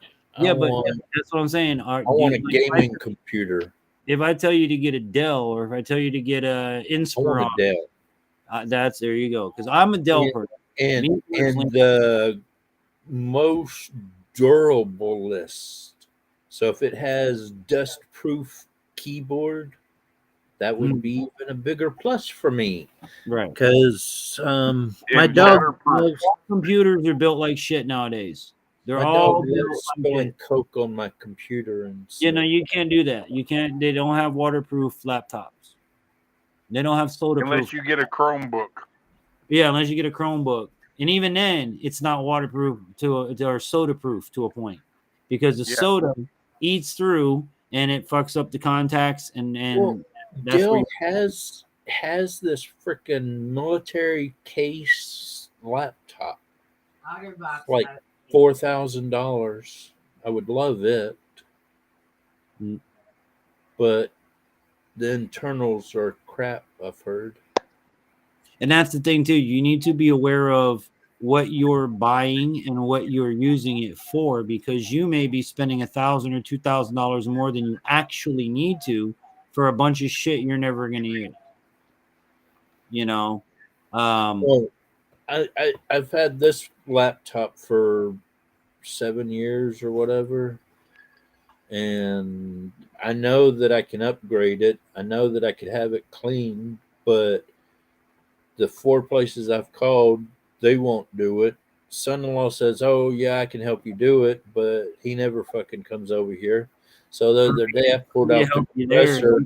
You would have to send it to me, and I could send it back when it was done. I unleashed the compressor on it the other day, and pieces of plastic came out of it. I love this. See, this is what I'm talking about. This is my crowd. All right. I can't imagine a new computer. I'm so pumped to have I'm so pumped to have gotten my mom's 10-plus-year-old laptop with a broken screen that I have to plug into another screen. Yeah. See, that's how we all are. Y'all are the TV on top of the TV people. Remember those days? The bottom TV broke, you put the new TV right on top of that son of a bitch and kept on going, right? That's my people. All right. Now I have told Coyote the laptop that he does have he doesn't need to replace it. He does need 100%. I need a new keyboard. He needs to replace a few things and upgrade it. Well, in his laptop that he has right now, it won't take Windows 11. But again, neither will mine. Neither will any of the 3 of mine. But I can still edit YouTube videos. I can still go online. You don't need Windows 11 right now. I don't care about Windows 11. I just wish it wouldn't take 10 minutes to open up the program. Well, that's all. Another 20 minutes to freaking move the file from the hard drive, the external hard drive. Yeah, you got to fix it. You got to working on it. And anything I want to do, it's taken 10 or 15 minutes for it to process. And I still have 2 VCRs on my TV stand. I even have a VCR to DVD converter machine in my bedroom. Yeah. I still have a TV that has a VCR and a DVD player in the TV. In the TV. Yeah, I remember those too. Can wait a minute? Wait, did I just hear you right? You have a VCR converter? Yes, I have a VHS to DVD converter, and I have the box that I could run. If I sent you like a shitload of freaking videos, you could put them on like a external hard drive or something, or CDD, or yeah. Oh. I think I have I mean, that's very, very time. You got to understand it's playing it in real time. It takes up a lot of time to do that. But I think I have a card that I can plug in and go from Because the I've got some old family videos that are on VHFC, Okay.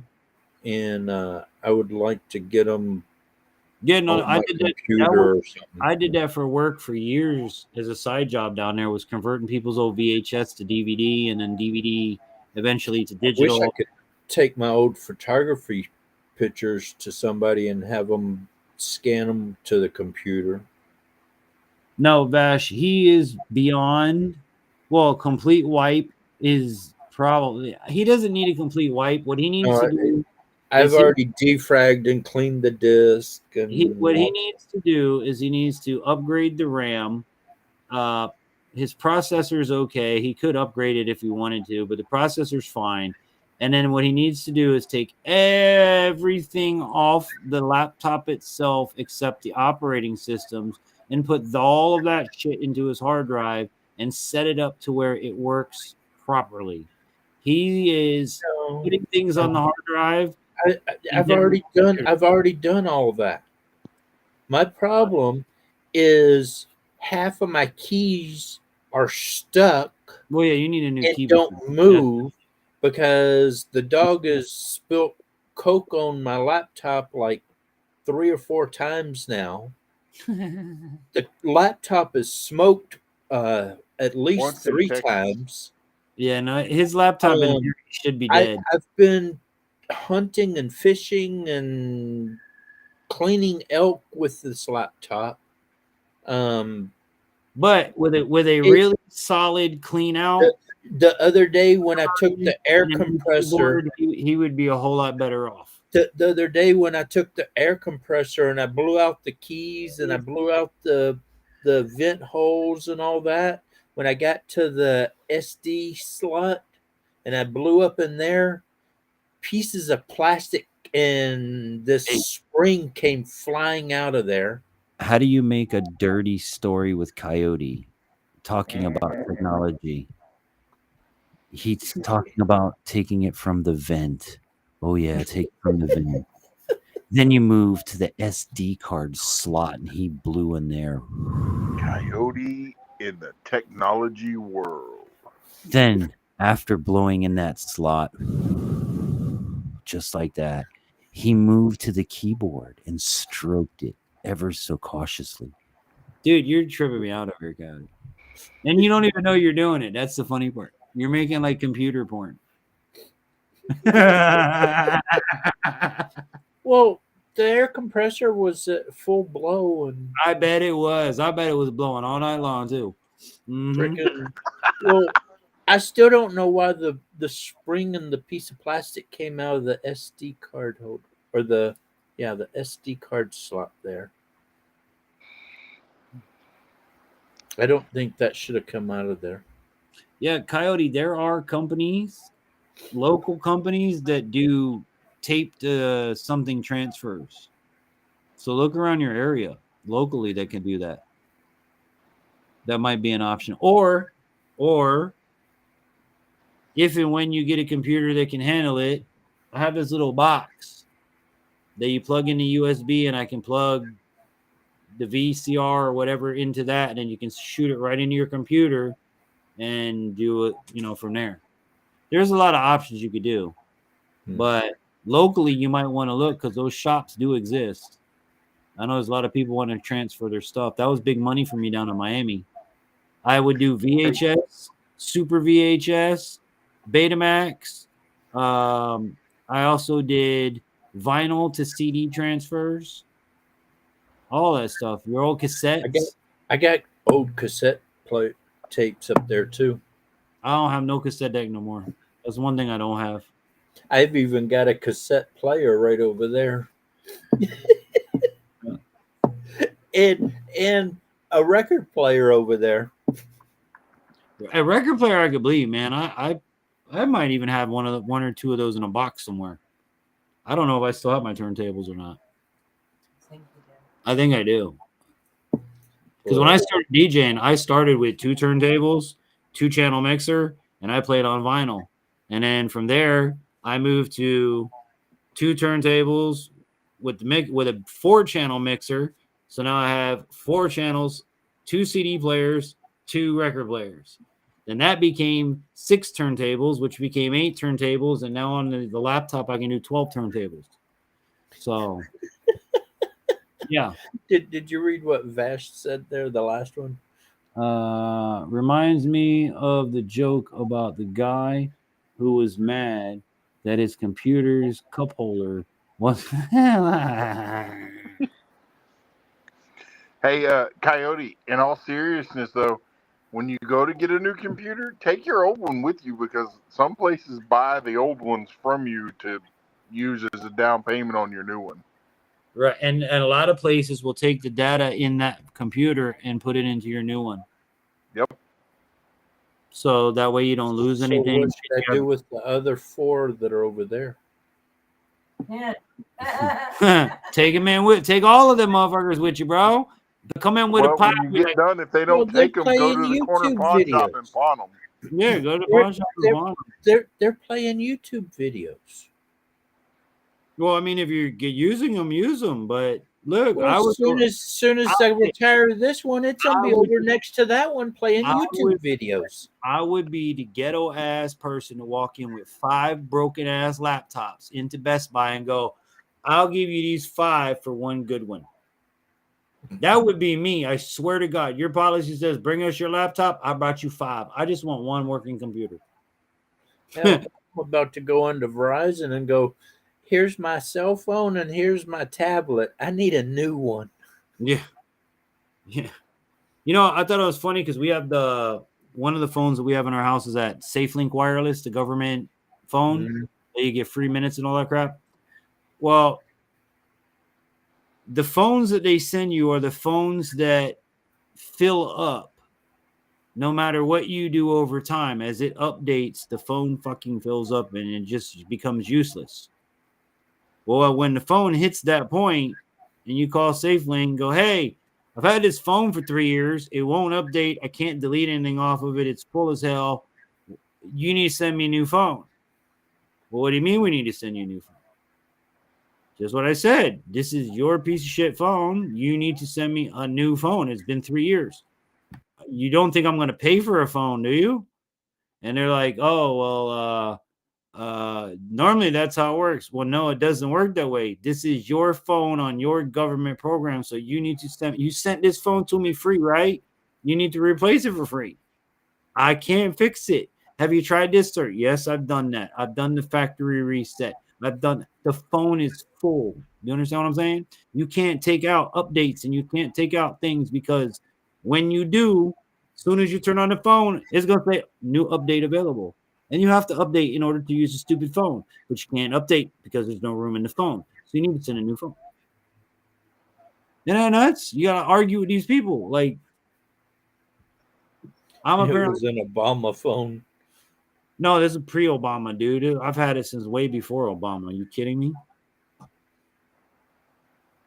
I've had free cell phone. I mean, we only use it for like it's the truck phone. If the truck would break down and the wife's by herself, there's a phone in the truck. But other than that, we don't use it for nothing. I make my 1 or 2 phone calls a month, just to keep the contract going, and that's about it. And I call myself just to make a phone call or check the voicemail.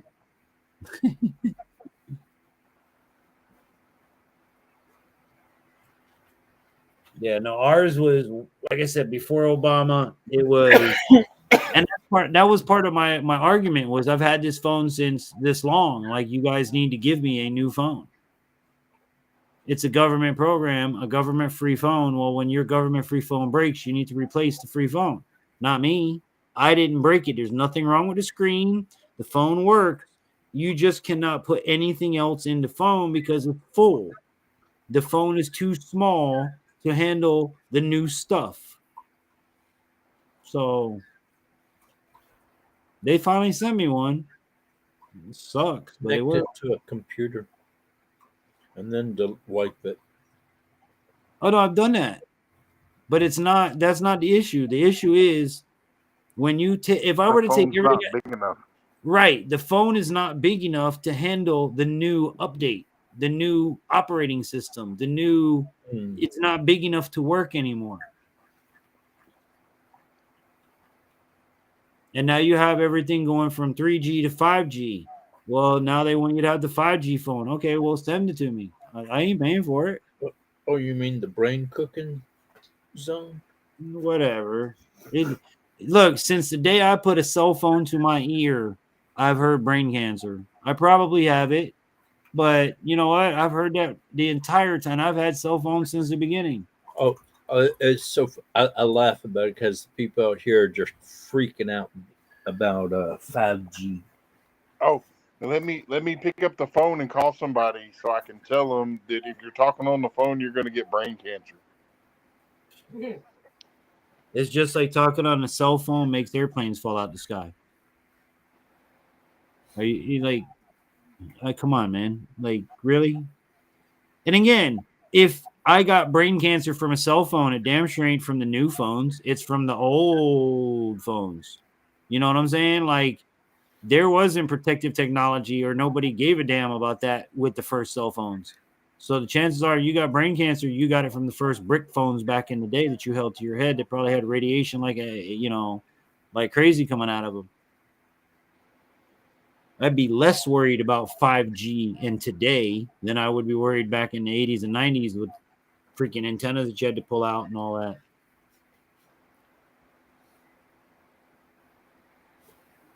Kids today have no idea, man. Cell phones used to be two pieces, a big giant battery and then the phone. And it went over your shoulder and it looked like a giant briefcase. And that was the first cell phones. And y'all remember you remember car phones? Yeah. You remember that? Where it actually the center console, you had a freaking like a house phone. Yep. In your car. Kids today have no idea, man. If it's a Samsung, there's another hard reset by holding volume up and power. It will give you a command list after resets. It's not a Samsung. It's a piece of crap track phone. I don't know what it is. It's a burner phone, basically. And the phone we had before this one was the old one. It wasn't a touch screen. It's still, you had the buttons. And if you wanted to text, you had to triple tap. Phone? No, it wasn't a flip phone. It was a little small, little tiny phone that it was just the keypad and the earpiece, and that was it. Like you a wanted Nokia? No, I'm talking about like the little tiny phone we had before this one from Track Phone. It was like Nokia's had it was like a little. It was like a little Nokia, and all it was the phone with no screen at all. It was a answer, a hang up button, and then your numbers. If you had to text somebody, you had to go 2, 3, 1, 4. Like you had to push the button 3 times to make it go H. You had to push it 2 times to make it go E. It was ridiculous, bro. So when I called them, they're like, "Oh, new things are available." Not on this phone, they ain't. You need to send me a new phone. And that's how I got into the last new phone. But it's a scam. The kids nowadays have got it easy. Remember the old rotary phones? Oh God, yeah.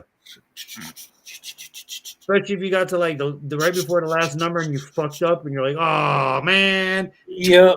Then when you hang it up now, you had to hang up and wait and count 5 seconds. You couldn't just hang up the phone and pick it up like you can today. No.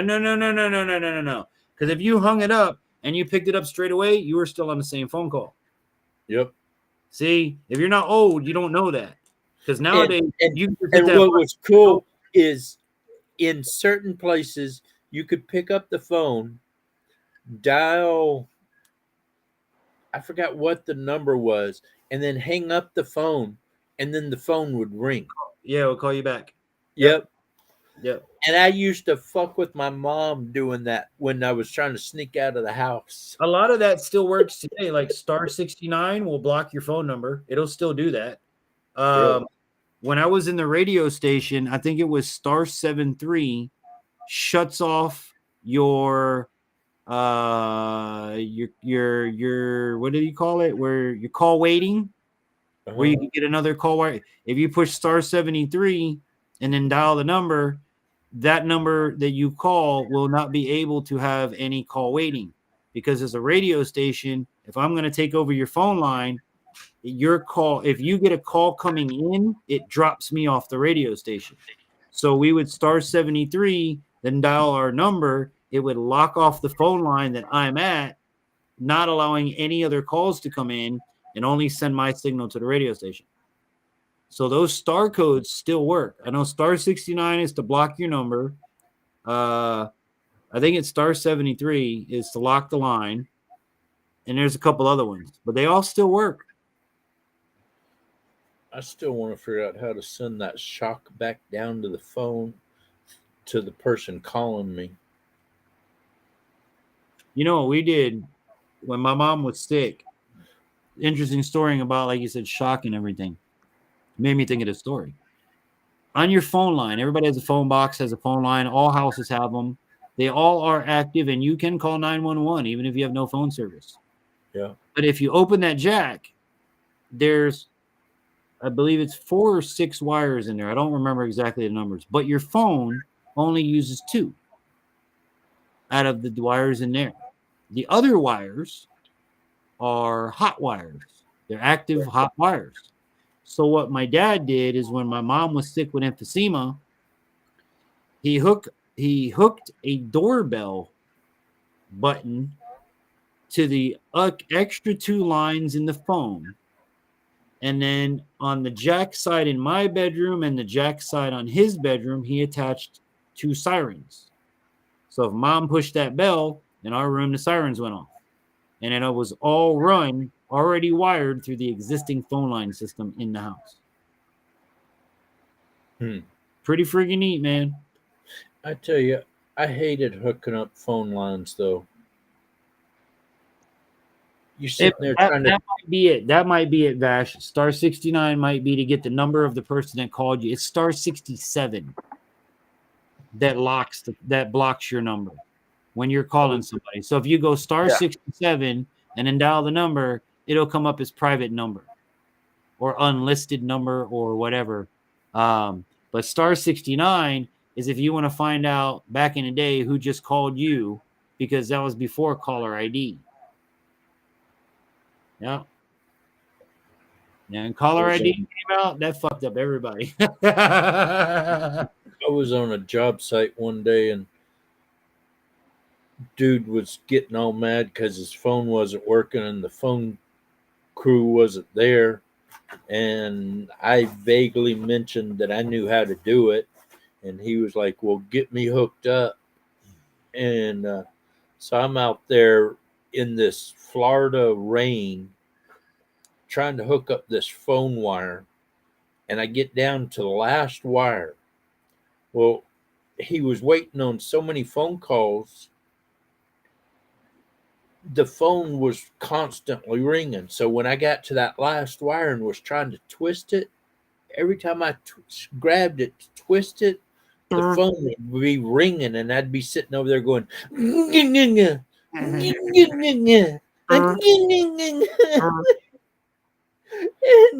the guy that was watching me, he was like, are you all right? I'm like, somebody's calling him. Somebody tell him to quit calling. He's like, well, quit twisting it. I'm like, well, I got to get it done. It just kept shocking the hell out of me. I walked in there and I looked like I'd been run through the freaking wash machine a couple of times.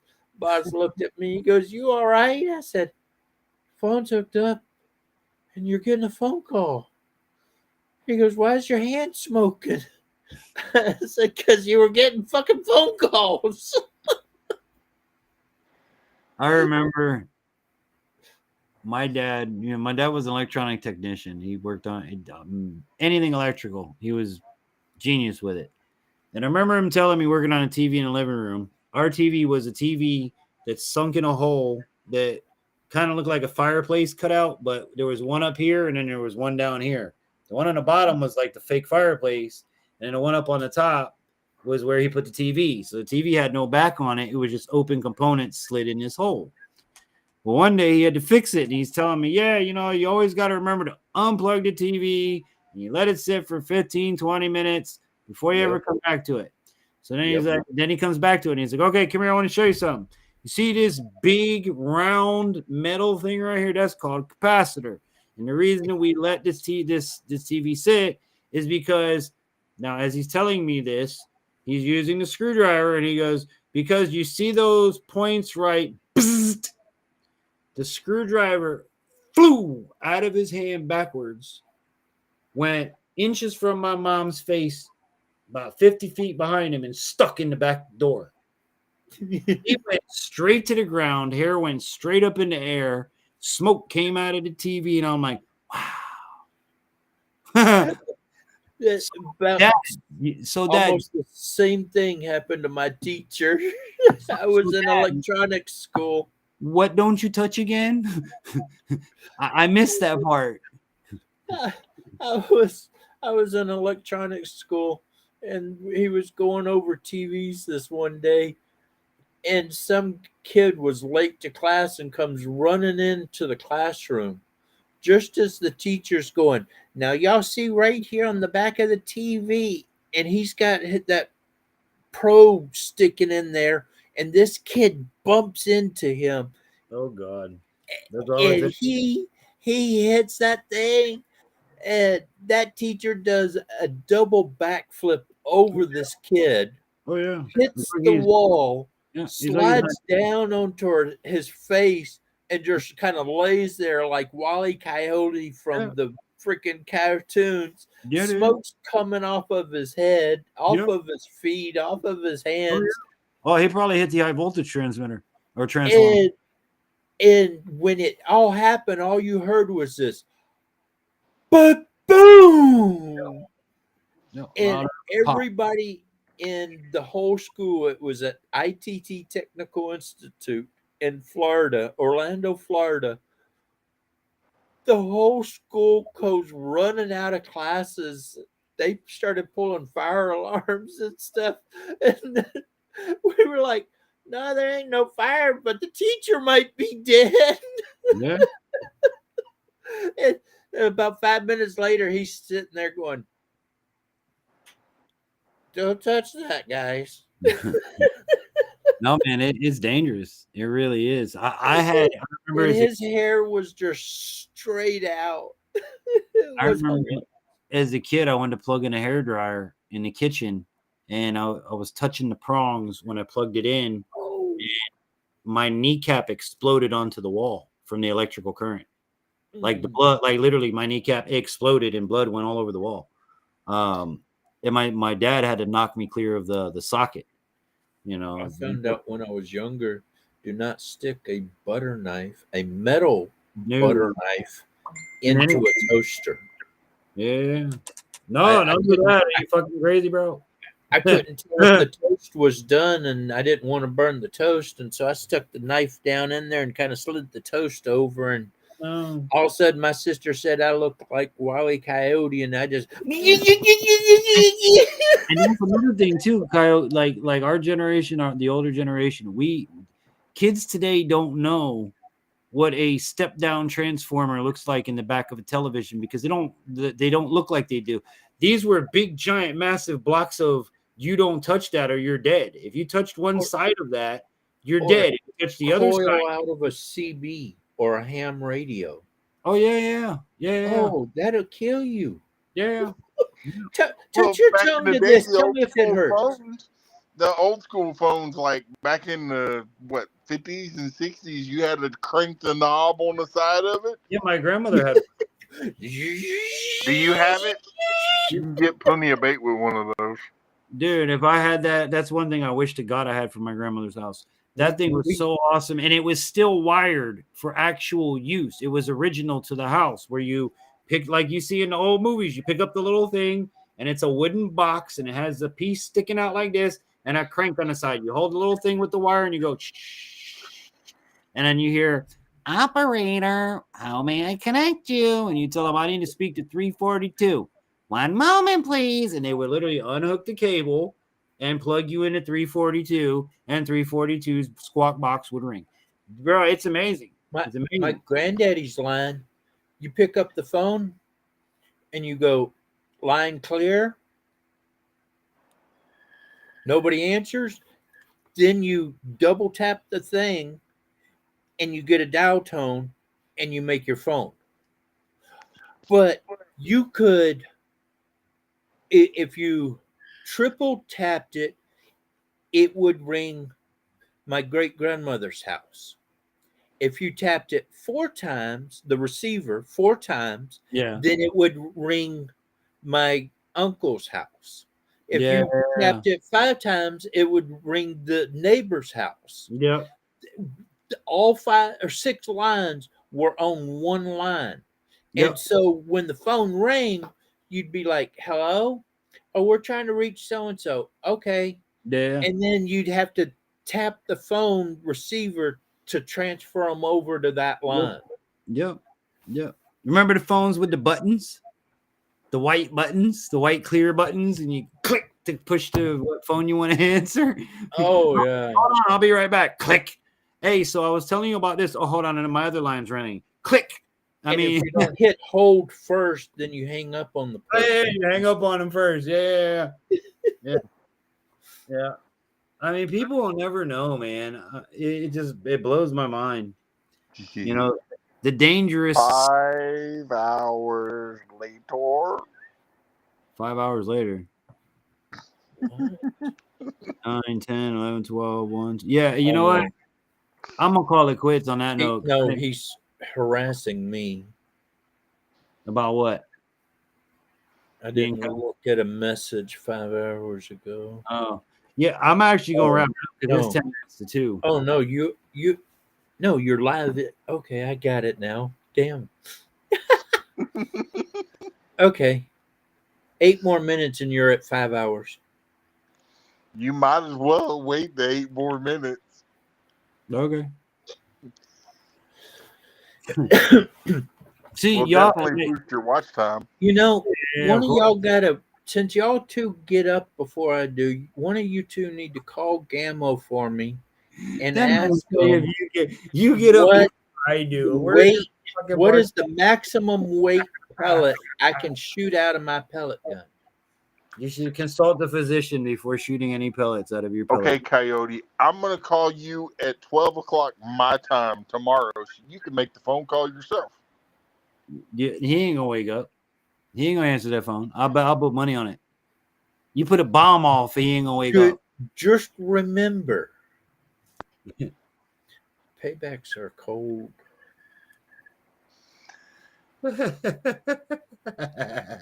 Coyote? Brother, bring it on.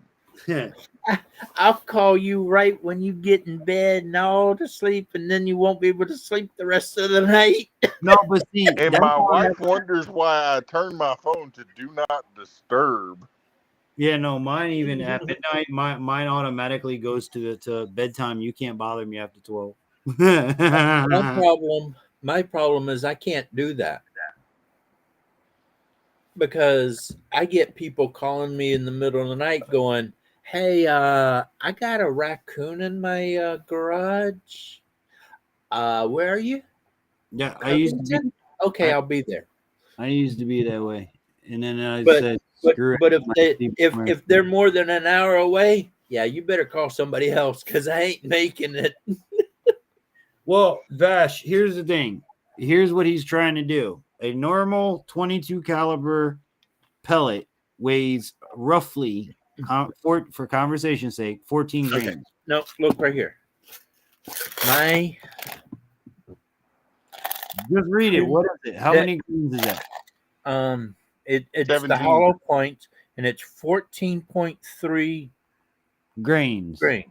Okay. He wants to shoot a 40 grain projectile out of a rifle meant for a 14 grain ammo. Well, it does not say anywhere in Gammo but that you can only because.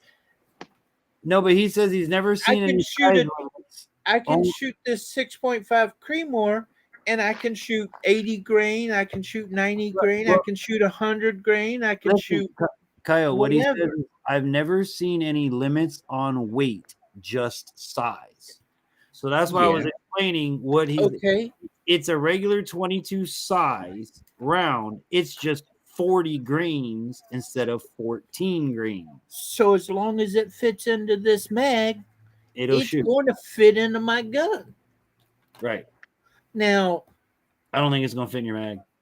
40 grains, I bet it's going to be longer than your mag. Maybe out of a single shot, you could do it, but I don't think mag fed. I think it's going to be longer. What do you think, Matt? 40 grain pellet. Yeah, I don't. You know, you got to see what your gun will shoot. But if you look on the side of your gun, it will tell you on the side of your gun. it doesn't say max weight.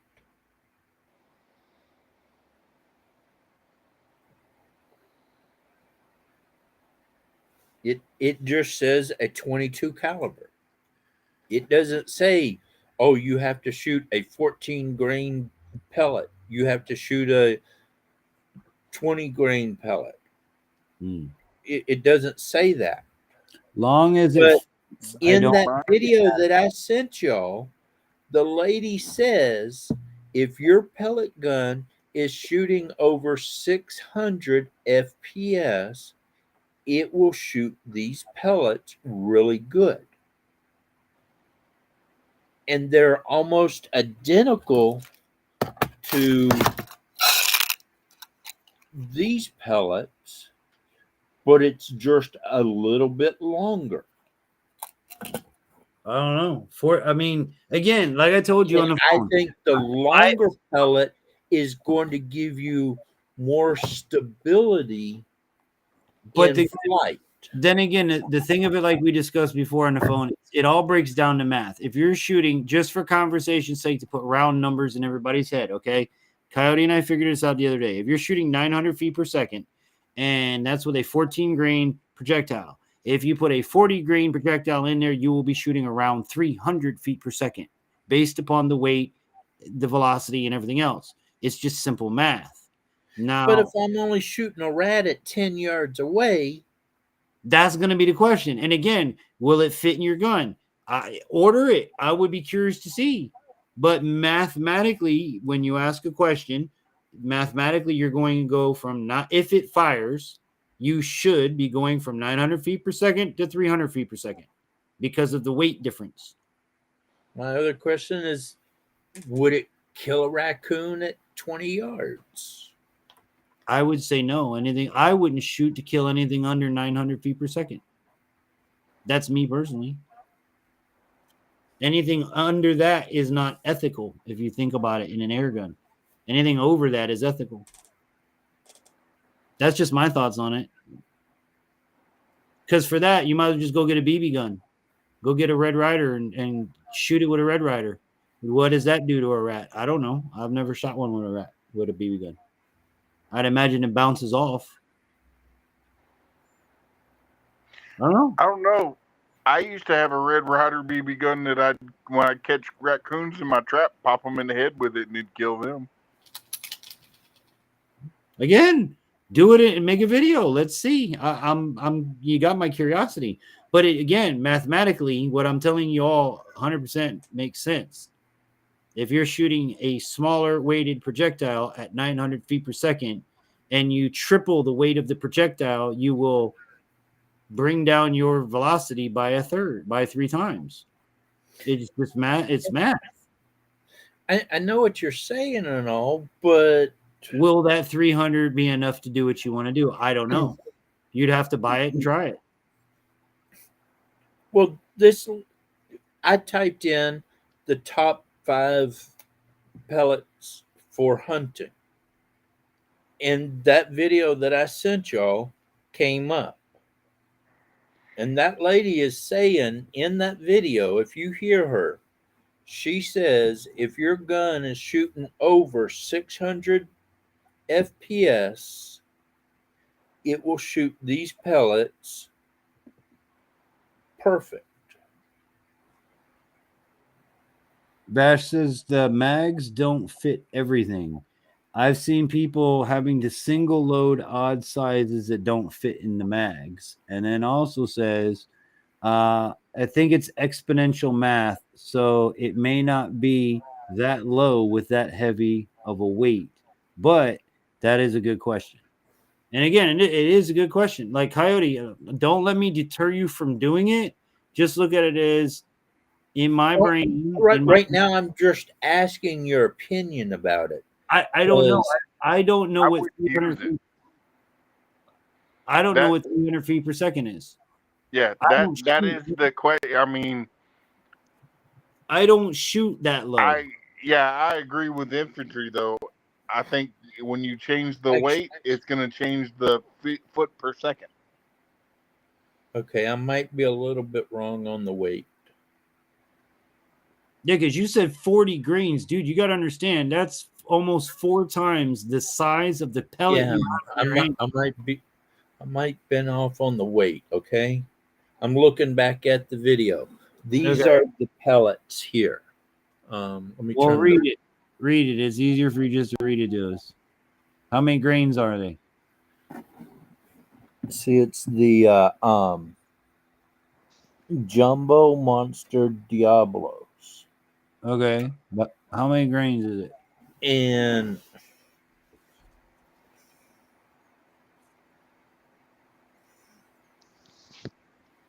Because I could see a 20 grain 20 caliber. 25.39 grain.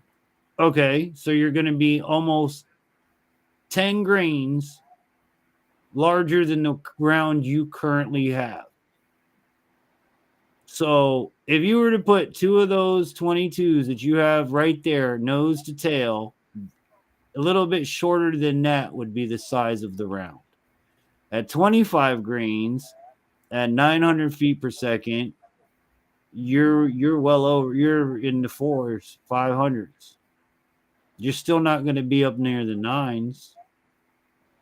Yeah, but it's better than 300 per second. The mass between 14 grains and 25 grains, is that going to be enough to kill those rats better? It depends on the effort coming out of the gun.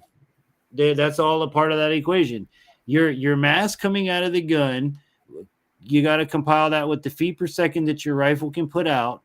That's going to, the mass is the difference between 14.3 grains and 25.3 grains. Okay, Vash says you got a lot more mass coming out of the bigger one. Vash So says, I mean, when it hits, it's gonna be like freaking. They're 25.39 grains. Vash says this. I think that she means if the gun is capable of shooting 600 feet with a standard, it will shoot fine. But I don't think it would be a quarter of the speed at 4 times the weight. Firearms don't work like that. But again, this isn't a firearm. This is an air rifle. That's another thing you guys have to remember that we're in this conversation is that an air rifle does not perform in any way, shape, or form like a firearm.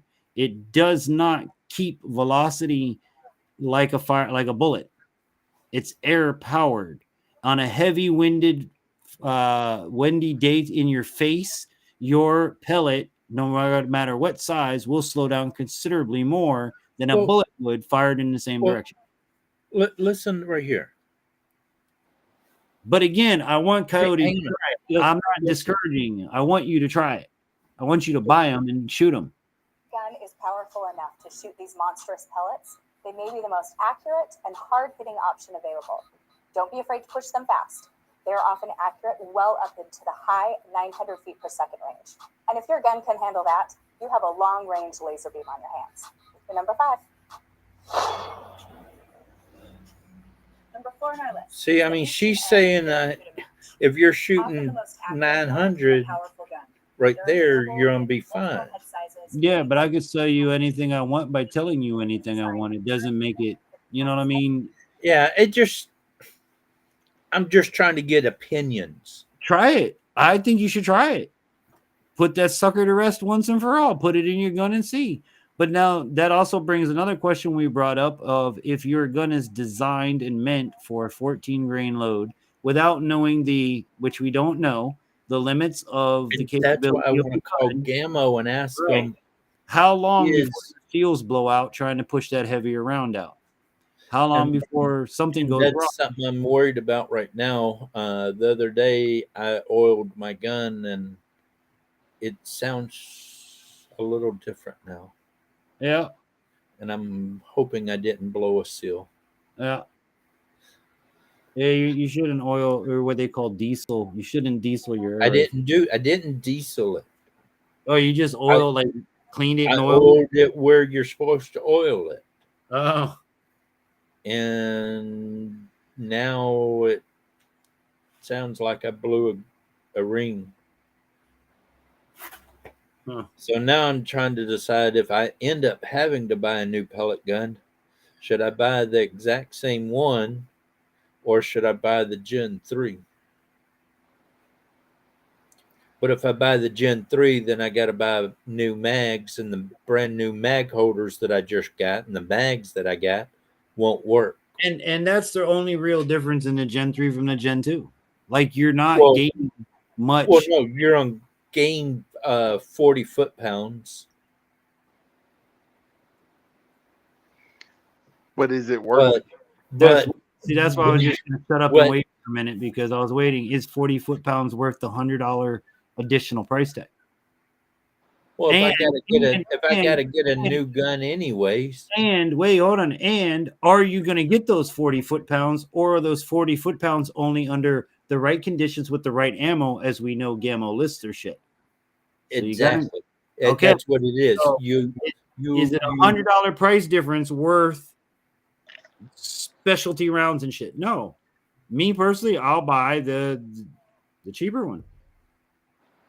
You're not gaining anything. You've already got the setup. This is my honest opinion, but I would go with the one that you have that you already set up for. You're Buy not a PCP air gun.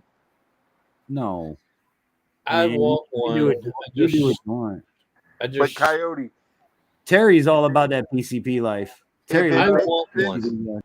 I'm gonna want- break it down for you, Coyote. This I want one. hopefully will make sense for you. Would you rather spend $100 on something that you're not sure is going to do what you want it to do, or buy the exact same one that you already know what it's capable of? Yeah, if it ain't broke, don't fix it.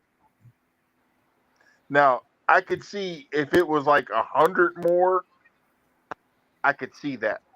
But Yep. for 40, But Yeah, it you were says gonna mine get- right if you were now gonna is get- 960 FPS.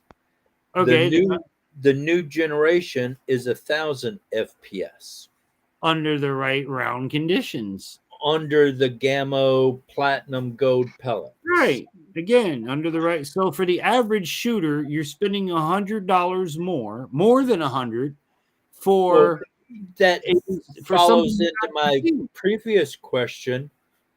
If I get those bigger pellets, will that Gen 3, that 1,000 FPS, It push won't make those pellets even better? No, I don't think so. I don't think you're going to see that kind of result for that kind of money. Because no matter which way it goes, the gun is 40 psi more. The question is, will that 40 psi help that heavier pellet fly better? well, yeah, it will, but you're still not going to get, if you put that heavier pellet, you're not going to get the full potential of the gun. That, yeah, Well, or that pellet. Well, it's gonna be the difference between being hit by me or being hit by Matt. That's what a bigger pellet to a smaller pellet. It's not even if you shoot the pellet at the same speed. But that's it's- not going to happen. It's the weight. Well, you're not shooting it at the same speed. You're throwing a bigger rock. you're not, but you are. you're putting the same pressure behind it, so But- it has the same pressure, but when it hits, it's going to have the heavier pellet is going to have more mass in the ass to I don't hit. think so. I don't think so. I think it's gonna go the other It way. is because it's heavier. No, but it has because it's heavier. It's it the takes different. more. It's the same as if Matt hits you or if I hit you. Matt's Right. bigger and heavier than you. He can hit you and then here's knock where you the off your difference ass. is. I'm gonna tickle you.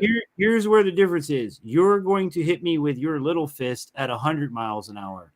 Matt is going to throw his big ass fist that can only go 20 miles an hour because it's big. But he has all that mass in him, and it's going to transfer. It's not going to do this. I don't think it. I think in this science experiment, I'm going to be the devil's advocate. I'm going to say if you put that heavy round in there, you're going to lose what you think you're gaining. That's my guesstimate on it. I want you to do this video and see because I'm curious. Normally when you're shooting rifle rounds or pistol rounds, the heavier round has the heavier mass. But you don't have gunpowder behind it. I realize that. It think of it like a slingshot. Perfect way to look at it. You have a wrist rocket. Everybody's shot a slingshot. If you shoot a little tiny BB, that some bitch goes fast, far, and it goes through things. If you put a big ass rock in there, but it doesn't do any damage. Exactly. And so I'm thinking, also, but if I shoot that big rock, it's gonna take the freaking head off the bird. Where the little bitty pellet is gonna put a little bitty hole in the bird and go boop boop boop boop boop. You've already, but if I take that big rock and I knock that bird in the head and that bird flips 10 times and goes, God damn, semi hit me. You've already sold that bird yourself. Ain't flying away. You've already sold yourself it's gonna work. I want you to get the rounds. I want you to do a test. Because I'm thinking the other way, like a slingshot. You put a big rock in a slingshot, it ain't gonna do much. You put a little tiny thing in there, it's gonna do. I get what you're saying, but I do more damage with a big rock than a little rock. I'd rather shoot a big rock than a little rock because I do more damage with it. It's more mass in the ass, and it goes boom. That's why I'm saying it's like shooting a 22 against a 45. That's exactly what I was gonna say. He's the old school 45 thinker. That's I where don't like 45. Coyote. I hate 45s. Coyote, can I put one note in there? Because I do agree with infantry. I think you've sold yourself on it. But also remember, you're changing the weight. It's also going to change your sights. You're going to have to compensate for that. Yep. Oh yeah, I know that. Yep. And I mean, my arc is gonna be bigger and all, but it's you're gonna be the lobbing. other day when I was at the when I was at the chicken farm the other day, I realized I was sitting there practicing my shots at 20 yards, but when I got to the chicken house, most of my shots were 5-10 yards. And Vash has it right here. There has to be a limit of the gain/loss benefit for weight. I'm guessing that that's what I'm trying to figure out. They stick, but he says that I'm guessing that there's a reason that they stick around 14 to 20 grains. And that's what I'm trying to figure out. Is my Gamma Fusion going to shoot heavier pellets? Yes, it will. Because every gun, if you go and buy this exact same gun right here, you're going to put certain bullets in it and they're going to shoot great. But you're going to put certain bullets in it and they're not going to shoot good. Every gun likes certain bullets. Again, and so we could have the identical guns. We could have the identical guns, but your gun likes Remington bullets and mine likes Winchesters.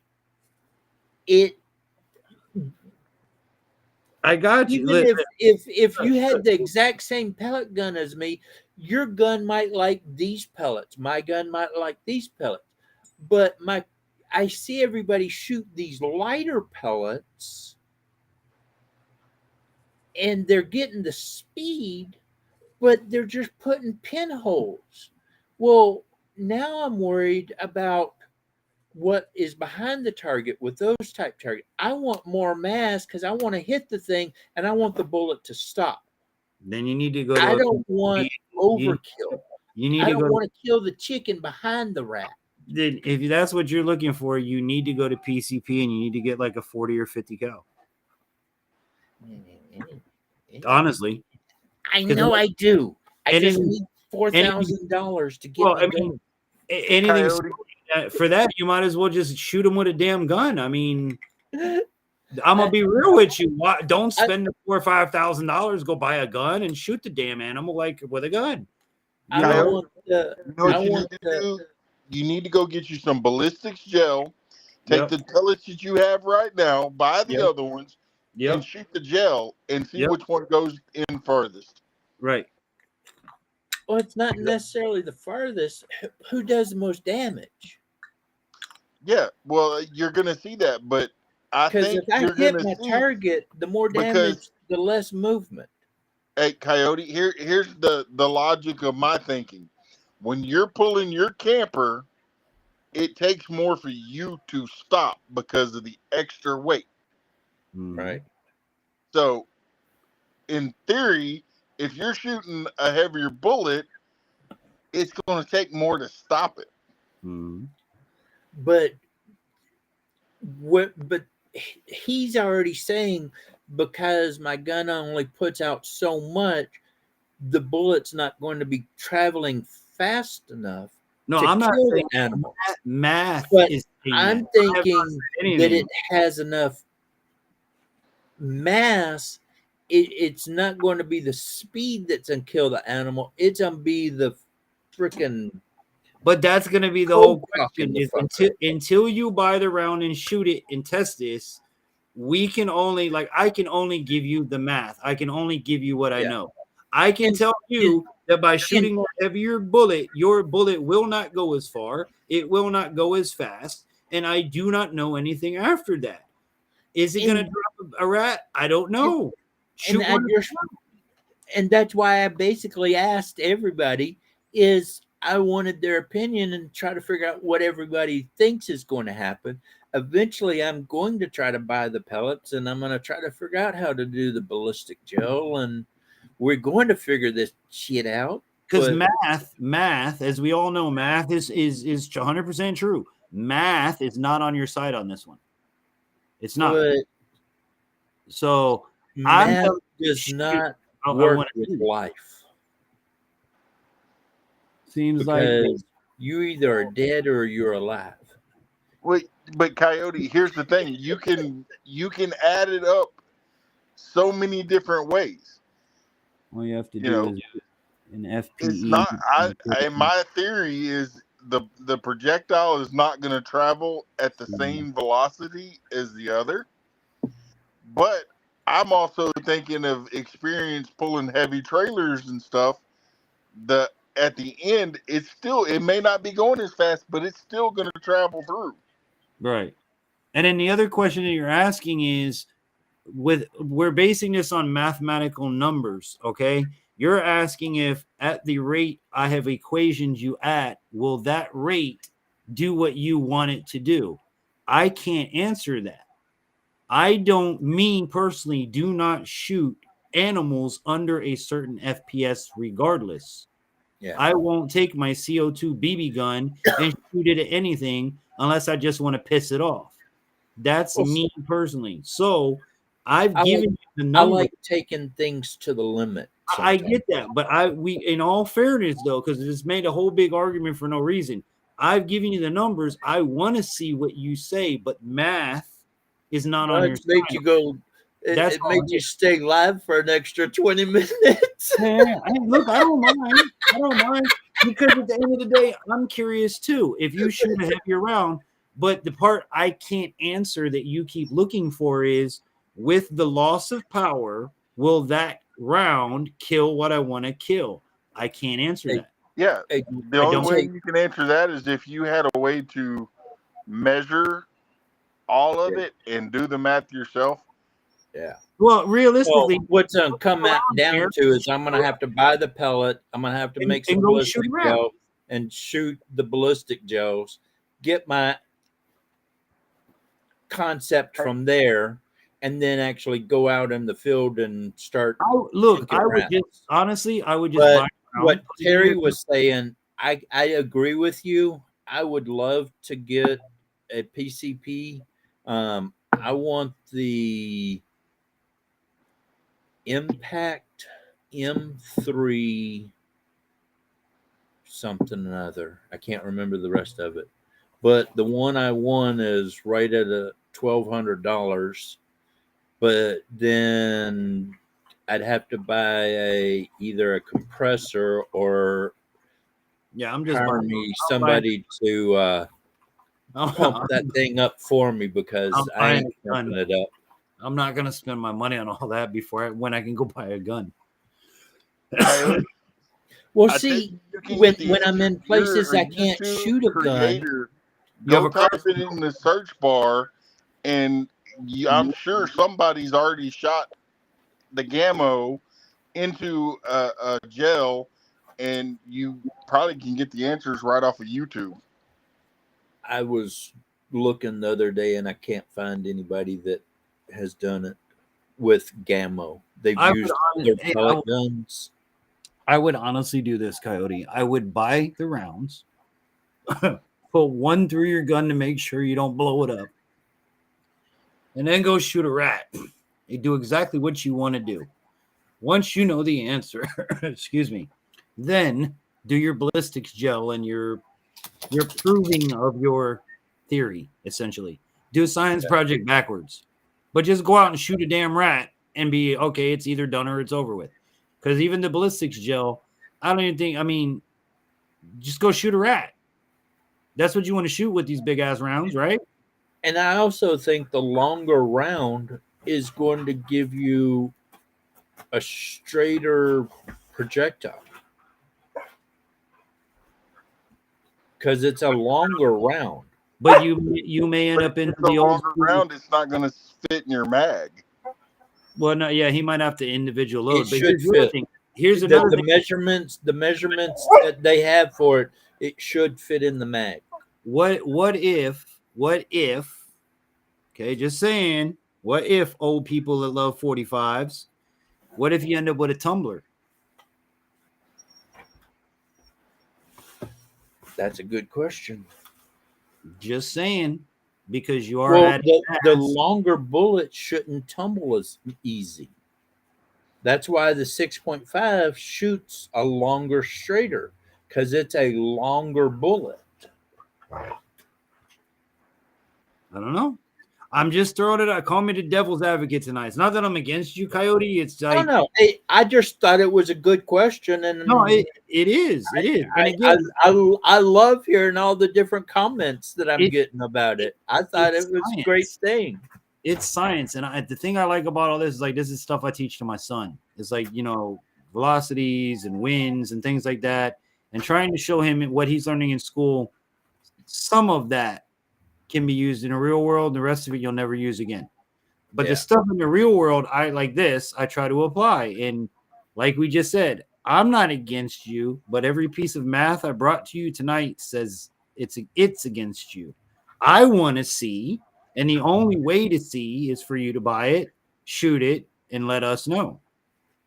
Yeah. Because the one question none of us can tell you is, I'm not going to tell you that a gun that fires less than 900 feet per second will kill anything. My biggest concern though right now is, can my gun shoot a heavier pellet like that? I'm sure it could. Is it good for your gun? Probably not. I don't know if nowhere that I've seen in Gammo's paper notes or whatever, it doesn't say anything about the weight of the pellet. I know she is. No, don't get mine barking. Tell her stop. No. I'd love to sit up here and argue with you some more. Yeah, I gotta go. It's 2:30 in the morning. I love you guys, but seriously, I gotta go. Terry says I shoot over a crawny to get it. That's awesome. And look, Terry is Dude, all I wish I could get one. PCP life. Terry is all about that PCP life. Yeah, I wish Terry lived closer so I could pick if you his like brain it, more. I'm never gonna knock you for liking it, but all I'm gonna say to you is, at the price of those things, I'll buy a real gun. Oh, what? But also, I'll buy a real. if you're in an area out here, there's a lot more areas you can't shoot a gun. Yeah, but you got a crossbow. So what excuse do you have to give me now? Can't shoot a crossbow. Why not? You didn't say that. You said you can't shoot a gun. You said a gun. But you can shoot a pellet rifle. See how I'm fucking with you So- over there, Washington? You see how I'm messing with you? I'm doing it on purpose. I know. It's just Shoot the a gun. leftist state of Washington. They're, I don't know, they're baka in the head. I'm sorry, stupid in the head. Japanese coming out of there. Coyote, Terry says, or Vash says, Coyote, I believe it will shoot fine. You get the FPS measure and I'll tell you the FPE. What's your FPS on your Gammo? What is your average? Not the, don't give me the stupid special pellet, like 920. On the box, it says 960. Okay, so yeah, figure around 900. So he's got around 900 actual FPS, just like I do. And then you can give us the EPE or the FPE. And for a 4-digit price tag, it better be a real. See, and that's the other part. Isn't just the 4-digit price tag, Vash, that kills me. Is that then you got to buy the $350 air pump to go with it, or you're going to be pumping for a freaking day and a half to go out. You either buy a $100 bicycle pump that takes you 150 pumps in 2 hours to do, or you buy a compressor that. And I'm a person. I love my air gun, but dude, look, for the price tag and for that, I'm not buying one of those guns. I will buy a real. If you want to preach up to me like Coyote, hey, I can't use it, but an air gun in certain areas. Well, fine. I'm gonna go get my brake barrels that I don't need an air compressor for. And right now, that's what I'm doing. Yeah, and nothing wrong. When I become a more famous YouTuber and trapper type dude out here, and I'm making buku monies, and then I'm gonna call FX and say, "Hey, send me that M3."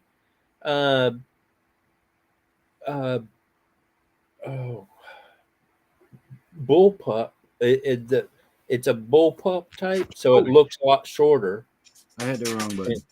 Yeah, I want one, but I just got to wait until I get money for it. I got to get computers first. Yeah, but that's the thing. Listen, I went to the tax lady, right? Went to the tax lady with my very first YouTube paper, whatever the hell you want to call it, tax paper. Okay, my royalties. Y'all ready for how rich your boy was in 2022 thanks to YouTube? $108.27.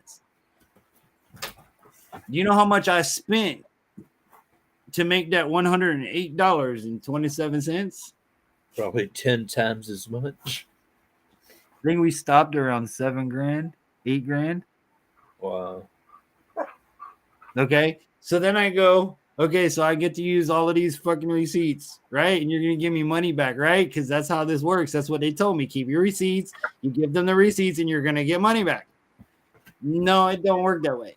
When you're like me, and you're already receiving all of the deductions, and you're getting back to the maximum, there is no more money to give you. So I was like, but wait a minute. How is that right? Did it cost me $7,000 to make $100? And she says that's how it works. I'm like, oh man. See, I always have them take out as much as possible. That way, at the end of the year, I get a bigger check back. Right, and we do the same thing. But what she's saying is, what's bad is both of our kids are off for our taxes now. Right. And this year, we only got $100 back on taxes. I'm like, oh shit. Yeah, YouTube tax paper. They send you a It 1099. wasn't even just my wife working and my disability. Only got $100 in tax back this year. Yeah, we went. See, the way that it works for us is because I get disability. None of my income or my kids' income even counts because it's government payable. So the only income that there is my wife's. Then we get the tax credit for both of the kids because I'm handicapped. Then we get the blind credit because obviously I'm blind. So by the time we're done, what she was saying to me was, you're already getting all the money that can be gotten back. Like there's no more money to give you, because the right way to do it, like she was telling me, she says, no, we could do it. We could take all your receipts and say this much is gas, and you're, because I have this home studio, which is a 10 by 12 room, I'm allowed to account for a third of my rent. I'm allowed to account for a third of my electric, my internet, whatever is to be used for the business. And it all adds up. However, if you're already getting back all you can get back, none of that matters. Yep. So it's like, all right. So at the end of the day, whatever I spend on YouTube at this point is just gone. Like there's no recovery for it. There's no taxing it. There's no, it is what it is. But yeah, to answer your question, Vass, yes, YouTube tax paper. They send, I think it's a 1099. You don't get paid, you get royalties, is what it's called. Is what you file that. So it's not actually payroll, it's royalties. And then you use your receipts and everything against the royalties, what you use to make the royalties. But yep, little interesting fact. And not to mention all of this stuff is in the wife's name. If you're a disabled person and you want to venture into a business, don't put it in your name. Just saying. Yeah. Put it in your wife's name. Try being a veteran. Same thing for you. Put it in your wife's name. Because your wife's income does not affect you, the veteran, just like it doesn't affect me, the handicapped person. Amber can make $1 million. I would still get my disability check. Yep. It's my income and me that affect it. But with that said, Kyle, I'm gonna go. 2:30 in the morning. I'm calling it quits. Yeah, my dogs are getting a little crazy over here. My young pup girl dog is starting to get that time of the month, and she's getting a little restless. And my other dog's like, I can't do that anymore. Yeah, and if your dog barks right now and makes my dog bark, I'm gonna be pissed. It's 2:30 in the morning. Yeah, and they're trying to I'm trying to keep them from barking over here. So, but with that, God bless everybody, and never give up. We'll catch y'all next time. All right, brother. Have a good night. Thanks for everything. See ya. Guys, make sure you check out Coyote and Big Matt. Thank you, everybody, for being here tonight. Thank you for helping. Remember, if you could share it out, if you could help out, the link is there. It will be here. It's in the description box. We'll be bringing this up again next week and just keep seeing what we can generate. If you did donate during the broadcast, thank you very much. We really do appreciate you. We do love the community that we put together here in YouTube, and we are very thankful for all of you. So with that said, gang, I love you all. I appreciate you so much. I hope that you have an amazing day wherever you are around the world. Have a great weekend. And as always, I hope that this and all of my adventures inspires you to get outdoors. So until we meet again on a live stream or somewhere in between, I'm the Infantry saying have an amazing day, everybody. See you next time.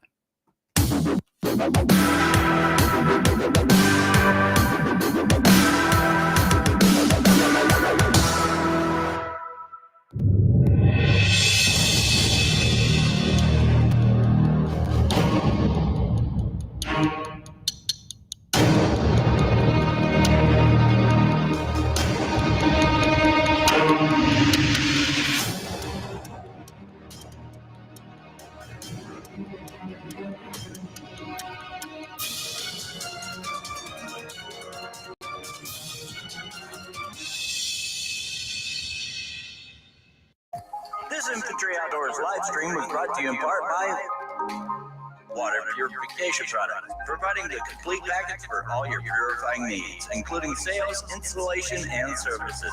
They're fully licensed and insured.